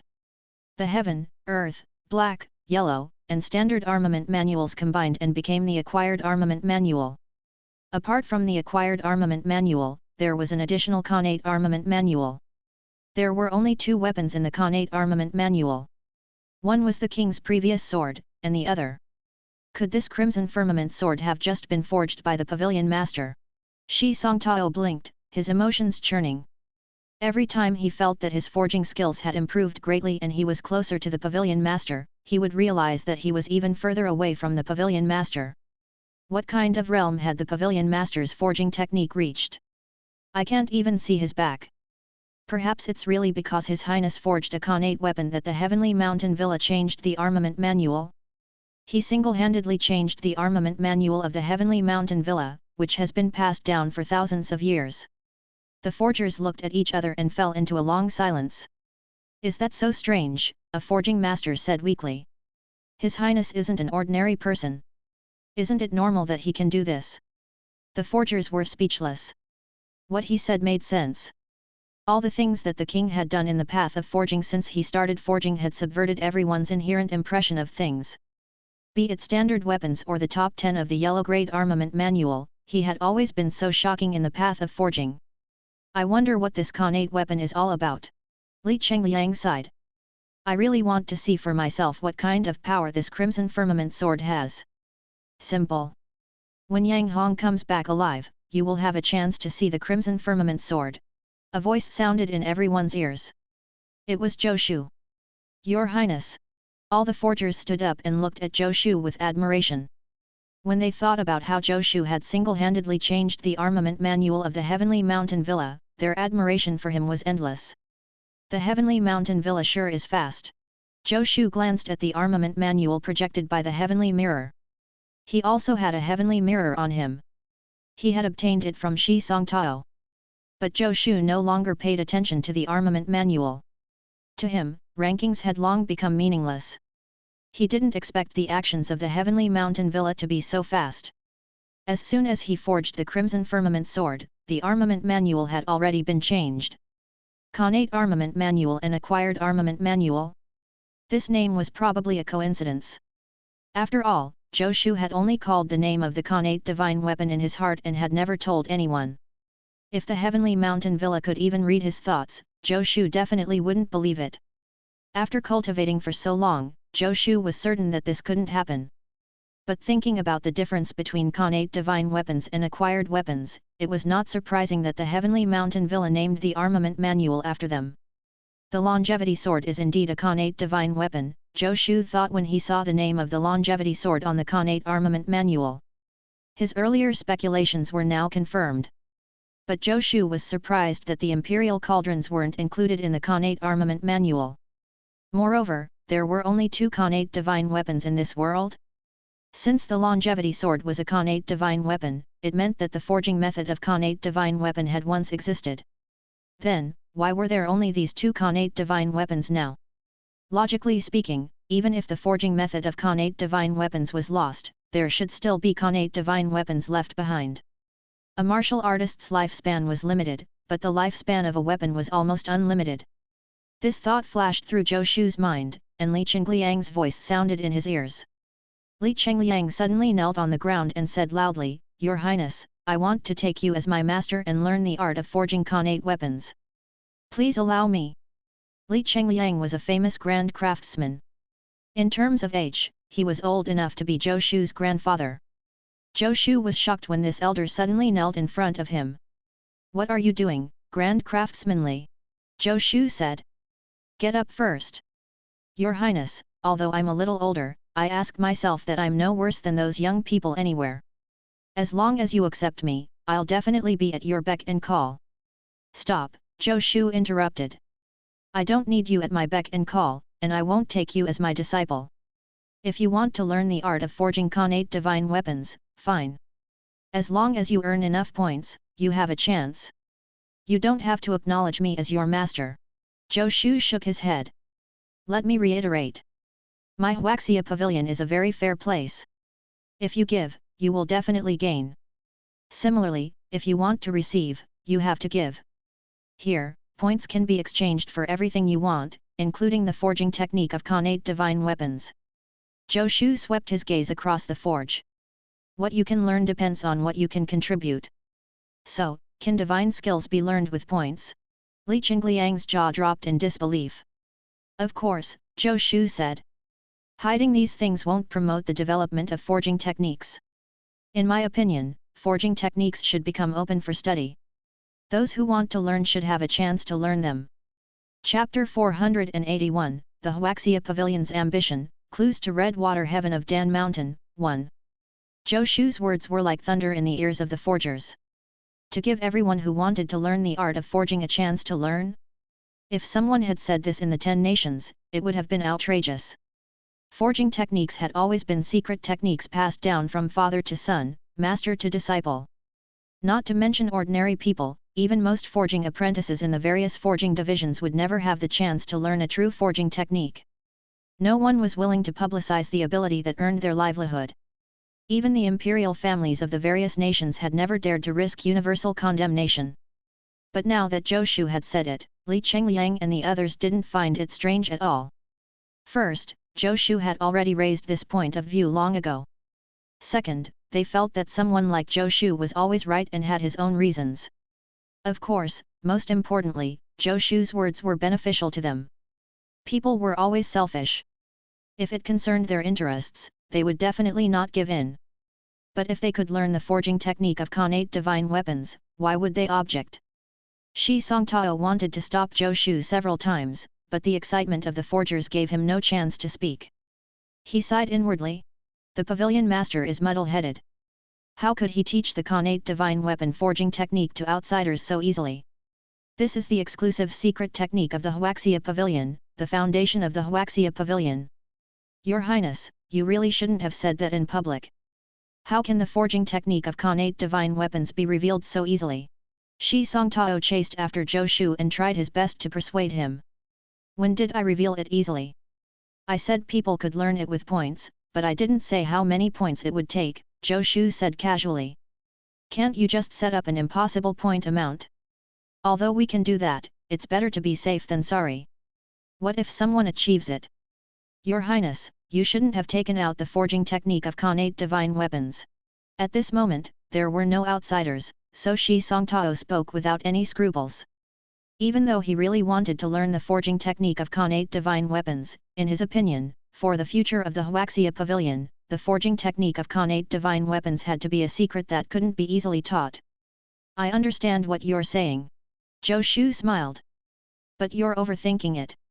These things don't lie in secret techniques but in people. I've taught you the cultivation technique of the iron smelting hands. Have you mastered it? Shi Songtao's face instantly fell. The iron smelting hands technique was not meant for humans to cultivate. He wondered how the king had mastered it. But the king was no ordinary man. It was not surprising that he had mastered it. I even handed the iron smelting hands technique to Great Qian's Zhou Shu. You know Zhou Shu, right? He's a famous grandmaster, and he might not have mastered the iron smelting hands technique even now. Zhou Shu continued, it's the same for the forging technique of Khanate divine weapons. Even if I make it public now, I'm afraid that only 1 in 10,000 people can forge Khanate divine weapons. 1 in 10,000 was just Zhou Shu being polite. In fact, in his opinion, even if he made the forging technique of Khanate divine weapons public, at least for now, no forger in the world could forge Khanate divine weapons according to his method. There was a very important thing required when he forged the divine weapon, the Crimson Firmament Sword, his divine sense. Zhou Shu's divine sense came from cultivating the visualization of the 5 mountains' true form. From his observation, the martial artists of the 10 nations continent, including the first-rank martial artists, didn't have divine sense. The mental strength of first-rank martial artists was condensed and powerful, but they were still a distance away from being able to have divine sense. The mental strength of the great demons in the demon realm was enough to have divine sense. In other words, according to the theory of martial arts, one had to at least have the cultivation of an earth immortal to have the chance to have divine sense. In theory, to learn Zhou Shu's Khanate divine weapon forging technique, one had to have the cultivation of an earth immortal. But now, on the entire 10 nations continent, forget about forgers with the cultivation of earth immortals, there were only a handful of forgers with the cultivation of a first-rank martial artist. Most forgers were not adept at the martial dao. Even grand craftsmen were only at the 5th or 6th rank.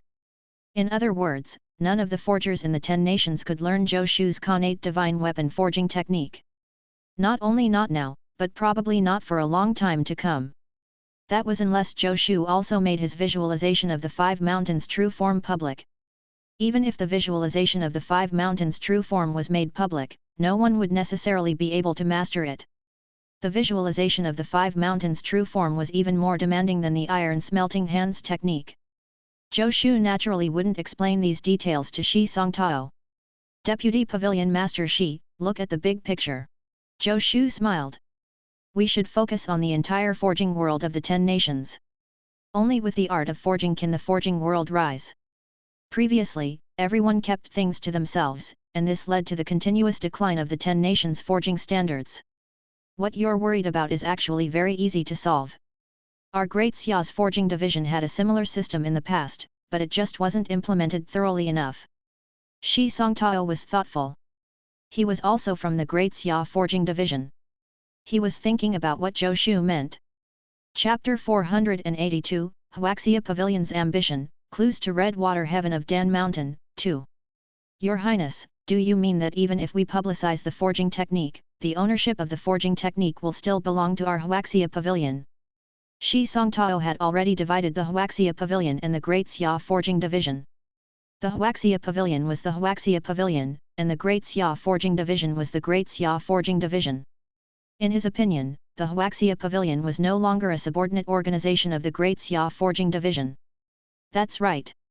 In the forging division, if a forger develop a weapon, they can enjoy the benefits when the forging division sells the weapon. Zhou Shu nodded.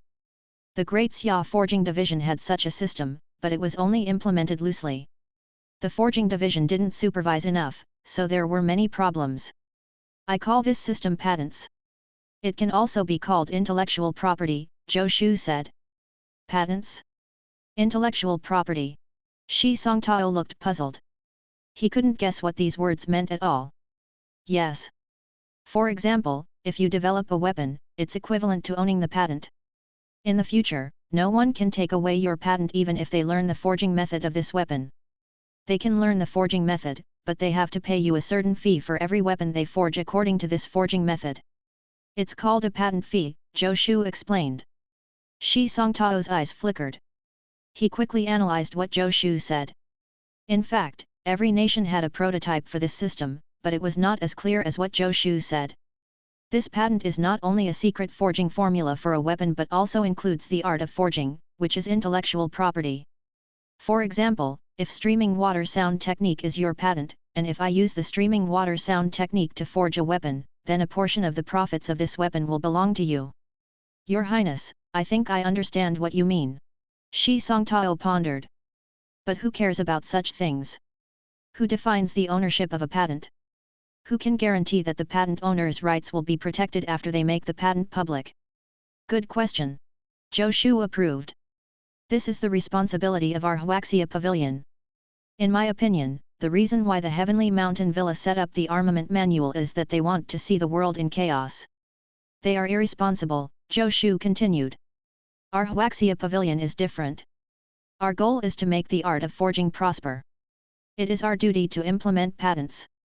In the future, our Huaxia Pavilion can set up an organization specially responsible for registering patents. As long as you obtain a patent confirmed by our Huaxia Pavilion, you will be protected by our Huaxia Pavilion. A forger can study patents at the Huaxia Pavilion. At the same time, they must abide by the rules of patents. If anyone violates the interests of the patent owners. Zhou Shu's eyes flashed with killing intent. Then our Huaxia Pavilion still needs a powerful law enforcement force. Shi Songtao pondered. He had already thought of the difficulty of implementing this matter. This matter would definitely be beneficial to the development of forging in the long run. But it would definitely infringe on the interests of some people. To accomplish this was as difficult as ascending to the heavens. Even the imperial families of the various nations might not be able to do it. After all, once the forging techniques and secret forging formulas were made public, how others would use them would completely depend on others. The power of a nation's imperial family was limited to a nation. Outside the borders, they couldn't control what others did. Then again, if Zhou Shu did this, he was the king of 9 nations, the #1 martial artist in the 10 nations, and the #1 forger in the 10 nations. No one in the world could ignore his words. If he forcefully implemented this patent system, the imperial family of the 9 nations would probably not refuse. As for Great Wei, there was no need to think about them. Even so, Shi Songtao muttered, Your Highness, this will be extremely difficult to accomplish. Of course. Zhou Shu smiled. Even in his previous life, the protection of intellectual property was a huge problem. No rush. One step at a time. At the very least, we should test it out in our Huaxia Pavilion's Demon Realm branch. Let's gain some experience here. In the future, when we return to the 10 nations, we'll promote it in all aspects. Zhou Shu patted Shi Songtao's shoulder and continued, as long as the direction is right, it doesn't matter if the road is longer. I believe that sooner or later, our Huaxia Pavilion will be able to do it. Shi Songtao's mood fluctuated. If this idea could succeed, the Huaxia Pavilion could definitely become a top faction in the world, even surpassing the existence of the 10 nations' imperial families. Speaking of which, as long as the Huaxia Pavilion reached this status, the world's forgers would have to obey it. I understand. I swear that for this, I, Shi Songtao, am willing to sacrifice everything in my life. I will not regret it. Shi Songtao said solemnly. Don't make it sound so tragic. Zhou Shu smiled. We'll just do our best. Even if we can't completely achieve it, we still have to do it later. What you have to do now is to perfect the system according to what I've said. At the very least, you have to test it out in our Huaxia Pavilion's Demon Realm branch. Zhou Shu continued, we can let Li Chengliang and the others register their patents first. In the future, as long as the Huaxia Pavilion uses the weapons produced by their forging formulas, we can give them a certain amount of benefits. Here, we can replace them with points. In addition, we can get Li Chengliang and the others to form a patent review committee. Any patent that comes to be registered must be guaranteed to be unique and also insured on who the patent belongs to. I don't want anyone to register other people's techniques. Shi Songtao memorized everything Zhou Shu said. Zhou Shu had only given him a rough idea of the patent system, and there were still many details to consider before it was perfected. These things were naturally Shi Songtao's matters. That's about it. You can perfect the details, Zhou Shu said casually. Most importantly, our Huaxia Pavilion must be fair and convince everyone. It's not easy to build a reputation. Deputy Pavilion Master, you have to be extremely careful. Don't worry, Your Highness. One day, our Huaxia Pavilion's patent system will be more trustworthy than the armament manual of the Heavenly Mountain Villa. Shi Songtao promised. Zhou Shu nodded. All right, go ahead. I still have to think about my Khanate divine weapon forging technique. It still has some problems that I need to perfect. Zhou Shu waved his hand and chased Shi Songtao out. He began to review the process of forging the Khanate divine weapon the Crimson Firmament. Hundreds of kilometers away from the Huaxia Pavilion's Demon Realm branch, an army in full armor and armed to the teeth was confronting a person. Miss Yin, if you can't give me a reasonable explanation, don't blame me for being impolite. Mi Ziwen's expression was extremely ugly, and killing intent shot out from the depths of his eyes. He had been very careful along the way, but he still fell for it. Half of the 1,000 armored soldiers he had brought with him were dead. He wished he could kill Yan Yuzhu immediately. Clang! The sound of a sword being unsheathed rang out. Lu Wen's Huang unsheathed her sword and locked onto Yan Yuzhu. As long as she dared to move, Lu Wen's Huang wouldn't hesitate to attack. Yan Yuzhu looked innocent as she spread her hands. It really has nothing to do with me. I don't know why this happened either. Miss Yin, don't treat us as fools, Mi Ziwen said coldly. You brought us here to open the mountain and dig up those things. Then my men suddenly disappeared. You say you don't know anything? What the hell is this place? Who owns those things? Where are my people? How did they disappear? Are they dead or alive? Mi Ziwen said coldly, if you can't give me an explanation today, I'll kill you. Rustle. The 100 Wars armored army behind Mi Ziwen drew their weapons at the same time and aimed them at Yan Yuzhu. Chapter 483, Can a threat be so fresh and refined? 1. I told you. You didn't believe me, Yan Yuzhu said with an innocent expression. Why are you juniors all so irritable? You turn to violence at the slightest thing. You, go over there. Lu Wen's Huang said coldly and pointed in the direction where the hundreds of armored soldiers had disappeared. Previously, the 1,000 armored soldiers had followed Yan Yuzhu to this place according to the agreement and started digging. Prior to this, Mi Ziwen had repeatedly checked the surroundings to make sure there was no danger before he began his mercenary duties. At first, it was fine. Splitting mountains and digging rocks were not difficult for the 100 Wars armored army, who were all ranked martial artists. After digging several feet into the mountain wall, they began to dig out weapons from time to time. Most of these weapons were damaged. But occasionally, one or two weapons that looked to be in good condition were dug out. Although the armored soldiers were only mercenaries, and the things they dug up belonged to someone else, the more things they dug up, the more excited they became. Later, their haul was much more abundant. After digging for 2 days, they continued to dig as usual. But suddenly, nearly half of the 1,000 armored soldiers had disappeared. There had been no battle and no movement at all. Hundreds of people had simply disappeared before their very eyes. If he hadn't seen it with his own eyes, Mi Ziwen wouldn't have believed that such a thing had happened.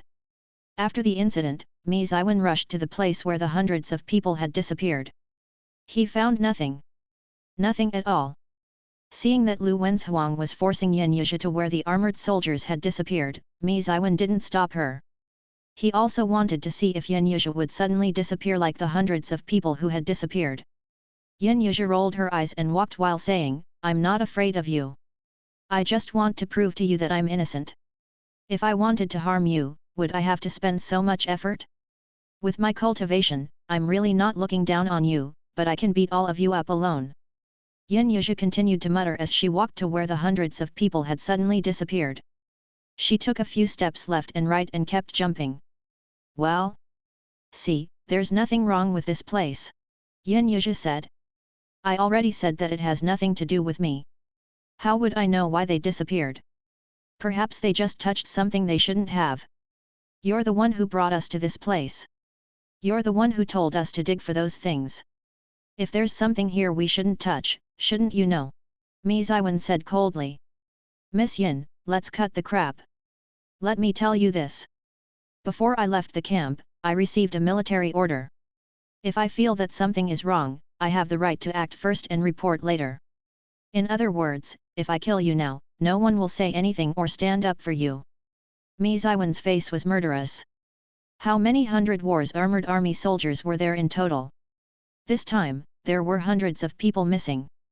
Even when they came to the Demon Realm from the 10 Nations Martial Arts Tournament battlefield and fought continuously, they had never lost so many armored soldiers. This made Mi Ziwen hate her. His second brother had already reminded him repeatedly to be careful of Yan Yuzhi. Why did this still happen? Mi Ziwen would rather fight to the death with an army of the Demon Realm than see his soldiers disappear. "Don't threaten me." Yan Yuzhi curled her lips in disdain. "I'm not afraid of you. At most, we'll part ways." Who's afraid of who? Yan Yuzhi's aura was not obvious, but she was a first-rank martial artist after all. Neither Mi Ziwen nor Lu Wenzhuang dared to underestimate her. Even though Yan Yuzhi had never fought in front of them, any first-rank martial artist wasn't an ordinary existence. Moreover, Yan Yuzhi was an old monster who had lived for countless years. Who knew how strong she was? "You guys!" Yan Yuzhi pointed her finger. "You can't even tell who the enemy is. All you want to do is fight and kill all day, but you are not capable of it. I really don't know what to say about you. Instead of suspecting me, you might as well find out if there's anything wrong with this place." "Hey! You brought us to this place. Shouldn't you know what's wrong with this place?" Lu Wenzhuang harumphed. "You're not being reasonable." Yan Yuzhi curled her lip. "I brought you here because I know that there are good things here. As you can see, there are indeed many good things here, right? As to who left these things, I don't know. What would I know about the oddities here?" Lu Wenzhuang harumphed coldly. This woman was full of nonsense. If she really believed her, she would be a fool. "How dare you bring us here without knowing where we are? How dare you say there's no danger here?" Lu Wenzhuang said coldly. "I don't want to hear your nonsense. If you still don't tell the truth, let's talk with our swords." Lu Wenzhuang had long wanted to test Yan Yuzhi's strength. They were both first-rank martial artists. Even if Yan Yuzhi had lived longer, she might not be much stronger. Chapter 484, Can a thread be so refreshing and refined? 2. Mi Ziwen didn't release his aura either. He didn't believe a single word Yan Yuzhi said. If he couldn't find those hundreds of brothers, he wouldn't let Yan Yuzhi off even if he had to fight to the death. Okay. I concede defeat." Yan Yuzhi raised her hands helplessly. This is the ruins of the Red Water Heaven of Dan Mountain. Red Water Heaven of Dan Mountain. Mi Ziwen's expression changed slightly. That's right. The Red Water Heaven of Dan Mountain, Yin Yuzhi said. The bronze plate in your king's hand is an identity token of the Red Water Heaven of Dan Mountain. It was very useful back then, but it's useless now. Mi Ziwen had attended the meeting at the camp about the Red Water Heaven of Dan Mountain, but Lu Wenzhuang had never heard of it. She looked questioningly at Mi Ziwen. When General Xia raided a rat demon tribe near the camp, he found an identity bronze plate with the words Red Water Heaven of Dan Mountain engraved on it, Mi Ziwen explained. We suspect that the Red Water Heaven of Dan Mountain might be a sect or organization of some sort. Should I say that you guys are ignorant? In ancient times, there were no nations. At the time, there were only sects. This Red Water Heaven of Dan Mountain was a sect that focused on forging, Yin Yuzhi said. Just treat it as a small country. The map you discovered is the topographic map of the Red Water Heaven of Dan Mountain. If you knew all this, why didn't you say so? Mi Ziwen frowned. Yin Yuzhi didn't say this in the camp. You didn't ask me, Yin Yuzhi said righteously. Do I have to approach you myself to tell you that I know the place where the map is pointing to? Even if I did, would you believe me? It's like what I'm saying now. This mountain is the remains of the Red Water Heaven of Dan Mountain, but do you believe it? Of course not. Mi Ziwen snorted. Since the Red Water Heaven of Dan Mountain is a human sect, why are its ruins in the demon realm? And the terrain here is completely different from that on the map. I told you it's the ruins. Do you understand ruins? Yin Yuzhi patted her smooth forehead speechlessly. Only this mountain is the ruins of the Red Water Heaven of Dan Mountain. The other places around it are not. The Red Water Heaven of Dan Mountain isn't what you think it is. It's not in the demon realm or the 10 nations continent. It's not in the sky or the ground. When it fell apart, it was scattered. What's so strange about a mountain landing here? Why do you know all this? You didn't tell us before, and now you're telling us all this. What are you trying to do? Mi Ziwen frowned. I've lived 1,000 years and eaten more salt than you've eaten rice. I know a lot of things, Yin Yuzhi said proudly. I'm telling you this because I don't want to be wronged, although I don't lose anything even if you've wronged me. Mi Ziwen and Lu Wenzhuang looked at each other. They didn't know if Yin Yuzhi was telling the truth. Go on. What other secrets are there here? Mi Ziwen said in a low voice. From the current information, he still couldn't see why the hundreds of Hundred Wars armored army soldiers had disappeared. Didn't I ask you here to dig up this mountain and see what secrets there are in the Red Water Heaven of Dan Mountain? Yin Yuzhi said angrily. Even with Lu Wenzhuang's cold personality, she was angered by Yin Yuzhi. She felt that she had said a lot, but on careful thought, there was nothing of value at all. Even if they knew that Red Water Heaven of Dan Mountain was an ancient sect, even if they knew that this mountain was the ruins of the Red Water Heaven of Dan Mountain, so what? It wasn't helpful in finding the hundreds of armored soldiers. Lu Wenzhuang thought about how her master had specially instructed her to keep an eye on Yin Yuzhi before they set off. In the end, such a thing happened. What would her master think of her? Would the image she had worked so hard to rebuild with her master crumble? The damn woman! Miss Yin, let me ask you a question. Are my brothers still alive? Mi Ziwen said coldly. If you want to know, wouldn't you know after digging up all this mountain? Yin Yuzhi said. They disappeared here. It's obvious that it has something to do with this mountain. As the saying goes, the one who creates the problem should be the one to solve it.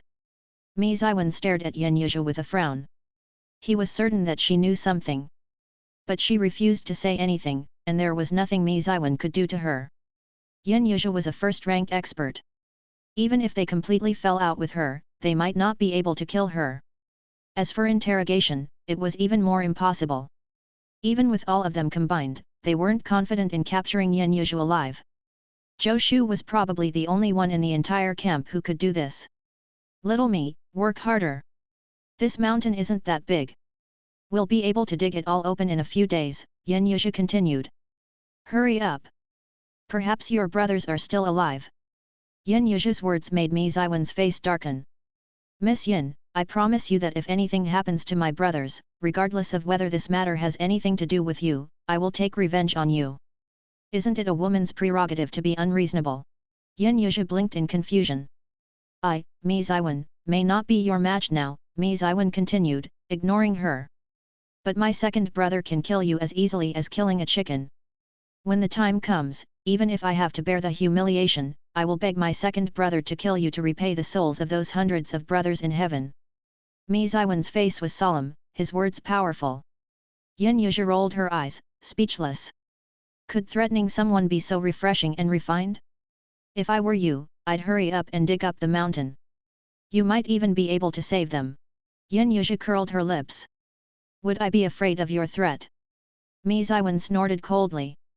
He could naturally tell that Yin Yuzhi was implying something, but it sounded like the hundreds of missing brothers were at least still alive. Dig! Mi Ziwen gritted his teeth and said to the remaining armored soldiers behind him. Without Yin Yuzhi noticing, Mi Ziwen shot a look at a soldier. The soldier took advantage of the fact that everyone had dispersed to dig the mountain and quietly left, heading toward the camp of the Huaxia Pavilion's Demon Realm branch. Mi Ziwen didn't notice that when her back was facing him, a sly glint flashed across Yin Yuzhi's eyes, like a fox that had stolen a chicken. In the Huaxia Pavilion's Demon Realm branch, Zhou Shu looked at the residue on the ground and frowned slightly. Another failure. Without Yang Hong's luck enhancement, he had tried several times in a row but couldn't forge another Khanate divine weapon. Every time, he would encounter some problems that would cause the weapon to collapse. There's no problem in theory. Why won't it work? Zhou Shu frowned in thought. He recalled every step in his mind, trying to discover the reason for his failure. Unfortunately, the legendary armament cannon was still upgrading. Otherwise, according to his past experience, when he forged the Crimson Firmament sword, the legendary armament cannon would include it and automatically optimize its forging method. Now that he couldn't use the legendary armament cannon, he could only slowly figure it out himself. But since he had succeeded once, he was confident that he would eventually perfect this Khanate divine weapon forging technique. Even without the legendary armament cannon, he was now a top-notch forger. To him, the legendary armament cannon was more of a tool to increase his cultivation. Just as Zhou Shu was about to try again, Shi Songtao's voice came from outside. Pavilion Master, Mi Ziwen sent someone back to report something important. Look. Chapter 485, Weapon Burial Mountain, 1. You said the place Yin Yuzhi brought you to was the ruins of the Red Water Heaven of Dan Mountain. Zhou Shu frowned slightly. Mi Ziwen's deputy general nodded solemnly. She said so herself, Your Highness. We dug up thousands of weapons from that mountain. And hundreds of our brothers mysteriously disappeared. So the general sent me back to report to you on how we should proceed. Where is the 100 Wars armored army now? Zhou Shu asked in a low voice. The general and my brothers are still in that place, the deputy general said. Miss Yin said that if we completely dig up the mountain, we might be able to save our missing brothers, so the general is still there with everyone. Yin Yuzhi said that we would be able to save the soldiers by digging up the entire mountain. Zhou Shu snorted. Is my big brother so muddle-headed? How can he believe what that woman says? Zhou Shu sighed and shook his head. But he could understand Mi Ziwen's thoughts. The 100 Wars armored army was his soldiers. Each of them had fought together with him on the 10 Nations martial arts tournament battlefield. Even though he knew that there was only a glimmer of hope, he would definitely try his best to save them. The fact that Mi Ziwen could send someone back to find him meant that at least he hadn't lost his mind. I understand. Zhou Shu pondered for a moment and nodded. Take a rest first. Please lead the way later. I'll go there and take a look. Zhou Shu understood why Mi Ziwen had sent someone back to find him. If that place really was the ruins of the Red Water Heaven of Dan Mountain, the situation was clear. From the Red Water Heaven of Dan Mountain bronze plate at the beginning to the map later to hiring the 100 Wars armored army to dig up the mountain, Yin Yuzhi's ultimate goal was to reach the Red Water Heaven of Dan Mountain. There was a high chance that there was a secret hidden in that mountain. This secret should be Yin Yuzhi's ultimate goal. But he didn't know why she took such a big detour. Logically speaking, with her cultivation, it wasn't too difficult for her to dig up a mountain. She didn't need anyone's help. That was unless there was some special reason she couldn't do it herself. Or rather, there was danger in that mountain, and she needed people to be her cannon fodder. A cold glint flashed in Zhou Shu's eyes. If Yin Yuzhi really treated the armored soldiers as cannon fodder, then she should die. 4 hours later, Zhou Shu descended from the sky with the deputy general. Mi Ziwen and Lu Wenzhuang were overjoyed to see Zhou Shu. Only Yin Yuzhi curled her lips and rolled her eyes at him. Second brother. Mi Ziwen greeted him softly. He looked a little embarrassed. After all, he, Mi Ziwen, was also someone of status. Not only did he lose more than half his men carrying out this small mission, but he also had to return halfway to ask for help. Although the person he was asking for help was his brother, it was still quite embarrassing. Fortunately, the things his second brother did were often shocking.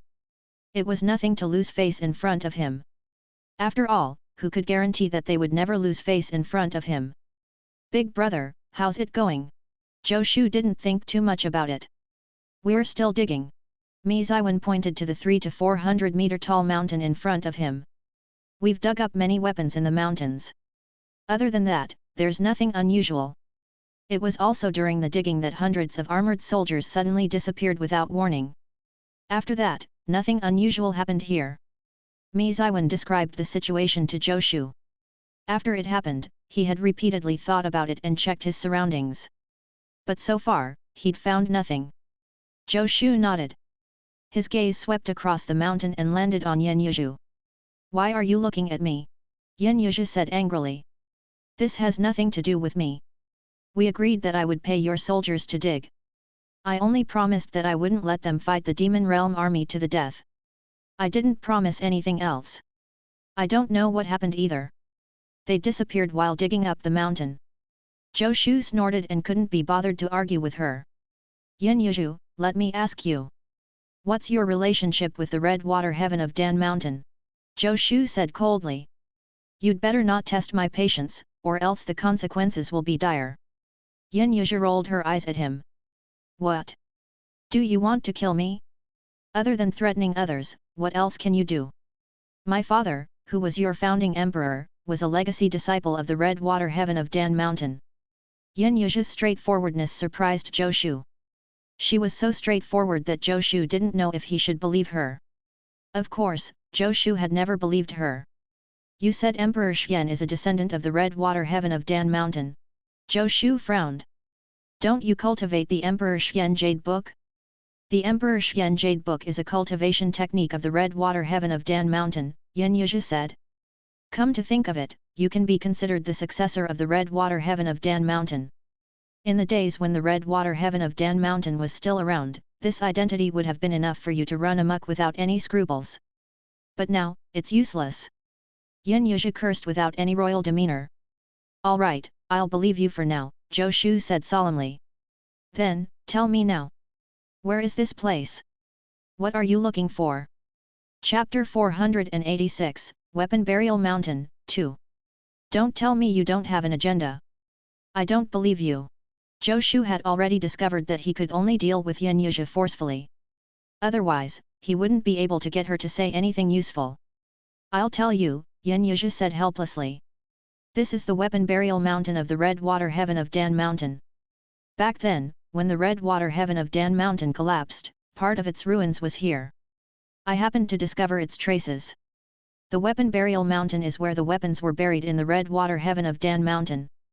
They believe that weapons have spirits, so when the personal weapons of the disciples are destroyed, they will be buried here. There are also some disciples of the Red Water Heaven of Dan Mountain who killed powerful enemies and buried their weapons here. Yin Yuzhi put on an attitude of a know-it-all, which was completely different from her previous ignorance in the camp. Zhou Shu understood that it was useless to guess a woman's thoughts, especially those of a woman with ulterior motives. His mind raced as he absorbed the information Yin Yuzhi said. But he didn't say anything and instead stared at Yin Yuzhi, waiting for her to continue speaking. Of course, I'm here to dig up a few good weapons. The Red Water Heaven of Dan Mountain is the ancestral source of forging, and their forging techniques are at the peak of perfection. Ordinary weapons are not qualified to be buried in the Weapon Burial Mountain, Yin Yuzhi said matter-of-factly. Zhou Shu snorted and still didn't speak. His eyes didn't blink as he continued to stare at Yin Yuzhi, his face filled with disbelief. Not to mention that the Weapon Burial Mountain was the tomb of weapons, but there were not many intact weapons inside at all. Even if there were, why would Yin Yuzhi go through so much trouble for a few weapons?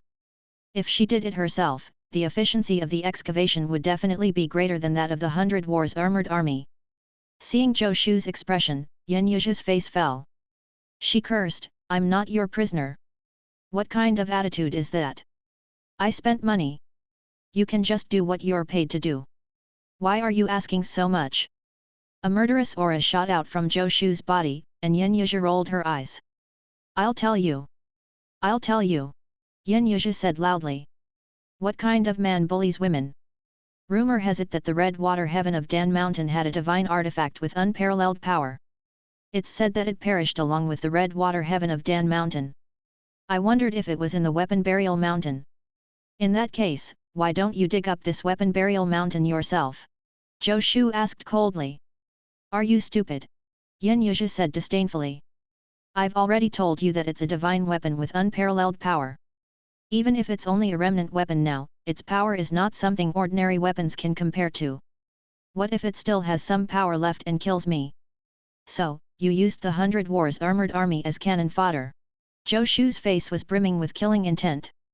"You can't blame me for that," Yan Yuzhi said. "Humans die for wealth, and birds die for food. I gave them money, and you agreed.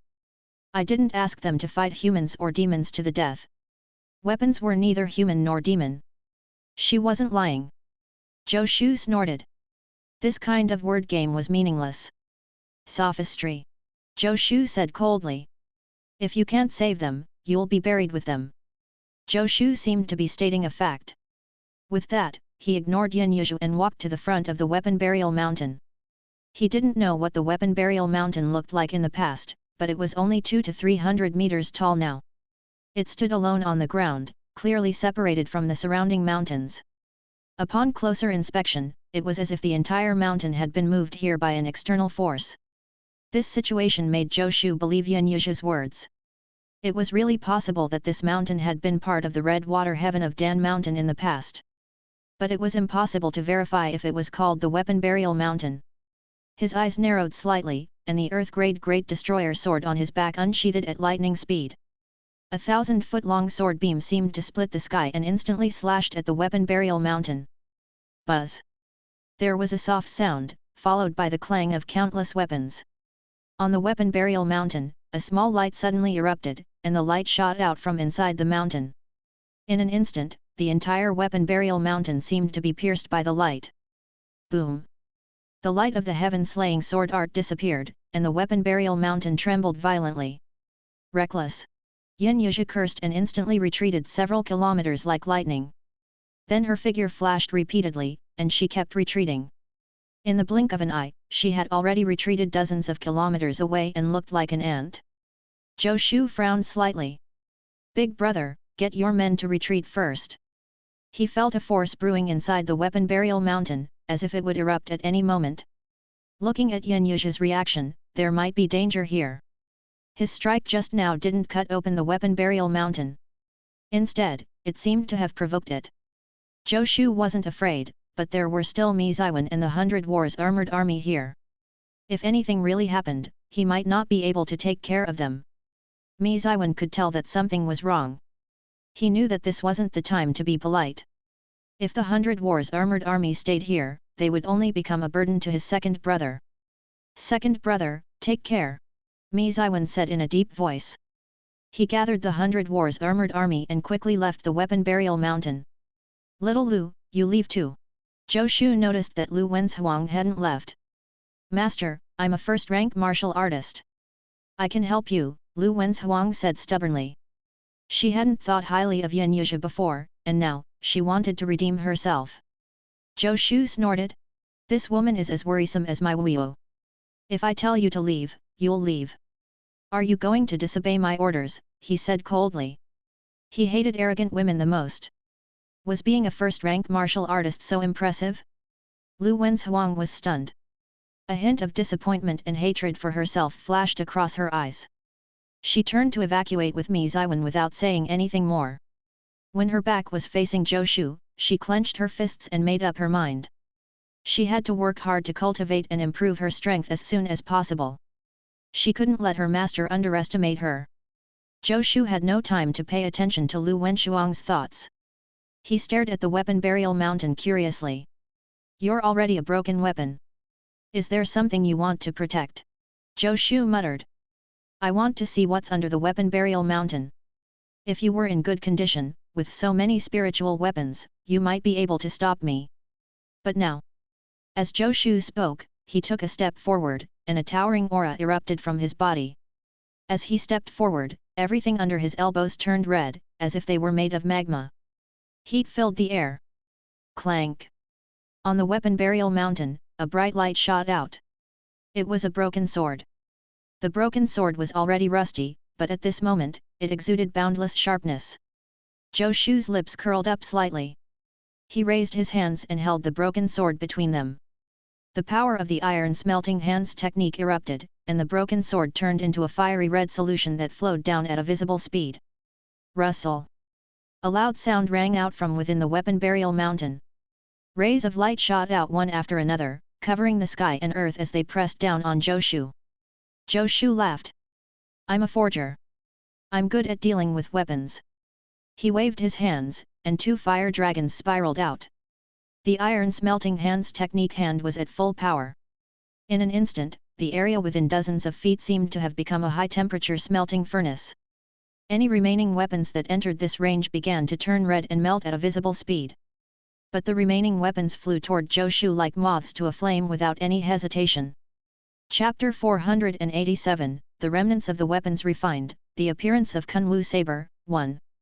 Mi Ziwen led the 100 Wars armored army to retreat more than 10 kilometers away, but he still felt the heat on his back. Looking back, he saw something he would never forget. The light formed by countless weapons in the air pressed down on Zhou Shu. Zhou Shu stood on the ground, and a semicircular fiery red area formed around his body. Outside the fiery red area, there were weapons everywhere. The weapons seemed to be controlled as they flew toward the fiery red area within 10 feet of Zhou Shu. Mi Ziwen could clearly see that the moment the weapons crashed into the fiery red area, they had already been melted into liquid by the high temperature. But even so, the weapons continued to advance. Mi Ziwen felt his mouth go dry. Not knowing what he could do, he ordered the army to continue their retreat. Farther away, Lu Wenzhuang held the abyss rainbow sword and pointed it at Yan Yuzhu. What exactly is buried under this soldier's burial mountain? Lu Wenzhuang said angrily. Tell me, and I'll let you die with a complete corpse. You think you can do that? Yan Yuzhu said disdainfully. Before she finished speaking, a sword beam was in front of her. Yan Yuzhu's expression remained the same. She took a step and retreated. How dare you attack me? Yan Yuzhu said angrily. Do you know who I am? Do you know that you're offending your senior? Lu Wenzhuang harumphed coldly and didn't say a word. She brandished the abyss rainbow sword in her hand and executed the great traversal sword art she had learned from Zhou Shu. Her talent in swordsmanship was already very outstanding. After following Zhou Shu, she had learned the astounding heavenly 18 swords technique and the great traversal sword art. Her sword cultivation was already second only to Zhou Shu among the younger generation. Coupled with her first-rank martial Dao cultivation and her attack in anger, sword beams flashed everywhere. Her might was extraordinary. Yan Yuzhu's footsteps changed as she constantly dodged Lu Wenzhuang's attacks. She didn't counterattack. Instead, she kept talking. Her movement technique was mysterious as she dodged the sword beams. The extraordinary sword beams couldn't even touch the corner of her clothes. Little girl, do you really think I've lived for nothing for the past 1,000 years? I didn't want to argue with you juniors before, but do you really think I can't deal with you? Yan Yuzhu said with a teasing expression. Let's not talk about you. If that kid surnamed Zhou really attacks, even he won't be my match. Shut up! Lu Wenzhuang shouted, and the sword beam in her hand surged. How dare you compare yourself to my master? Ha ha! Yan Yuzhu's figure was ethereal as she strolled among Lu Wenzhuang's sword beams. Little girl, you treat that brat differently. Have you already given yourself to him? Tisk tisk, master and female disciple, it's really a little exciting. Lu Wenzhuang was so angry that her face turned red. The spiritual essence in her body exploded, and the power of her sword technique increased by 30%. Yan Yuzhu smiled even more happily. Do you want me to teach you some techniques on the bed? I guarantee that you can charm that brat. By the way, my granddaughter Wu is your sister, right? I'll teach you another threesome technique. Die! Lu Wenzhuang shouted angrily. The abyss rainbow sword pierced through the air like a white rainbow but also like a divine dragon soaring into the sky, charging toward Yin Yuzhu. Great traversal sword art. In addition to Zhou Shu, Lu Wen's Huang also used it. Swish. With a soft sound, Yin Yuzhu dodged slightly slower. A strand of hair hanging down from her forehead was cut off by the 100 steps flying sword and slowly floated down. As the strand of black hair floated down, it turned from black to white and scattered in the air. Lu Wenshuang's pupils constricted as she stared at Yin Yuzhu. You're not Yin Yuzhu. You're a demon. Haha. Yin Yuzhu chuckled. You saw through me. Should I silence you? Before she finished speaking, Yin Yuzhu's figure suddenly disappeared. Lu Wen's Huang was shocked. Then she felt a fragrance blowing against her face. Yin Yuzhu suddenly appeared in front of her, her face almost touching hers. Lu Wen's Huang subconsciously raised her hand and slashed. But Yin Yuzhu had already disappeared again, and she missed. Your face is so smooth. Lu Wen's Huang felt someone touch her cheek. She slashed backward, but she missed again. That kid surnamed Zhou is lucky. Your breasts are slightly small, but the shape is perfect. Lu Wen's Huang felt that her body was being touched from time to time, and she could even hear Yin Yuzhu's unsightly voice. She was extremely embarrassed and angry. Her aura exploded, and sword light almost enveloped her entire body. But even so, she was still unable to touch Yin Yuzhu. At this moment, Lu Wen's Huang knew that Yin Yuzhu was definitely not Yin Yuzhu. She was definitely not a first-rank martial artist. Her cultivation was more than 10 times higher than hers. Run, Sir Mi!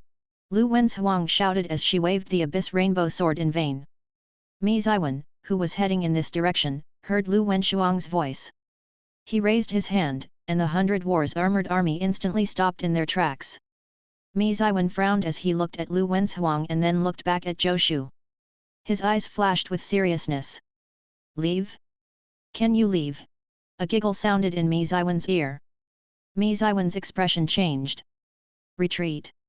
Chapter 488, The Remnants of the Weapons Refined, The Appearance of Kunwu Saber, 2. He was about to lead the troops in another direction when he suddenly felt a white mist appear in front of him. All the colors and sounds in the world seemed to disappear in an instant. In Lu Wenshuang's field of vision, she saw Mi Ziwen and the 100 Wars armored army standing there in a daze. What have you done to them? Lu Wen's Huang shouted angrily. If you dare to hurt them, my master will definitely not let you off. You still have time to worry about others. Yin Yuzhu smiled coquettishly. Using that brat surnamed Zhou to threaten me? You're thinking too much. He's just a tool for me, like the rest of you. What a pity. I wanted to have more fun with you.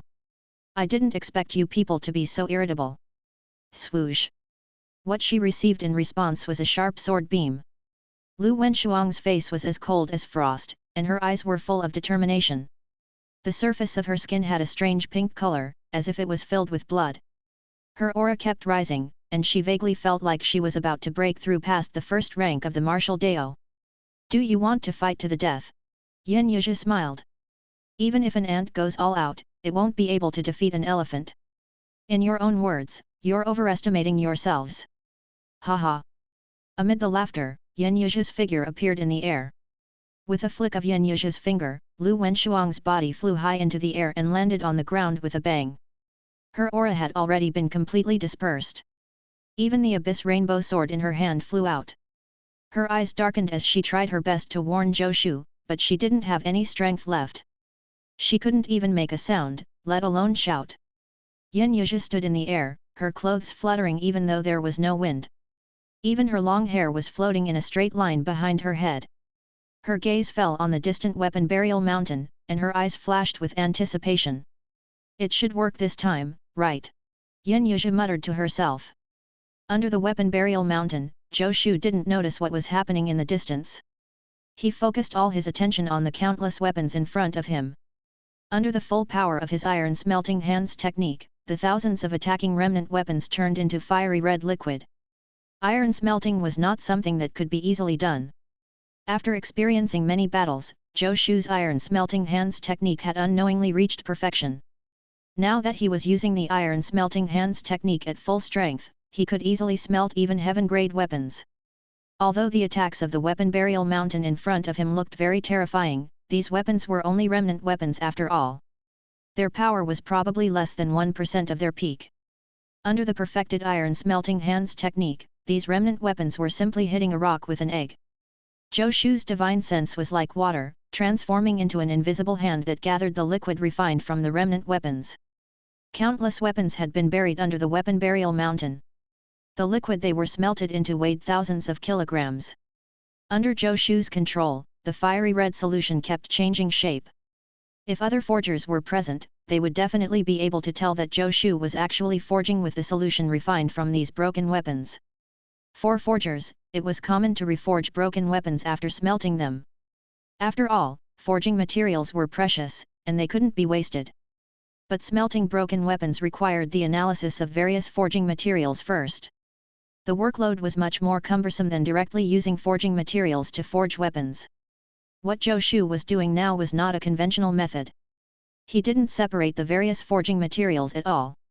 He directly relied on the characteristics of these damaged weapons to forge on the basis of composite materials. This seemed no different, but only forgers could understand the difficulty. Doing so was extremely demanding on the forger. It required the forger to know the characteristics of all the materials and to fully understand the changes after the various materials were combined. It was unknown how many types of forging materials were contained in the liquid smelted from the thousands of broken weapons or the amount of various forging materials. Using them to forge a weapon required an instant analysis of the types and ratios of the forging materials inside.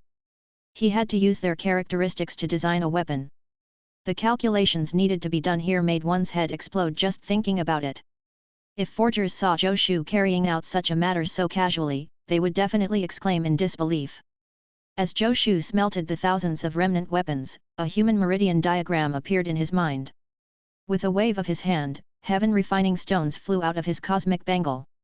Part of the heaven refining stone reserves in the Great Xia Pavilion's Demon Realm branch was carried by the forgers of the various nations during the 10 Nations Martial Arts Tournament.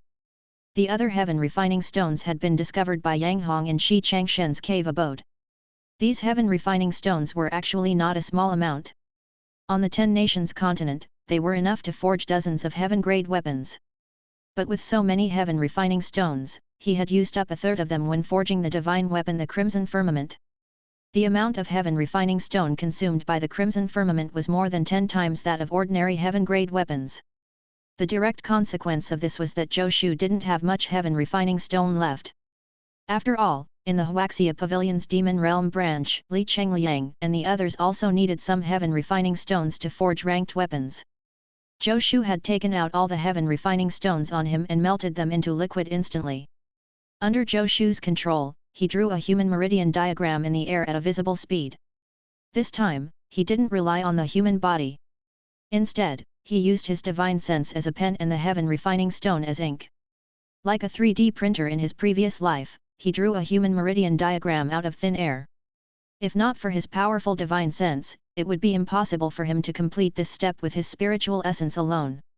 Unfortunately, there was no audience for this scene that would go down in history. The moment the human meridian chart was formed, light shone brightly. The liquid refined from thousands of remnant weapons seemed to be attracted by the human meridian chart and attached to it. Rustle. Sounds like flowing water mixed with the sounds of the remnant weapons colliding and attacking. At the foot of the weapon burial mountain, it was as if they had entered a state of harmony. Broken weapons kept flying out of the mountain to attack Zhou Shu. Then they were melted into liquid by Zhou Shu's iron smelting hands. The liquid flowed toward the human meridian chart and the weapon attached to it. To outsiders, it looked like a river of weapons flowing in an orderly manner. The human body's meridian chart was quickly covered by the fiery red liquid and could no longer be seen. The liquid formed from thousands of weapons now seemed to form a faceless human figure. The human form was still gradually changing. From human form, it became a cube. Then it kept elongating and compressing. Gradually, it seemed to be evolving into a weapon. Thunder rumbled in the sky. Large dark clouds were gathering. The light in the weapon burial mountain was fading, and the number of remnant weapons flying out was decreasing. Suddenly, the weapon burial mountain shook violently. The mountain suddenly cracked open, and a gentle jade-like light shot out from the crack. A sharp aura soared into the sky. Clang! A crisp sound rang out. In the distance, the weapons on the waists of the 100 War's armored army, who were standing blankly like wooden puppets, seemed to have been stimulated by something. They all let out a clang. Yin Yuzhu's eyes turned red at a visible speed, and light erupted from her pupils. Is it coming out? Yin Yuzhu laughed. As expected, someone has to take action. Only by using human blood can you appear. Kun Wu, you can't escape from me after all. Yin Yuzhu's long hair fluttered in the wind. With a flash, she arrived at the top of the weapon burial mountain. With a whoosh, she stretched out her slender jade-like hand toward the crack in the weapon burial mountain. With a clang, a saber suddenly appeared in Yin Yuzhu's fair palm. The saber was still trembling violently, seemingly struggling non-stop. Chapter 489, Divine Weapon, Ming Hong, 1. Boom! A dazzling white light erupted from Yin Yuzhu's body, and an invincible aura soared into the sky. The seductive smile was gone from her face. Now, she was as cold as ice as her entire body radiated authority. How dare you struggle? Can you even struggle? Submit obediently. Yin Yuzhu's lips didn't move as a cold and dignified voice sounded in the air. A cold light shot out from her eyes and landed on the blade in her hand. The saber trembled violently, but under Yin Yuzhu's might, its movements became weaker and weaker. At the end, a plaintive cry seemed to fill the air. Then it subsided. The blade was more than 3 feet long, and the entire blade was straight and curved. The back was slightly thick, and the blade was blood red, as if it had been dyed red with blood. The sharpness of the blade surged and sizzled in the air. A smile appeared on Yin Yuzhu's face. With a gentle shake of her hand, a saber beam silently tore through the air and landed on the weapon burial mountain below. The already shattered weapon burial mountain collapsed under the saber beam, completely turning into a pile of rubble. Blood flowed through the cracks in the gravel. Yin Yuzhu slowly landed from the air and stabbed the saber into the stone. The blade was embedded into the stone like it was cutting tofu, and the flowing blood gathered toward the blade. The blade, which was originally bright red, became even brighter after absorbing the blood. At the same time, the blade became sharper and sharper, and it soared into the sky. In the distance, the weapons of the 100 War's armored army seemed to encounter their natural enemy. Even without anyone activating them, they continued clanging. All the weapons within hundreds of kilometers reacted almost exactly the same way. Even the great destroyer sword on Zhou Shu's back trembled violently, feeling as if it was afraid of something. Kun Wu, are you satisfied with this gift? Yin Yuzhu pulled out the saber and swiped her finger across the blood-red blade. She chuckled and said, the blood of 500 strong men can feed you, right? If you follow me, you'll have plenty to feed on. Yin Yuzhu. Before Yin Yuzhu could finish speaking, a cold shout filled with killing intent sounded in the air. You deserve to die. Zhou Shu stood on the ground and looked up at Yin Yuzhu in midair, his killing intent almost tangible. His heart had softened for a moment, but it had actually caused hundreds of armored soldiers to die in Yin Yuzhu's hands. The only thing he could do now was to kill Yin Yuzhu and avenge them. Boom! Zhou Shu's aura exploded, and the ball of fiery red liquid in front of him suddenly transformed into a saber. In the dark clouds that had gathered in the sky, lightning descended like water and smashed into the fiery red liquid. When a divine weapon was born, it would definitely be cursed by the heavens. Zhou Shu had already understood this when he forged the divine weapon the Crimson Firmament last time. At the time, a phenomenon had also descended from the sky. This time, the commotion was more than twice as great as when the Crimson Firmament was formed. Lightning rained down, threatening to destroy everything. At the same time, a 7-colored spiritual energy vortex appeared in the sky. One life, one death. 2 completely different powers landed in the ball of fire in front of Zhou Shu. An indescribable aura emanated from the ball of fire. Zhou Shu roared and ignored the lightning that was about to destroy everything. He reached into the ball of fire. Die! Zhou Shu roared. He jerked his hand back from the ball of fire, and a long saber appeared in the air as he moved. Boom! The lightning continued flashing, drowning Zhou Shu's figure. Zhou Shu didn't seem to notice. He raised his hand and attacked. A world-shaking saber beam slashed toward Yin Yuzhu. It's just a few hundred ants. So what if they're killed? Do you want me to pay with my life? What a joke! A mocking voice sounded in the air. Yin Yuzhu raised the Kun Wu saber in her hand and lightly slashed forward. Boom! The two saber beams collided. Zhou Shu slashed out with his new divine weapon, and the saber beam shattered. Yin Yuzhu had casually swung her saber, but the saber beam continued to move toward Zhou Shu. Zhou Shu snorted and blocked with his saber. A surge of power came, and he retreated with a bang. So it's you. Zhou Shu's eyes erupted with a strong light. He stared at Yin Yuzhu in the air and gritted his teeth. In the air, Yin Yuzhu's clothes fluttered. Her appearance didn't seem to have changed, but there was a faint change. In short, the feeling she gave off was completely different. No one would think that she was the same person as Yin Yuzhu. Zhou Shu would never have thought that he hadn't recognized her before. Her appearance clearly hasn't changed much.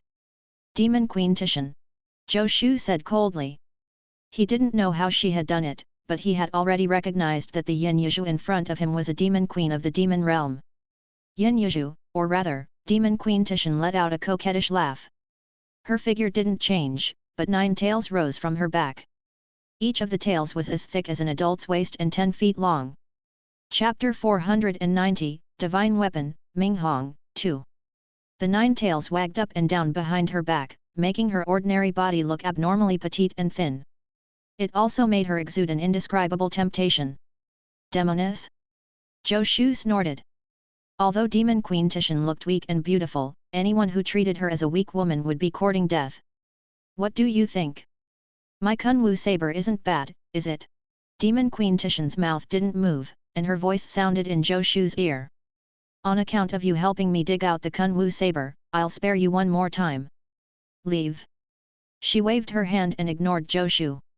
She looked smug as she sized up Kunwu saber in her hand. Boom. Zhou Shu didn't say anything.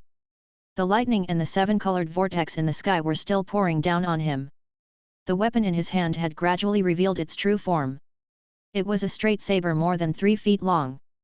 Its entire body was snow white, and its blade was as bright as snow. Buzz! A soaring saber aura emitted from the saber. The saber trembled violently, as if it was about to fly out of Zhou Shu's palm. Zhou Shu snorted. He bit the tip of his tongue and spat a mouthful of blood on the blade. Sizzle! The saber trembled violently, and a 7-colored light flowed endlessly on the blade. Zhou Shu shouted, and the saber seemed to turn into liquid and flowed into his body through his pores. Boom! Zhou Shu's aura exploded.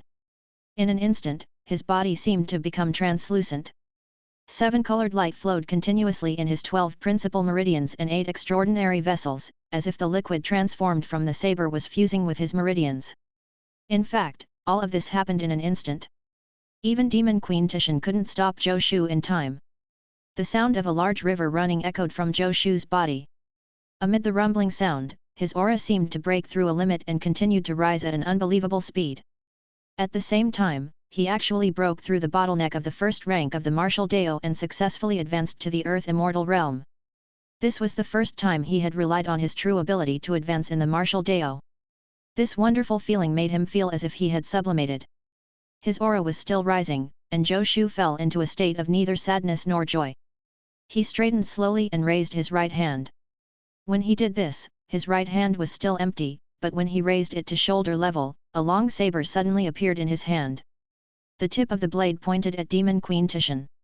The killing intent in Zhou Shu's eyes was so dense that it was almost tangible. Divine ability, total annihilation. Zhou Shu let out a low roar. With a heavy step, he shot into the sky. Swoosh! Zhou Shu was so fast that even Titian had no time to dodge. She raised her Kunwu saber and barely blocked Zhou Shu's blade. The two sabers collided. Demon Queen Titian felt her arm tremble violently.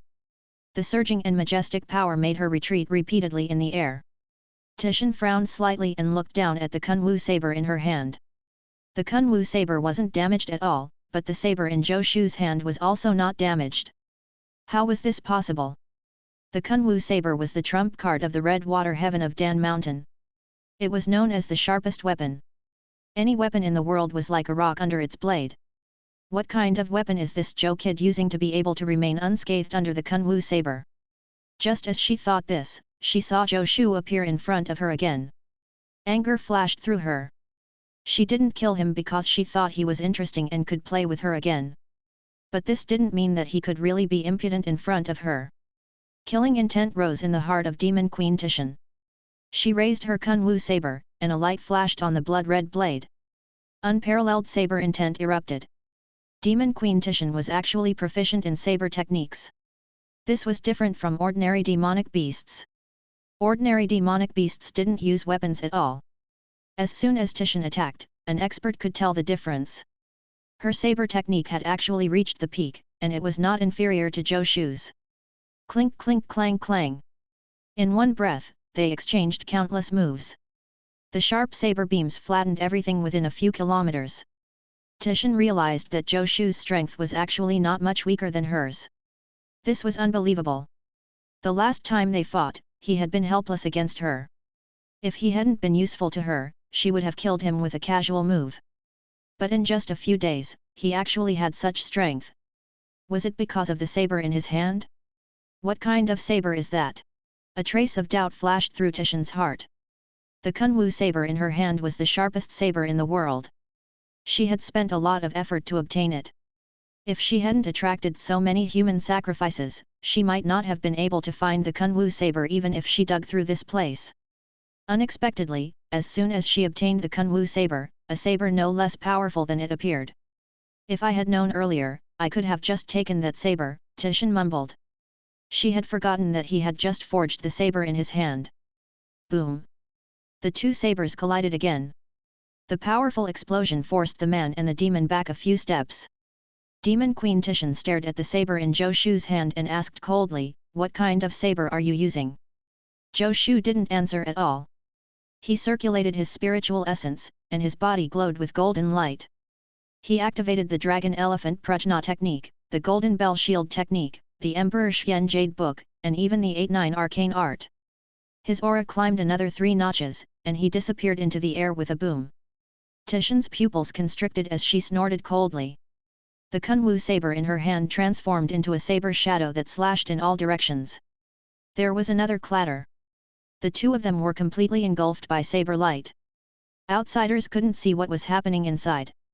They could only hear the sound of energy colliding. The energy that was casually released could easily shatter rocks and pierce through the ground. Mi Ziwen and the others had already woken up from Demon Queen Tishan's divine power. They looked at the battle in the distance with horror on their faces. In this situation, not to mention intervening to help, even if they got a little closer, they would be crushed. Retreat, retreat farther! Quick, get moving! Mi Ziwen shouted, urging the 100 Wars armored army to continue retreating. The shockwaves of the battle were fatal to them. If they didn't stay far away, they could be implicated at any time. Roar! Mi Ziwen and the others had just retreated dozens of kilometers when they heard a beast-like roar of pain from the middle of the battlefield. Zhou Shu, I'm not done with you. With a sharp whistling sound, everyone saw a white light shoot into the sky and instantly disappear into the distance. At the same time, a 10-foot-long tail covered in snow-white fur fell from the sky. The tail seemed to weigh millions of pounds. When it landed, it made a violent sound, and the ground shook for a moment, as if an earthquake had happened. The violent quake lasted for a full 10 breaths before fading. The dust and light gradually subsided, and Zhou Shu's figure appeared in the middle of the battlefield. He stood with his saber, his aura as firm as a mountain. Looking at Zhou Shu's back, Mi Ziwen and the others immediately calmed down. It looked like the king had won again. Demon Queen Tishan, the Kunwu saber is not bad. Why don't you take a look at my saber? Zhou Shu's voice sounded in the air. I cut off your tail this time. Next time, I'll definitely cut off your head as a sacrifice to my dead soldiers. Remember, the weapon that will kill you is the divine weapon named Minghong. Chapter 491, One with the Weapon, Immortal and Indestructible, 1. Yin Wuyu had left the demon realm and returned to the Ten Nations continent, so Zhou Shu could only let Mi Ziwen arrange for a few armored soldiers to carry him back to the camp on a stretcher. With the help of the divine weapon Minghong, Zhou Shu's cultivation had surpassed the first rank of the martial Dao and entered the earth immortal realm that Shi Changsheng had mentioned. His strength had increased, but the after-effects of the divine ability Total Annihilation didn't change. After defeating Demon Queen Tishan, Zhou Shu fell into a weakened state. Fortunately, this place was a remote area in the demon realm. On their way back, they didn't encounter any powerful demonic beasts. Mi Ziwen dealt with the ordinary demonic beasts. Mi Ziwen and the 100 Wars armored army looked a little down. Before the expedition, they were in high spirits and went with the intention of making a fortune. In the end, not only did they not get a windfall, but they also lost nearly half of their comrades.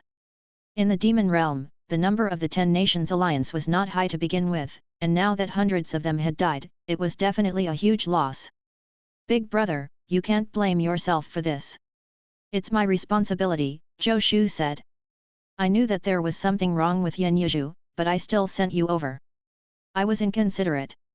Second brother, you don't have to comfort me. Mi Ziwen smiled bitterly. I still have this bit of endurance. When leading troops to war, how can we win all the time? If we lose, we lose. There's no excuse. I'm the commander-in-chief of the 100 Wars armored army. Naturally, I'll bear this responsibility.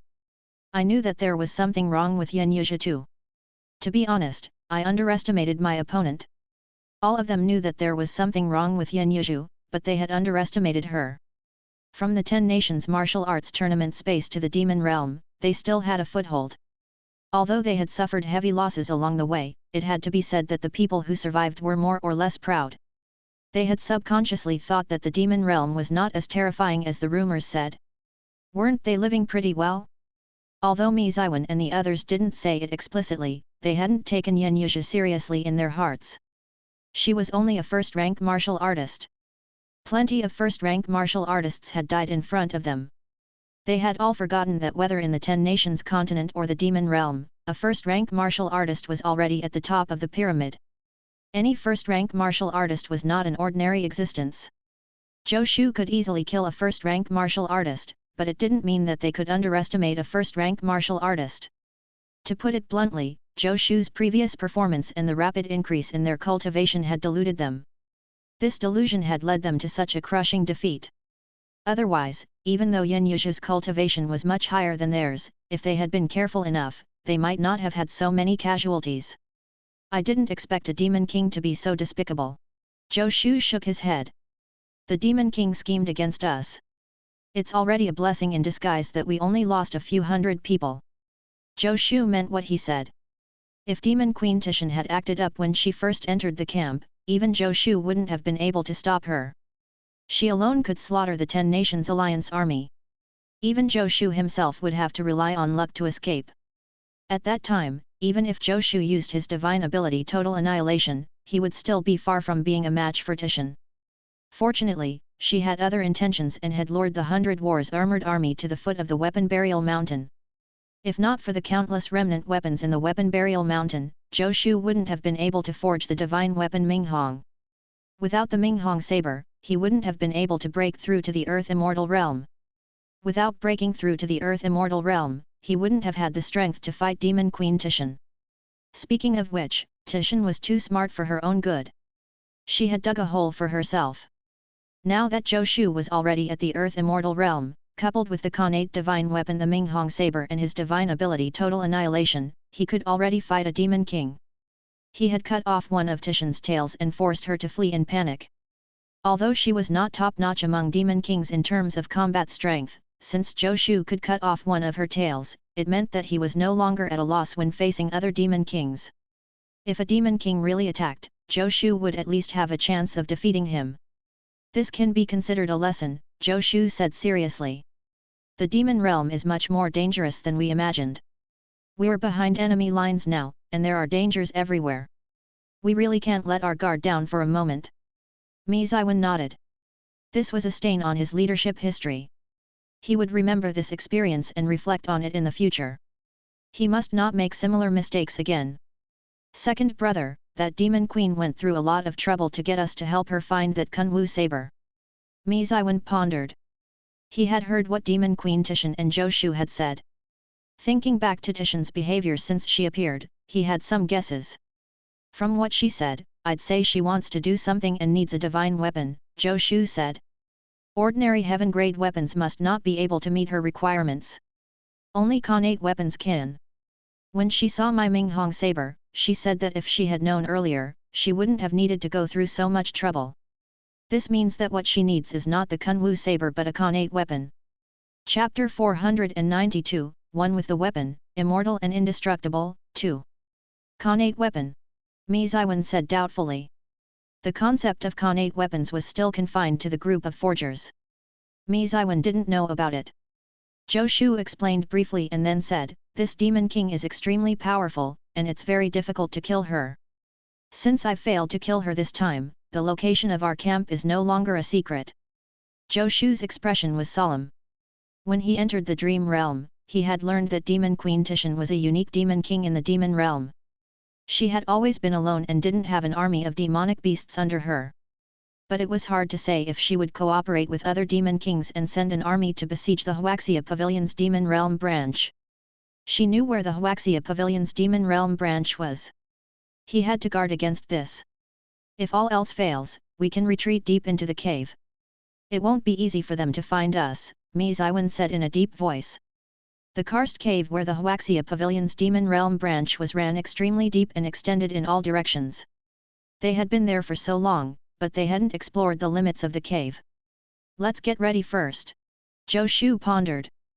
Demon Queen Tishan has no troops.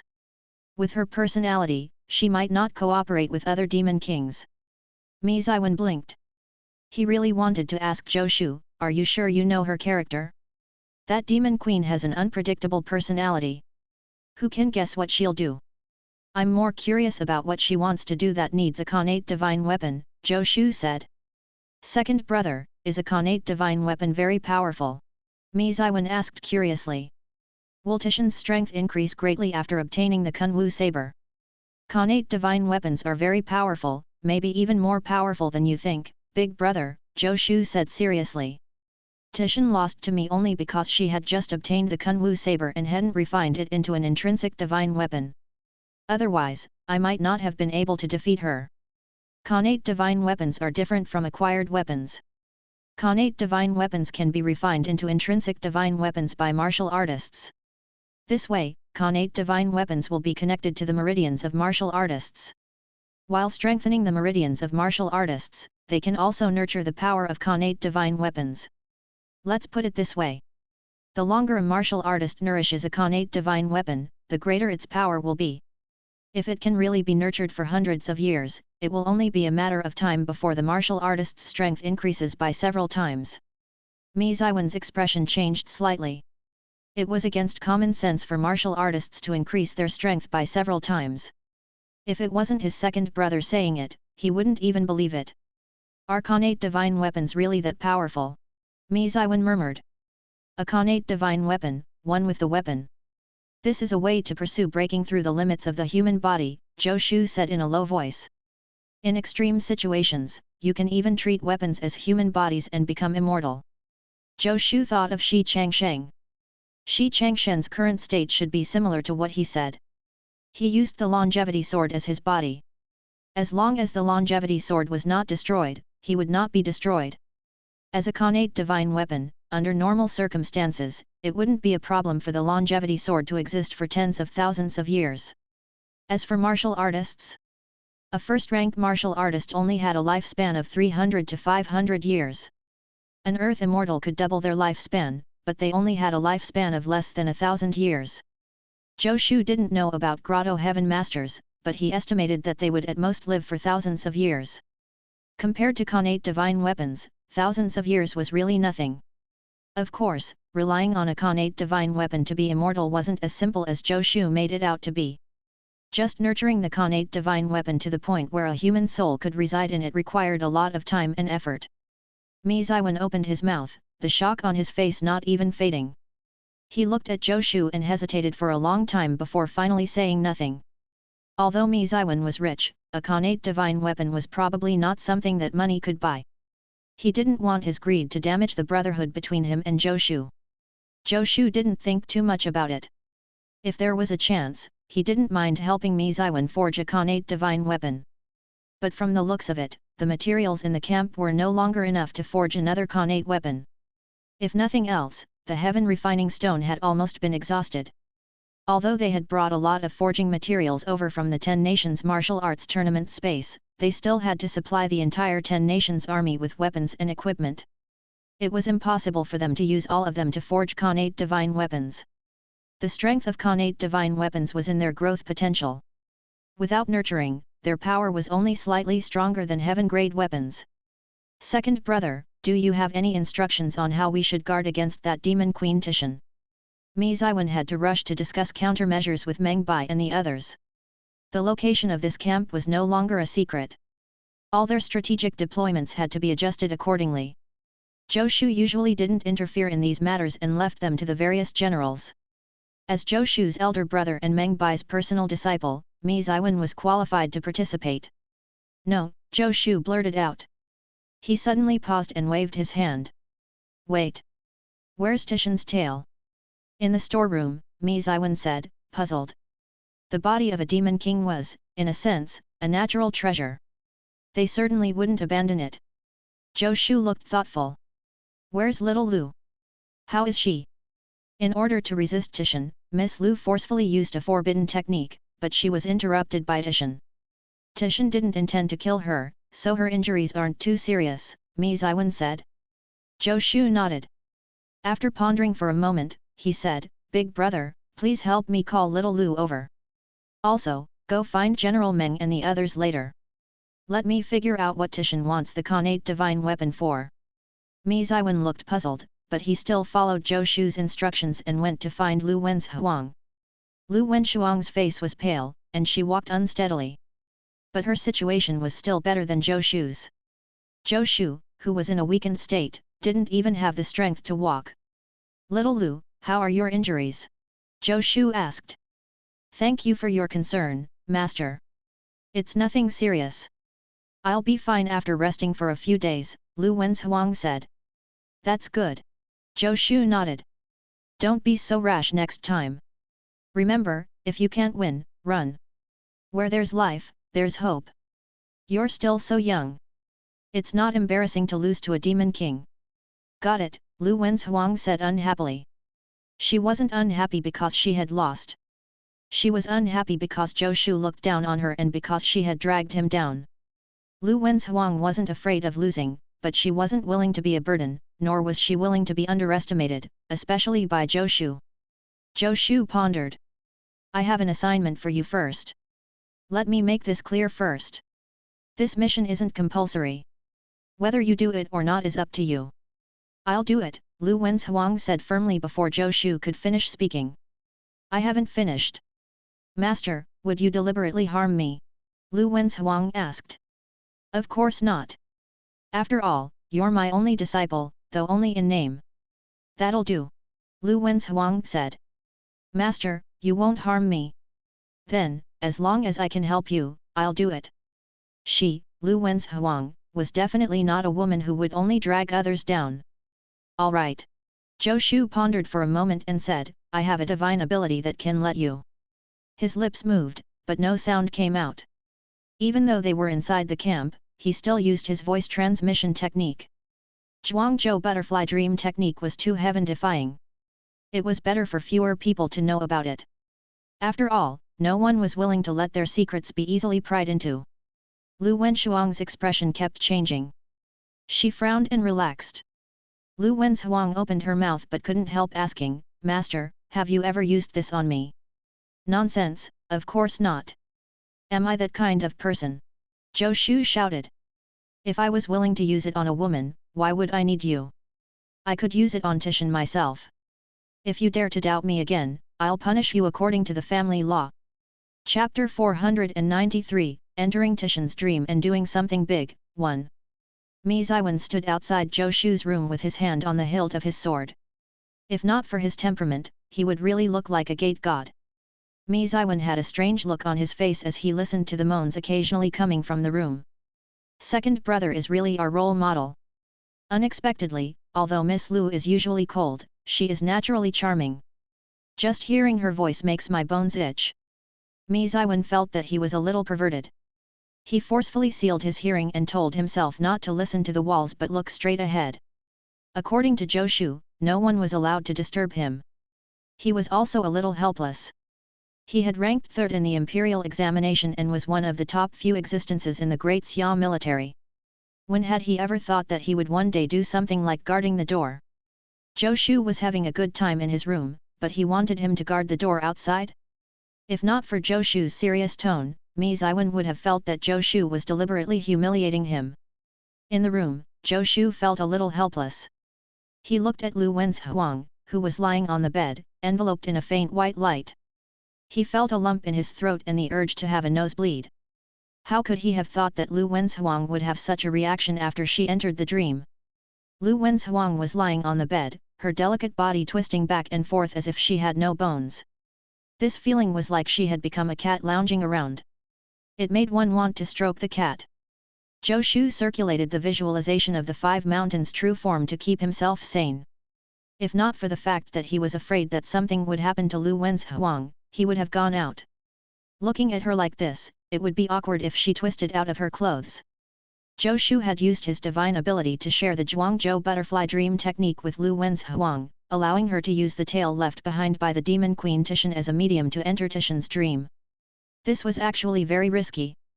Lu Wenzhuang had never cultivated the visualization of the five mountains' true form. Even though she was a first-rank martial artist and her mental strength was much stronger than that of ordinary people, it was hard to say if she could withstand the impact of entering a dream. Actually, it would be better if Zhou Shu entered the dream himself. But Demon Queen Tishan was a demoness. Although it sounded exciting, Zhou Shu didn't want to experience the feeling of being a demoness. What if it made him neither male nor female? Wouldn't he suffer a great loss? Not to mention him, even Zhou Shu wouldn't let Yan Wuyu enter the dream of Demon Queen Tishan. But Lu Wenzhuang was different. Even Zhou Shu admired her determination. This woman's obsession with the martial Dao surpassed everything else. From the fact that she had acknowledged Zhou Shu as her master despite her age and identity, it could be seen that she was definitely not an ordinary person. Only with such determination could she withstand the impact of the Zhuangzhou Dream Butterfly Technique. Time passed bit by bit. Zhou Shu endured the greatest temptation in the world. He felt that he was really a saint. After an unknown period of time, the white light on Lu Wenzhuang's body suddenly disappeared. Her body twisted, revealing a large area of snow-white skin under her clothes. Then she slowly opened her eyes. Her eyes were full of confusion and vicissitudes. Finally, they landed on Zhou Shu, and the focus in her pupils gradually condensed. Lu Wenzhuang panted heavily. After a long time, she finally calmed down, drenched in sweat. After another hour of silence, she looked at Zhou Shu with a complicated expression. "Master, is this your unique divine ability? Did you become stronger so quickly because of this divine ability?" He could experience the realm of an expert in a dream for decades. If he could persevere through it, the benefits he would obtain would be immeasurable. While Lu Wenzhuang was shocked, she also felt a chill down her spine. This Zhuangzhou butterfly dream technique was really too heaven-defying. With it, everyone in the world had no secrets to Zhou Shu. As long as he wanted, he could know everything about a person, including cultivation techniques. Yes, Lu Wenzhuang's first thought was actually cultivation techniques. "You're thinking too much." Zhou Shu glanced at Lu Wenzhuang and knew what she was thinking. "The Zhuangzhou butterfly dream technique isn't as powerful as you think. Let me ask you. If I asked you to do it again, are you sure you could still be you?" Lu Wenzhuang was stunned and instantly sweated profusely. The sweat soaked her clothes and stuck to her body, revealing her incomparably beautiful figure. She didn't seem to notice it. Currently, she only felt great horror. "Yes, if I did it once more, could I still be myself?" After waking up, she felt that she had really become Demon Queen Tishan. If not for her master, she might not have remembered who she was. She had just entered one Demon Queen's dream. If she entered more dreams, she would really go crazy. The Zhuangzhou butterfly dream technique is very dangerous to use. Unless necessary, I won't use it casually, Zhou Shu continued. My cultivation has nothing to do with this technique. I can become stronger so quickly because I'm a genius. You seem to be awake now, but the influence of the technique is still there. Over the next few days, you have to move around more and interact more with familiar people to try and minimize the influence of the dream. Chapter 494, Entering Tishan's Dream and Doing Something Big, 2. Even with Zhou Shu's mental strength, after entering a dream, he had to cultivate the God of War catalog with Yan Wuyu to completely eliminate the effects of entering the dream, let alone Lu Wenzhuang. In your dream, did you ever learn the true purpose of Demon Queen Tishan? Zhou Shu asked. Lu Wenzhuang's face revealed a thoughtful expression, and her delicate body involuntarily twisted. Her clothes were already drenched in sweat and somewhat hugged her figure. When she twisted, she exuded an indescribable charm that almost made Zhou Shu's nose bleed. In the past, Lu Wenzhuang definitely didn't have such allure. Although she was beautiful, she was expressionless and cold. Unlike now, her every move, despite not being deliberate, revealed infinite charm. This was the after effect of her entering the dream of Demon Queen Titian. But this after effect didn't seem like a bad thing, Zhou Shu thought. I wonder which man will benefit from this in the future. Lu Wenzhuang also noticed her change. Her pretty face instantly turned red. She sat up straight and said with a straight face, Titian wants a Khanate weapon because he wants to open the armory of the Red Water Heaven of Dan Mountain. Armory? Zhou Shu raised his eyebrows. Tell me more clearly. Titian didn't just discover the weapon burial mountain of the Red Water Heaven of Dan Mountain. She also discovered the location of the armory of the Red Water Heaven of Dan Mountain, Lu Wenzhuang said. The weapon burial mountain is where weapons were buried in the Red Water Heaven of Dan Mountain. The armory is the storage room of the Red Water Heaven of Dan Mountain. Zhou Shu's Zhuangzhou butterfly dream technique was already very powerful. If he personally used it, he could enter a dream for 100 years. But when he used his divine ability unparalleled benevolence to share it with others, the level would be halved. This was enough for Lu Wenzhuang to enter the Demon Queen Titian dream for 50 years. 50 years was almost twice Lu Wenzhuang's true age, but it was actually nothing to the long lifespan of Titian. Therefore, Lu Wenzhuang didn't really come into contact with many secrets of Titian. Fortunately, the Red Water Heaven of Dan Mountain happened to be discovered by Titian in the past 50 years. Zhou Shu rubbed his chin and fell into deep thought. Lu Wenzhuang stole a glance at Zhou Shu. Seeing that he was deep in thought, she secretly adjusted her clothes. She noticed that her curves had been exposed just now, and her face turned slightly red. Even though she was determined, she was still an unmarried girl. She was still a little embarrassed to be like this in front of a man. When she thought of the unspeakable secrets of Demon Queen Titian when she entered the dream, Lu Wenzhuang felt her face burning. She stole a glance at Zhou Shu. For some reason, she felt an itch in her heart. The Red Water Heaven of Dan Mountain is the ancestral home of the art of forging. I wonder how many good things there are in the armory. Zhou Shu pondered. To be able to tempt a demon king was enough to show how precious the armory was. If we can rob that armory, Zhou Shu started calculating. Although the Huaxia Pavilion had the gains from the 10 Nations martial arts tournament space, these gains wouldn't last long. After all, there were still 30,000 allied soldiers here that needed to be armed. If they could obtain the Red Water Heaven of Dan Mountain's armory, it might solve their lack of supplies. But it wasn't that easy to snatch food from the mouth of Demon Queen Titian. Although Zhou Shu had cut off one of her tails last time, it was only because of his weapon. If she completely refined the Kunwu saber, it was really uncertain who would win the next time they fought. Little Lu, think about it. If you were her, what would you do to our camp now? Zhou Shu asked. For a long time, he didn't hear an answer. He looked up curiously and saw Lu Wenzhuang lost in thought with a silly smile on her face. Little Lu. Zhou Shu frowned. Has she not returned to her senses?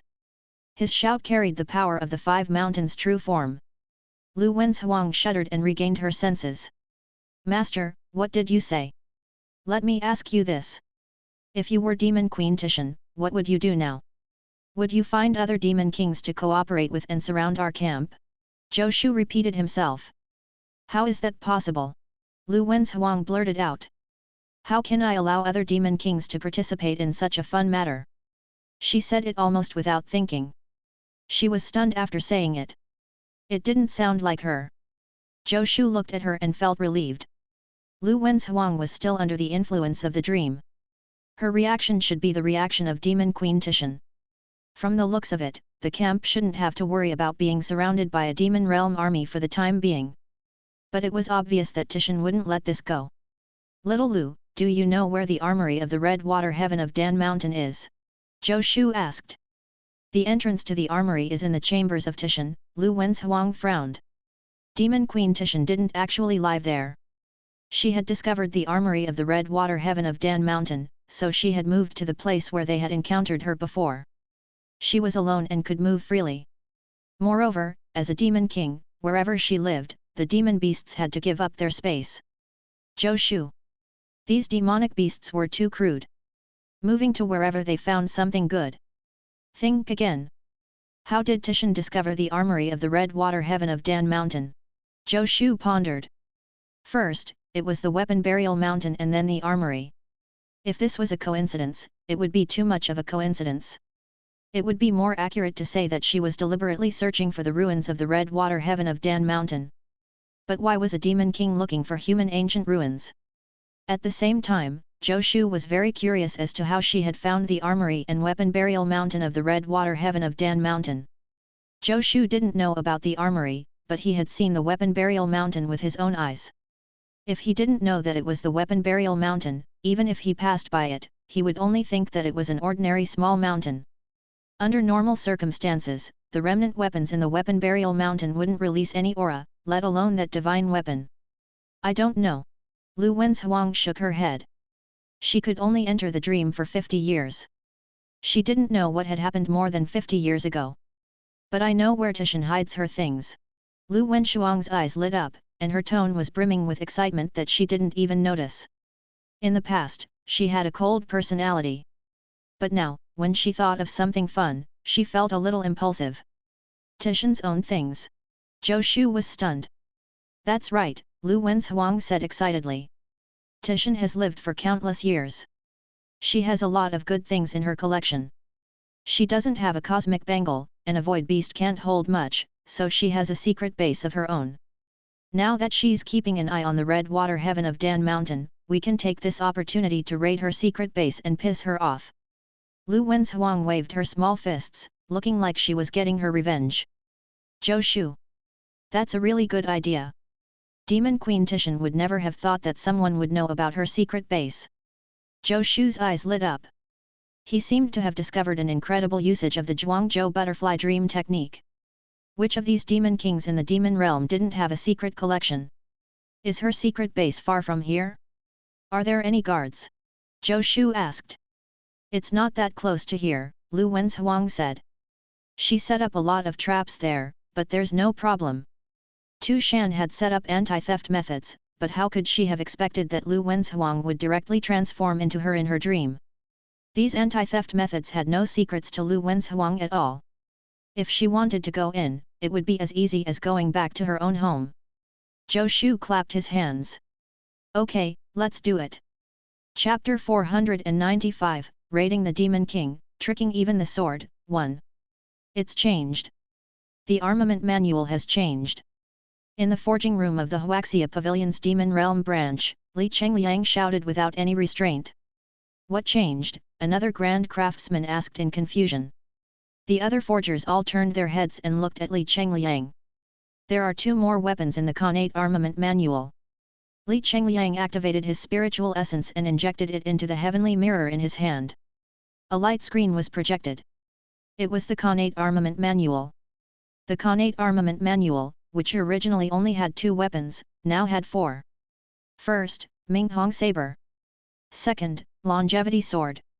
Third, Kunwu saber. Fourth, crimson firmament sword. The first in the Khanate armament manual had become a saber they had never heard of. The crimson firmament sword forged by His Highness has fallen to 4th place, someone whispered in the background. 4th is pretty good too, an experienced grand craftsman said.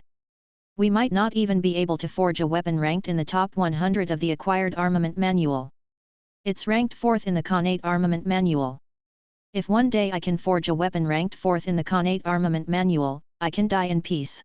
The grand craftsman sighed. That's true. All the forgers nodded. But tell me, which forger forged the Minghong saber and Kunwu saber? Li Chengliang pondered. Could it be a legendary divine craftsman? Others might not know, but don't you know, grand craftsman Li? A grand craftsman shook his head. Divine craftsman is just an honorary title. Their forging skills might not be much better than ours. I'm afraid they're still not strong enough to forge Khanate weapons. There was a saying in the 10 nations that there were divine craftsmen, but the so-called divine craftsmen now were just some of the more senior grand craftsmen. There was no essential difference between their skills and those of grand craftsmen. Li Chengliang and the others didn't believe divine craftsmen could forge Khanate weapons. If anyone in the 10 nations could forge Khanate weapons, they would have done so long ago. Anyway, His Highness's record should have been broken, a forging master said weakly. Ever since Zhou Shu started forging, he had dominated the rankings for whatever level of weapon he could forge. He had always been the one to drive other weapons down from first place in the armament manual. This was the first time he had fallen from first place. Says who? Shi Songtao's voice suddenly sounded at the door. The pavilion master's forging skills are unparalleled. Shi Songtao said proudly. Let me tell you. The Minghong saber was also personally forged by the pavilion master. What? The forgers were in an uproar. Your Highness hasn't forged anything recently. His Highness doesn't need a furnace to forge. He can forge at any time. Does he need to answer to you? Shi Songtao said. There's a mission now. His Highness needs a few people to help. Grand craftsmanly, pick a few people who have a deeper understanding of forging materials. I'll do it. Me. Before Shi Songtao finished speaking, the forgers had already raised their hands and shouted. It was definitely a good thing to be able to help the king. It had only been a few days, but the king had already forged another Khanate weapon. If they could witness him forging a Khanate weapon, it would be a fortune for 3 lifetimes. At the exit of the Huaxia Pavilion's Demon Realm branch, Zhou Shu, Lu Wen's Huang, and Mi Ziwen were all standing here. Xiao Jianghe, Mei Wushang, Wang Xin, Chen Ji, Yin Chengshan, Sun Gongping, and other senior workers were also present. Apart from Yin Wuyu and Yang Hong, who weren't in the camp, these people were all the owners of ranked weapons Zhou Shu had forged. If not for the fact that Meng Bai wasn't suitable, Zhou Shu would have even called him along. This operation wasn't very dangerous. Zhou Shu was creating an opportunity for his workers to contribute. After all, they were all his employees. He couldn't forget his own people when there were benefits. A few forgers will come later. Each of you will be responsible for bringing one, Zhou Shu said. Work together in pairs. Try your best to choose something valuable to take. Remember, our time is limited. We can't take everything away. The forgers are in charge of screening, and you are in charge of taking everything. When the time is up, we will immediately retreat. Demon Queen Tishan had set up many traps in her secret base. Even if Lu Wen's Huang could easily bring them in, as long as they moved the things inside, they would definitely attract the attention of Tishan. In half an hour, Tishan would arrive at the base. Zhou Shu didn't have the confidence to win against her, so he didn't want to fight her to the death now. He would use her things to strengthen the 10 Nations alliance. When he was stronger and could crush Demon Queen Tishan, he would kill her. This was the solution in his mind. As he spoke, Shi Songtao returned with a few forgers. According to Zhou Shu's instructions, Sun Gongping, Xiao Jianghe, and the others formed a small team with a forger each. Then everyone quietly left the camp. There were high and low cultivation levels in this group. There was naturally no need to say anything about Zhou Shu.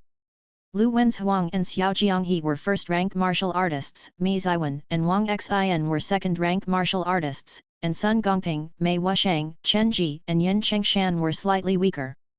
The weakest were fourth-rank martial artists. Chapter 496, Raiding the Demon King, Tricking Even the Sword, 2. It had to be said that although war was cruel, it was also an opportunity for individuals to grow rapidly. When Sun Gongping, Mei Wushang, Chen Ji and Yin Chengshan entered the 10 Nations martial arts tournament battlefield, their cultivation levels were generally between the 6th and 7th ranks. In just a few months, their cultivation levels had risen like a rocket to the 4th rank. Although it was incomparable to some geniuses, their speed of improvement was already very fast. In the 10 Nations, it was impossible to cultivate from the 7th rank to the 4th rank without decades of hard work. It was even more likely that people wouldn't be able to cultivate to the 4th rank of the martial Dao in their entire life. Apart from the tempering of the war, it was also thanks to Zhou Shu's essence cleansing pill that their cultivation levels could increase so quickly. Everyone was full of energy to help Zhou Shu. With Zhou Shu leading the way, the group quickly traveled through the forest, not worried about encountering demonic beasts. In everyone's hearts, Zhou Shu was already a godlike existence. As long as he was around, there was no need to worry about demonic beasts. After they traveled at full speed for several days, Lu Wen's Huang waved her hand and nodded at Zhou Shu. Everyone stopped in unison and looked around immediately in a vigilant posture. Everyone, relax. There's no need to be nervous. There are no demonic beasts nearby. Zhou Shu smiled. He had already grasped the situation around him with his divine sense. Demon Queen Titian had a paranoid personality. The secret base she had built for herself was deserted within a radius of hundreds of kilometers. It was even more secretive than the Huaxia Pavilion's Demon Realm branch. If Lu Wen's Huang hadn't entered the dream and found out about this place, they wouldn't have been able to find this place even if she told them that Titian had a secret base. Everyone, follow me closely. You can't make a single mistake. Otherwise, you will fall into the Titian's bewitching array, and it will be difficult to escape, Lu Wen's Huang said with a serious expression. Everyone nodded. Lu Wen's Huang took a deep breath and took a step forward. She jumped left and right, suddenly forward and back. She had been on the left a moment ago, but she was suddenly on the right again. In short, all the steps were irregular. Everyone watched intently, silently remembering. Lu Wen's Huang jumped for 100 steps before her figure suddenly disappeared into the air. Mi Ziwen's expression changed slightly. Back then, his 100 Wars armored army had disappeared under the weapon burial mountain just like this. Now, it seemed that it was indeed Demon Queen Titian who did it. Do you remember everything? Then, let's do it one by one, Zhou Shu said solemnly. Without hesitation, everyone jumped up according to Lu Wenshuang's footwork. The group of men jumped left and right, but they were not as graceful as Lu Wen's Huang. Fortunately, no one made a mistake. After everyone disappeared, Zhou Shu took action. A moment later, he felt the scenery in front of him change. He saw Lu Wen's Huang and the others again. Titian's bewitching array is really interesting. Zhou Shu looked back in admiration. There seemed to be a layer of thick fog lingering behind him, and he couldn't see where he came from. In front of him was an incomparably gigantic cave. There were all kinds of treasures: gold, silver, jade, heaven and earth treasures. There were too many to list. This was the life savings of a demon king. What are you waiting for? Get moving! Zhou Shu shouted. Take as much as you can. Choose the valuable ones. Before coming here, each of them had taken several cosmic bangles with them. But even so, it was unrealistic to take away everything here. There were too many things here. If not for the fact that Zhou Shu didn't want to fight Demon Queen Titian to the death in advance, he would have led the army here. Now, he could only choose the precious treasures and take as much as he could. Mi Ziwen, Xiao Jianghe and the others were also breathing heavily. They pounced in front of these things and began to crazily gather them into the cosmic bangles. Little Lu, have you learned Titian's bewitching array? Zhou Shu asked Lu Wen's Huang as he collected the things. The bewitching array at the entrance of the cave was so natural that even he couldn't see through it. If he could learn it and create such a bewitching array at the entrance of the Huaxia Pavilion's Demon Realm branch, the effect would be great. No, Lu Wen's Huang said without looking up. It's the innate divine power of Titian. We humans can't learn it. Oh! Zhou Shu was a little disappointed. It had to be said that demonic beasts were truly blessed by the heavens compared to humans. They had innate divine powers, while humans needed to use weapons to fight demonic beasts. In other words, being able to use weapons should be considered humanity's innate divine power. Various noises echoed in the cave. The eyes of Shi Songtao, Li Chengliang, the forgers, and the others who came turned green. They pointed at the same thing and shouted. Put this away. Take them all. Leave nothing behind. Don't take that. It's trash. Why do you want that stupid thing? Gold? Is gold useful? Do you know what this is? Gold is shit compared to this. All the forgers went mad. Even on the battlefield of the 10 Nations martial arts tournament, they had never seen so much good stuff. A demon king who had lived for thousands of years and liked to collect things, her collection was far richer than anyone could imagine. We're rich. This was the only thought in everyone's mind. They didn't care about the gold that was everywhere now. The space in cosmic bangles was limited, so they could only select those that were more valuable. Zhou Shu suddenly frowned. Speed up. Titian has discovered us. Zhou Shu looked up in a direction. Although the bewitching array blocked his vision, he could still feel a powerful aura filled with anger rapidly approaching. Demon Queen Titian had arrived faster than he had expected.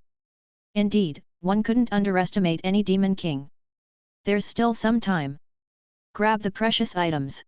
Zhou Shu raised his hand and beckoned. The heaven and earth treasures on the ground were swept up by a gust of wind and landed inside his cosmic bangle. There were too many things here, so many that even though everyone had already taken a lot, there were still countless things in the cave. Suddenly, Zhou Shu's heart skipped a beat. The next moment, he waved his hand, and a grey sword appeared in the air. Longevity Sword. When he had fought his way into the demon realm from the 10 Nations martial arts tournament space, the Longevity Sword had helped him resist the attacks of more than 100 first-rank demonic beasts, and then it had fallen into a deep sleep.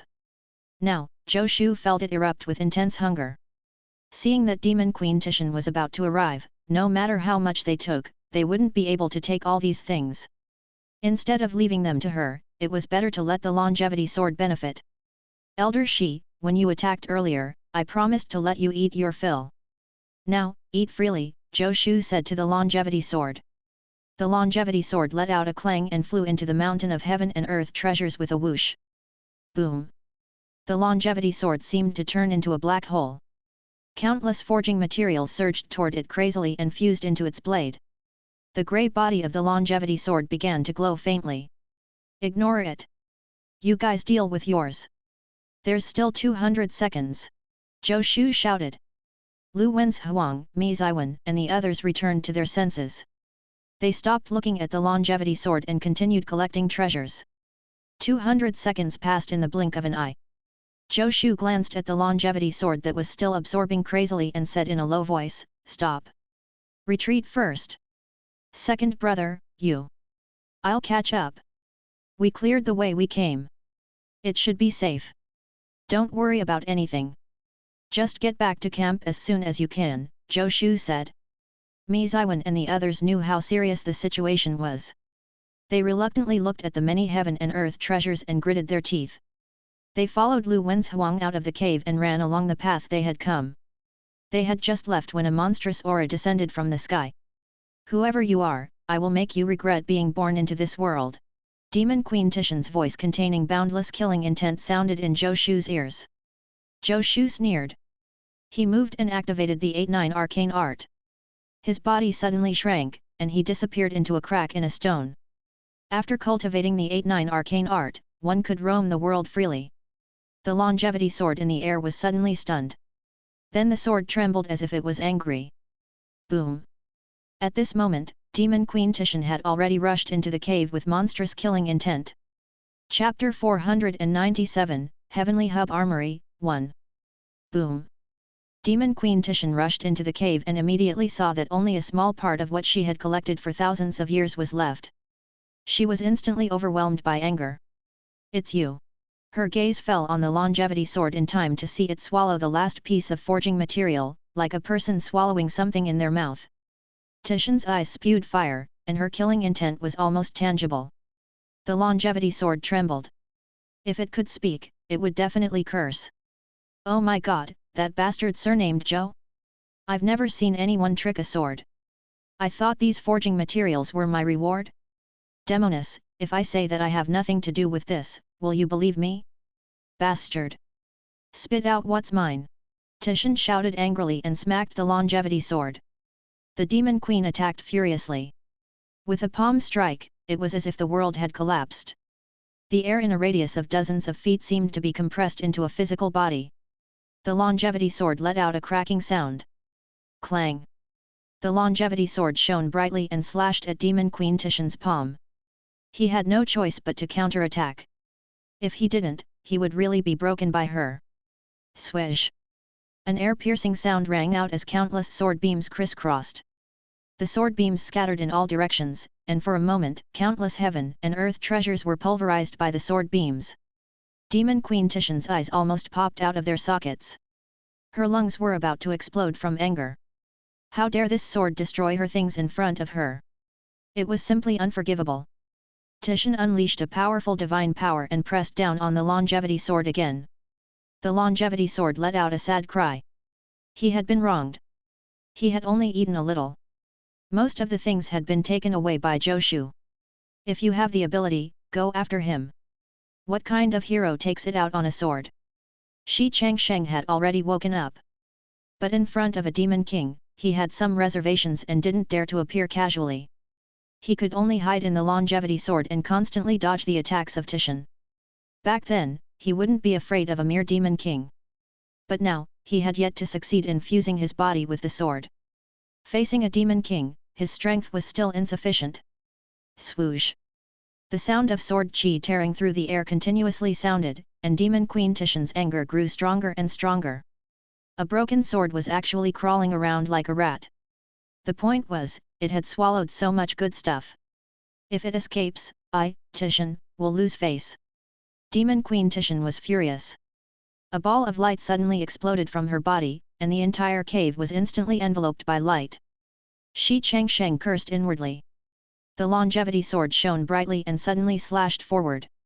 A sharp sword beam seemed to want to split a mountain apart.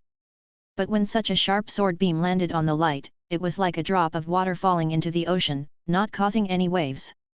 Let's see how you can turn the world upside down in my territory. Titian's murderous voice sounded. Shi Changsheng snorted in the longevity sword? It's just the prototype of a grotto heaven. Back then, I could suppress you with one hand. Even a shrimp dares to dupe the dragon when it is in the shallow water, a tiger may even be teased by a dog when it leaves the remote mountains and comes to the bright and flat, Area 1. He hated that kid surnamed Zhou for being immoral. I helped you so much, but you betrayed me. The longevity sword trembled violently, and a powerful aura began to condense on the sword. Although it was only the embryonic form of a grotto heaven, if he didn't use his trump card, he would probably not be able to escape today. Shi Changsheng gritted his teeth. Damn it! I've just swallowed so many heaven and earth treasures for nothing. Boom! Just as Shi Changsheng was brewing, a loud bang suddenly sounded. A huge hole suddenly exploded in the white light filling the entire cave. Let's go, Elder Shi! Zhou Shu's voice suddenly sounded in Shi Changsheng's ear. Clang! The longevity sword let out a clang. Brat Zhou, I forgive you. Shi Changsheng said in Zhou Shu's consciousness. The longevity sword turned into a stream of light and entered the huge hole. You want to leave? In your dreams! Demon Queen Titian roared angrily. She raised her hand, and the white light covered the longevity sword like a net. Swoosh! Suddenly, a hand appeared out of thin air and grabbed the longevity sword. In an instant, the longevity sword shone brightly. An indescribable sword beam split the heavens and earth, forcefully cutting a crack in the white light. Then the longevity sword turned into a stream of light and disappeared into the sky. Boom! Titian descended from the sky, her face cold. She gritted her teeth and said bitterly, I've memorized your scent. Even if you flee to the ends of the world, I'll find you. She was shouting at the longevity sword. As for the owner of the hand, she didn't sense his aura at all. Elder Shi, aren't you the master of the Zuling Grotto Heaven? At an unknown distance from the secret base of Demon Queen Titian, a figure flashed. Beside him, a long sword automatically floated. It was Zhou Shu and the longevity sword. The master of the Zuling Grotto Heaven shouldn't be inferior to a demon king, right? How can you not be Demon Queen Titian's match? Zhou Shu asked curiously. The longevity sword trembled and almost fell from the sky. With a flash of light, an image of an old Daoist priest appeared on the body of the longevity sword. In front of Titian, Shi Changsheng had some reservations and didn't appear. But in front of Zhou Shu, he had no reservations. Chapter 498, Heavenly Hub Armory, 2. The palm-sized old Daoist priest sat cross-legged on the longevity sword as if he was flying on the sword. He rolled his eyes at Zhou Shu. Back then, I could suppress her with one hand. Shi Changsheng snorted coldly. She's just a demon king who has only cultivated the embryonic form of a grotto heaven. Back then, she wasn't even qualified to be my opponent. Is that so? Zhou Shu said disdainfully. Elder Shi, a hero is silent about his past glories. You were almost captured alive just now. Aren't you the one who got me into trouble, kid? Shi Changsheng said angrily. We agreed that I would help you deal with demonic beasts, and you would give me forging materials. Is this how you treat me? I gave you forging materials, Zhou Shu said. Would you have been able to find Titian's secret base if I didn't take you there? If I hadn't left those things for you, I would have had the people ransack the place long ago. Were they not from me? Shi Changsheng. You have a damn good point. I don't even know how to argue with that. Even so, can't you take me with you when you escape? Shi Changsheng said in a muffled voice. How would I know that you couldn't escape, Elder Shi? Zhou Shu shrugged innocently. No matter what, you're the master of the Zuling Grotto Heaven. Wouldn't it be easy for you to escape from a demon king? Who would have thought that you, Elder Shi? Zhou Shu shook his head and sighed, as if he was very disappointed in immortal Shi. Shi Changsheng was speechless. Why does it feel like I'm in the wrong? I was almost trapped by the embryonic form of a grotto heaven of a demon king because I, Shi Changsheng, am not capable enough? If it weren't for you, would I need to face a demon ding? I saw that you couldn't escape, so I immediately came back to save you, Zhou Shu continued. I'm generous, right? That's a demon king. If anything had gone wrong, I would have died. Zhou Shu said with a serious expression, Elder Shi, I took a huge risk to save you. As the saying goes, a son of a wealthy family does not sit right under the eaves one. No matter what, I'm a person of status. If I didn't treat you as one of my own, why would I take such a risk? Shi Changsheng. You've said all the right things. What else can I say? Elder Shi, the territory Tishan mentioned is the embryonic form of a grotto heaven. Zhou Shu continued. Does that mean that if her so-called territory continues to develop, it will become an existence like the Zuling Grotto Heaven? Of course, Shi Changsheng said.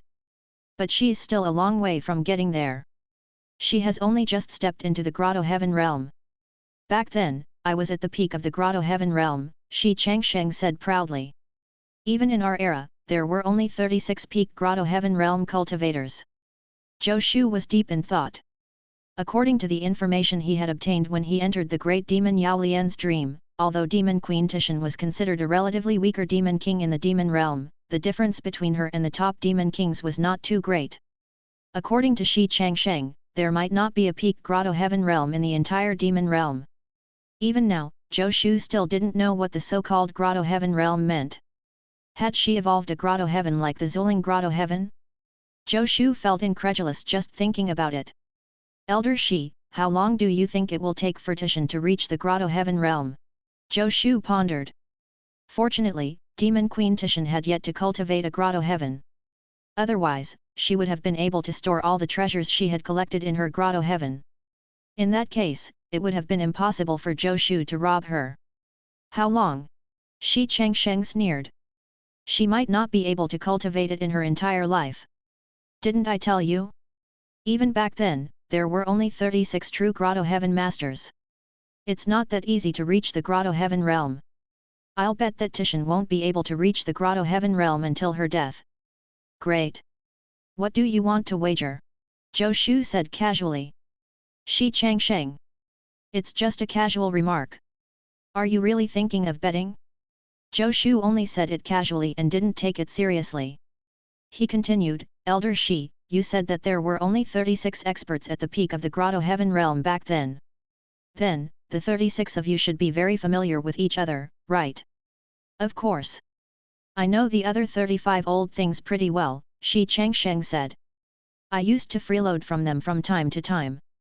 Then, are you familiar with the Red Water Heaven of Dan Mountain? Zhou Shu asked. Do they have an armory? The Red Water Heaven of Dan Mountain. Shi Changsheng was slightly taken aback. Why are you asking about it? It was already in pieces before I fell into a deep sleep. You're not thinking of finding the Red Water Heaven of Dan Mountain's armory, are you? Let me tell you. Don't even think about it. Shi Changsheng pursed his lips. That surnamed Diao is a ruthless character.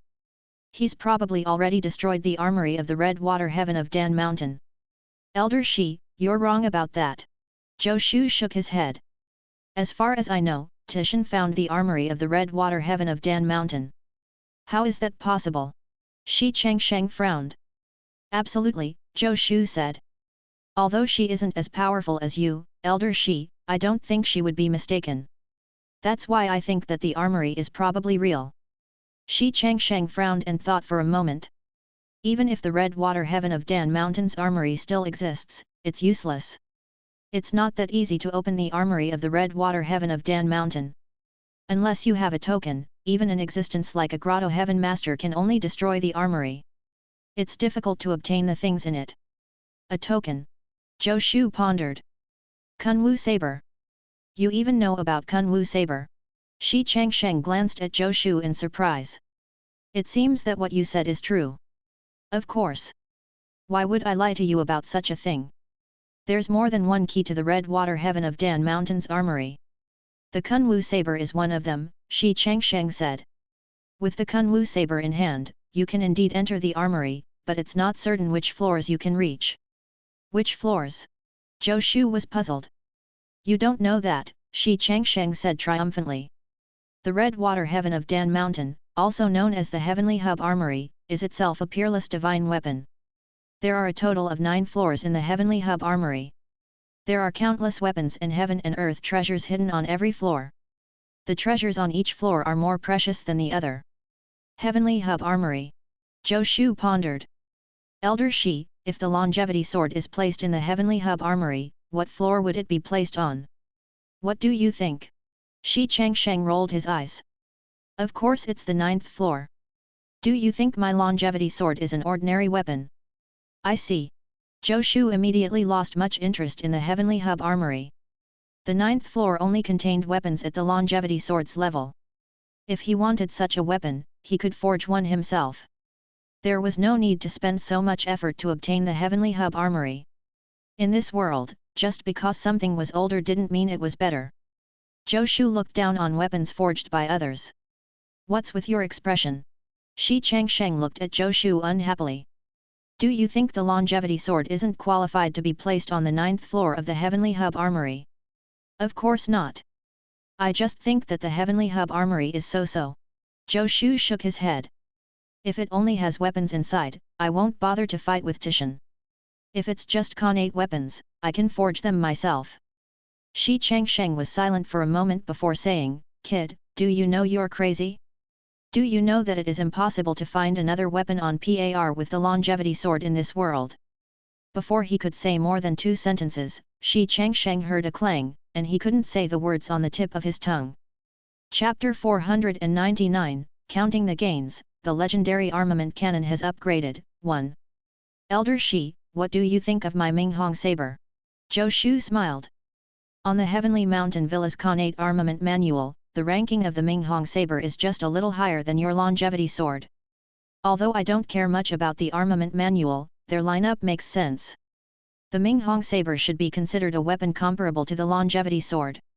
On the Khanate Armament Manual, the Minghong saber was first, and the longevity sword was second.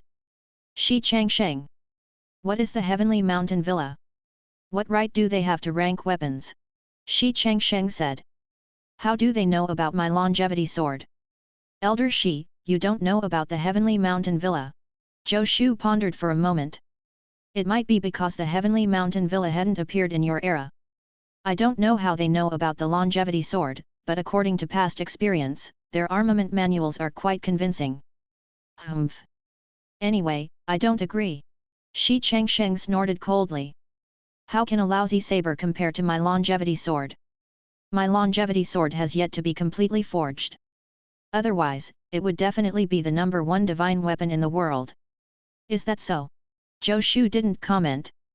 He smiled and said, this Minghong saber was casually forged by me using the remnant weapons on the weapon burial mountain of the Red Water Heaven of Dan Mountain. It's indeed not the best I can do. Shi Changsheng. Made from the remnant weapons on the weapon burial mountain? Are you humiliating me, boy? You say that a weapon forged from broken weapons is more powerful than my longevity sword? Bastard! Shi Changsheng snorted and sulked, not wanting to bother with Zhou Shu. His figure disappeared, and the longevity sword flew to Zhou Shu with a buzz. Zhou Shu understood and smiled. He put the longevity sword into his cosmic bangle. He had just learned a lot of information from Shi Changsheng. If someone asked Shi Changsheng seriously, he might not say anything. But now, if someone managed to make him want to talk about something, he would reveal quite a lot. If Shi Changsheng hadn't revealed anything about the Grotto Heaven Realm and the Heavenly Hub Armory, Zhou Shu really wouldn't have known. But Zhou Shu had to be careful when interacting with Shi Changsheng. These old monsters who had lived for countless years could no longer be differentiated as good and bad. Zhou Shu had to consider whether what they said was true or not. Just like when Demon Queen Tishan acted as Yin Yuzhu, Zhou Shu didn't see any flaws. If these old monsters wanted to act, they could win the Oscars anytime. None of them were simple. Putting away his thoughts, Zhou Shu used his divine ability Unstoppable for 1,000 miles and instantly disappeared. Unstoppable for 1,000 miles could transform Zhou Shu's strength into speed. He already had the spiritual essence cultivation of an earth immortal. Coupled with the enhancement of the Dragon Elephant Prajna Technique, the Golden Bell Shield Technique, and even the 8-9 Arcane Art, after all of them were converted into speed, even demon kings could only look up to him. Previously, he had relied on Unstoppable for 1,000 miles to escape with the Longevity Sword. With his extreme speed, it took Zhou Shu only a moment to return to the camp. 2 days later, Lu Wen's Huang, Mi Ziwen, and Sun Gongping finally returned to the camp. Fortunately, they didn't encounter any danger along the way, and everyone returned safely. Your Highness! Everyone poured out everything in the cosmic bangles with excitement on their faces.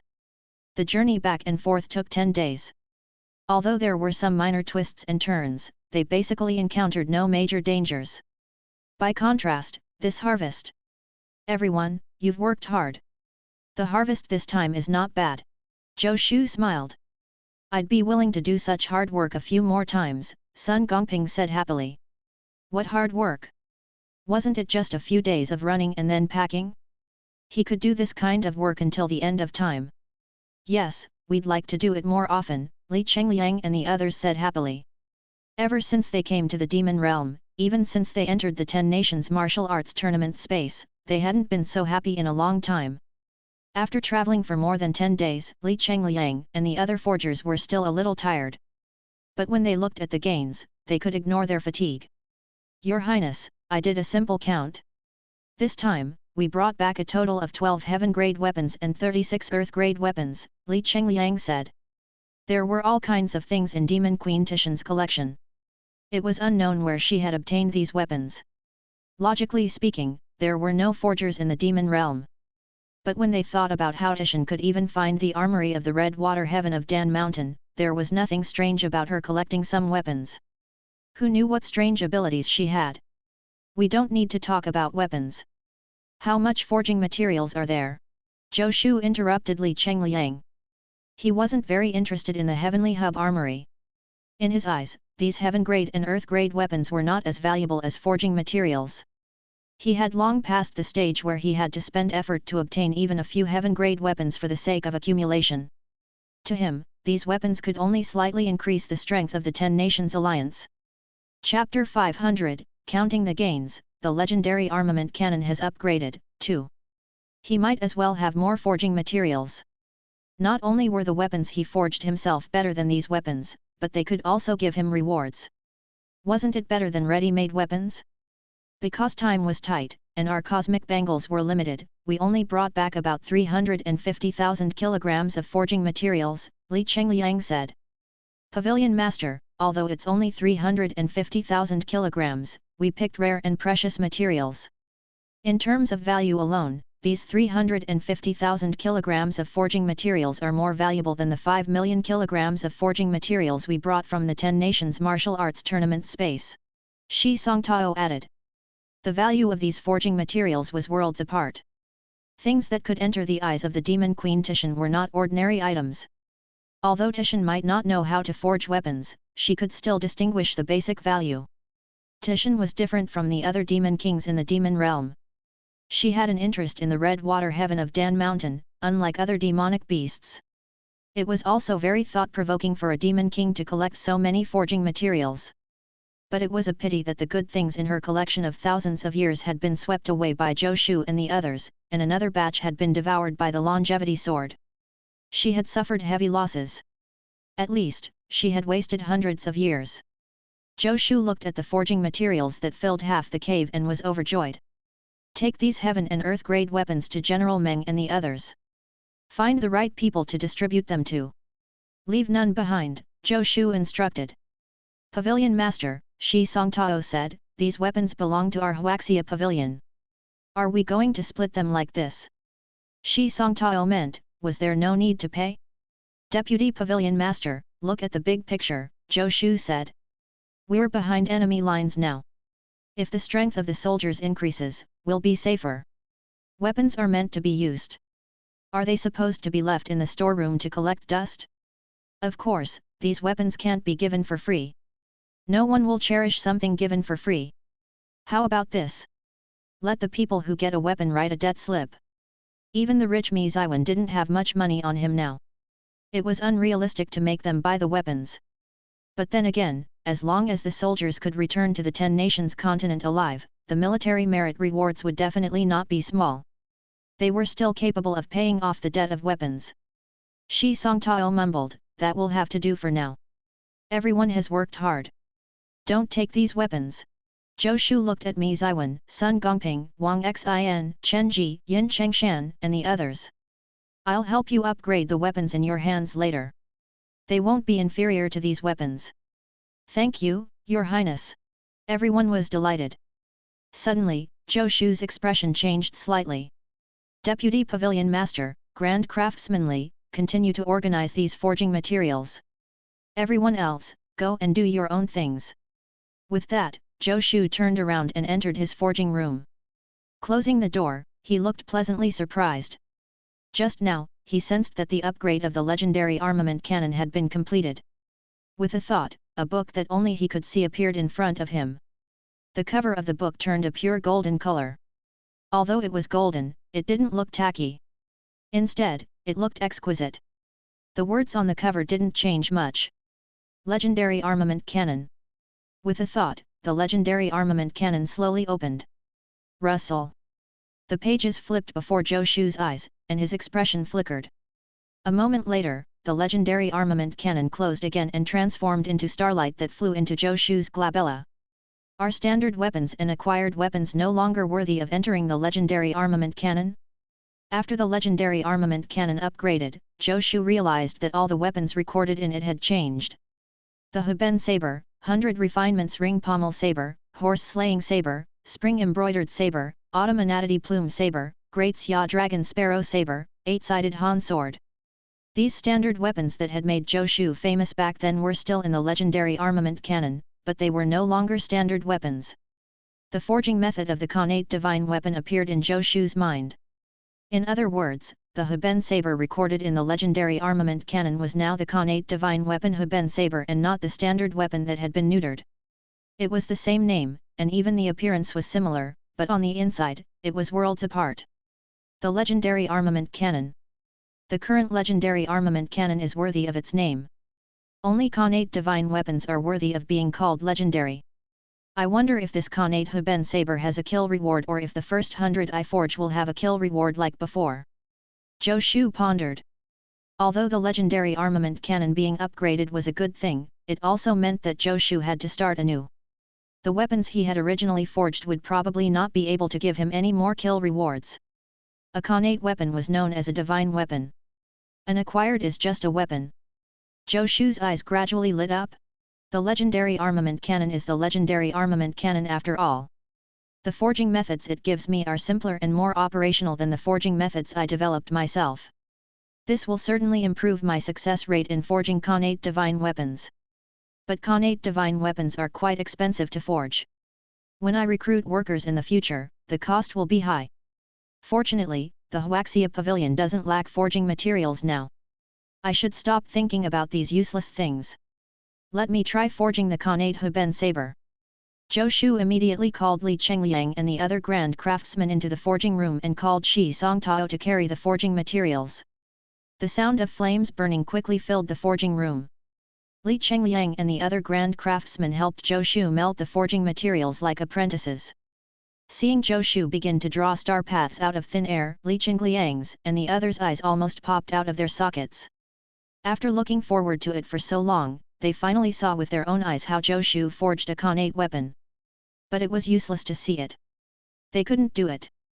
Although they knew that they couldn't do it, Li Chengliang and the others still didn't dare to blink as they stared at Zhou Shu. Zhou Shu was forging a Khanate weapon. It was already a blessing in disguise to be able to see the process. Even if they could not do it now, they had to remember Zhou Shu's forging technique. What if they could do it one day? Under the gaze of the grand craftsman, Zhou Shu's movements were as smooth as flowing water. The shape of a saber gradually appeared between his hands. Everyone, does this saber look familiar to you? Li Chengliang glanced at the Grand Craftsman beside him. It does look familiar. The Grand Craftsman nodded. Isn't that the Heben saber? A Grand Craftsman looked surprised. They had long learned the secret forging formula of the Heben saber from the Huaxia Pavilion's Demon Realm branch. The more they looked at it, the more they felt that the weapon in Zhou Shu's hand was the Heben saber. The Heben saber is just a name. Just because they look alike doesn't mean they're the same weapon, Li Chengliang whispered. Boom! Suddenly, an explosion sounded in the sky. Spiritual energy rolled in the air. Li Chengliang and the others even felt a seven-colored light scatter from the saber in Zhou Shu's hands. Did you see that? This is a proper Khanate weapon, Li Chengliang said excitedly. I didn't expect that I would be lucky enough to participate in the forging of a Khanate weapon in this lifetime. All the Grand Craftsmen rolled their eyes. He said it as if none of the others had participated. They had only helped to smelt some forging materials. Was this considered participating? In the past, forging apprentices in the workshop who were in charge of assisting were doing such work. The Grand Craftsmen looked at each other tacitly. Yes, of course, we participated in the forging.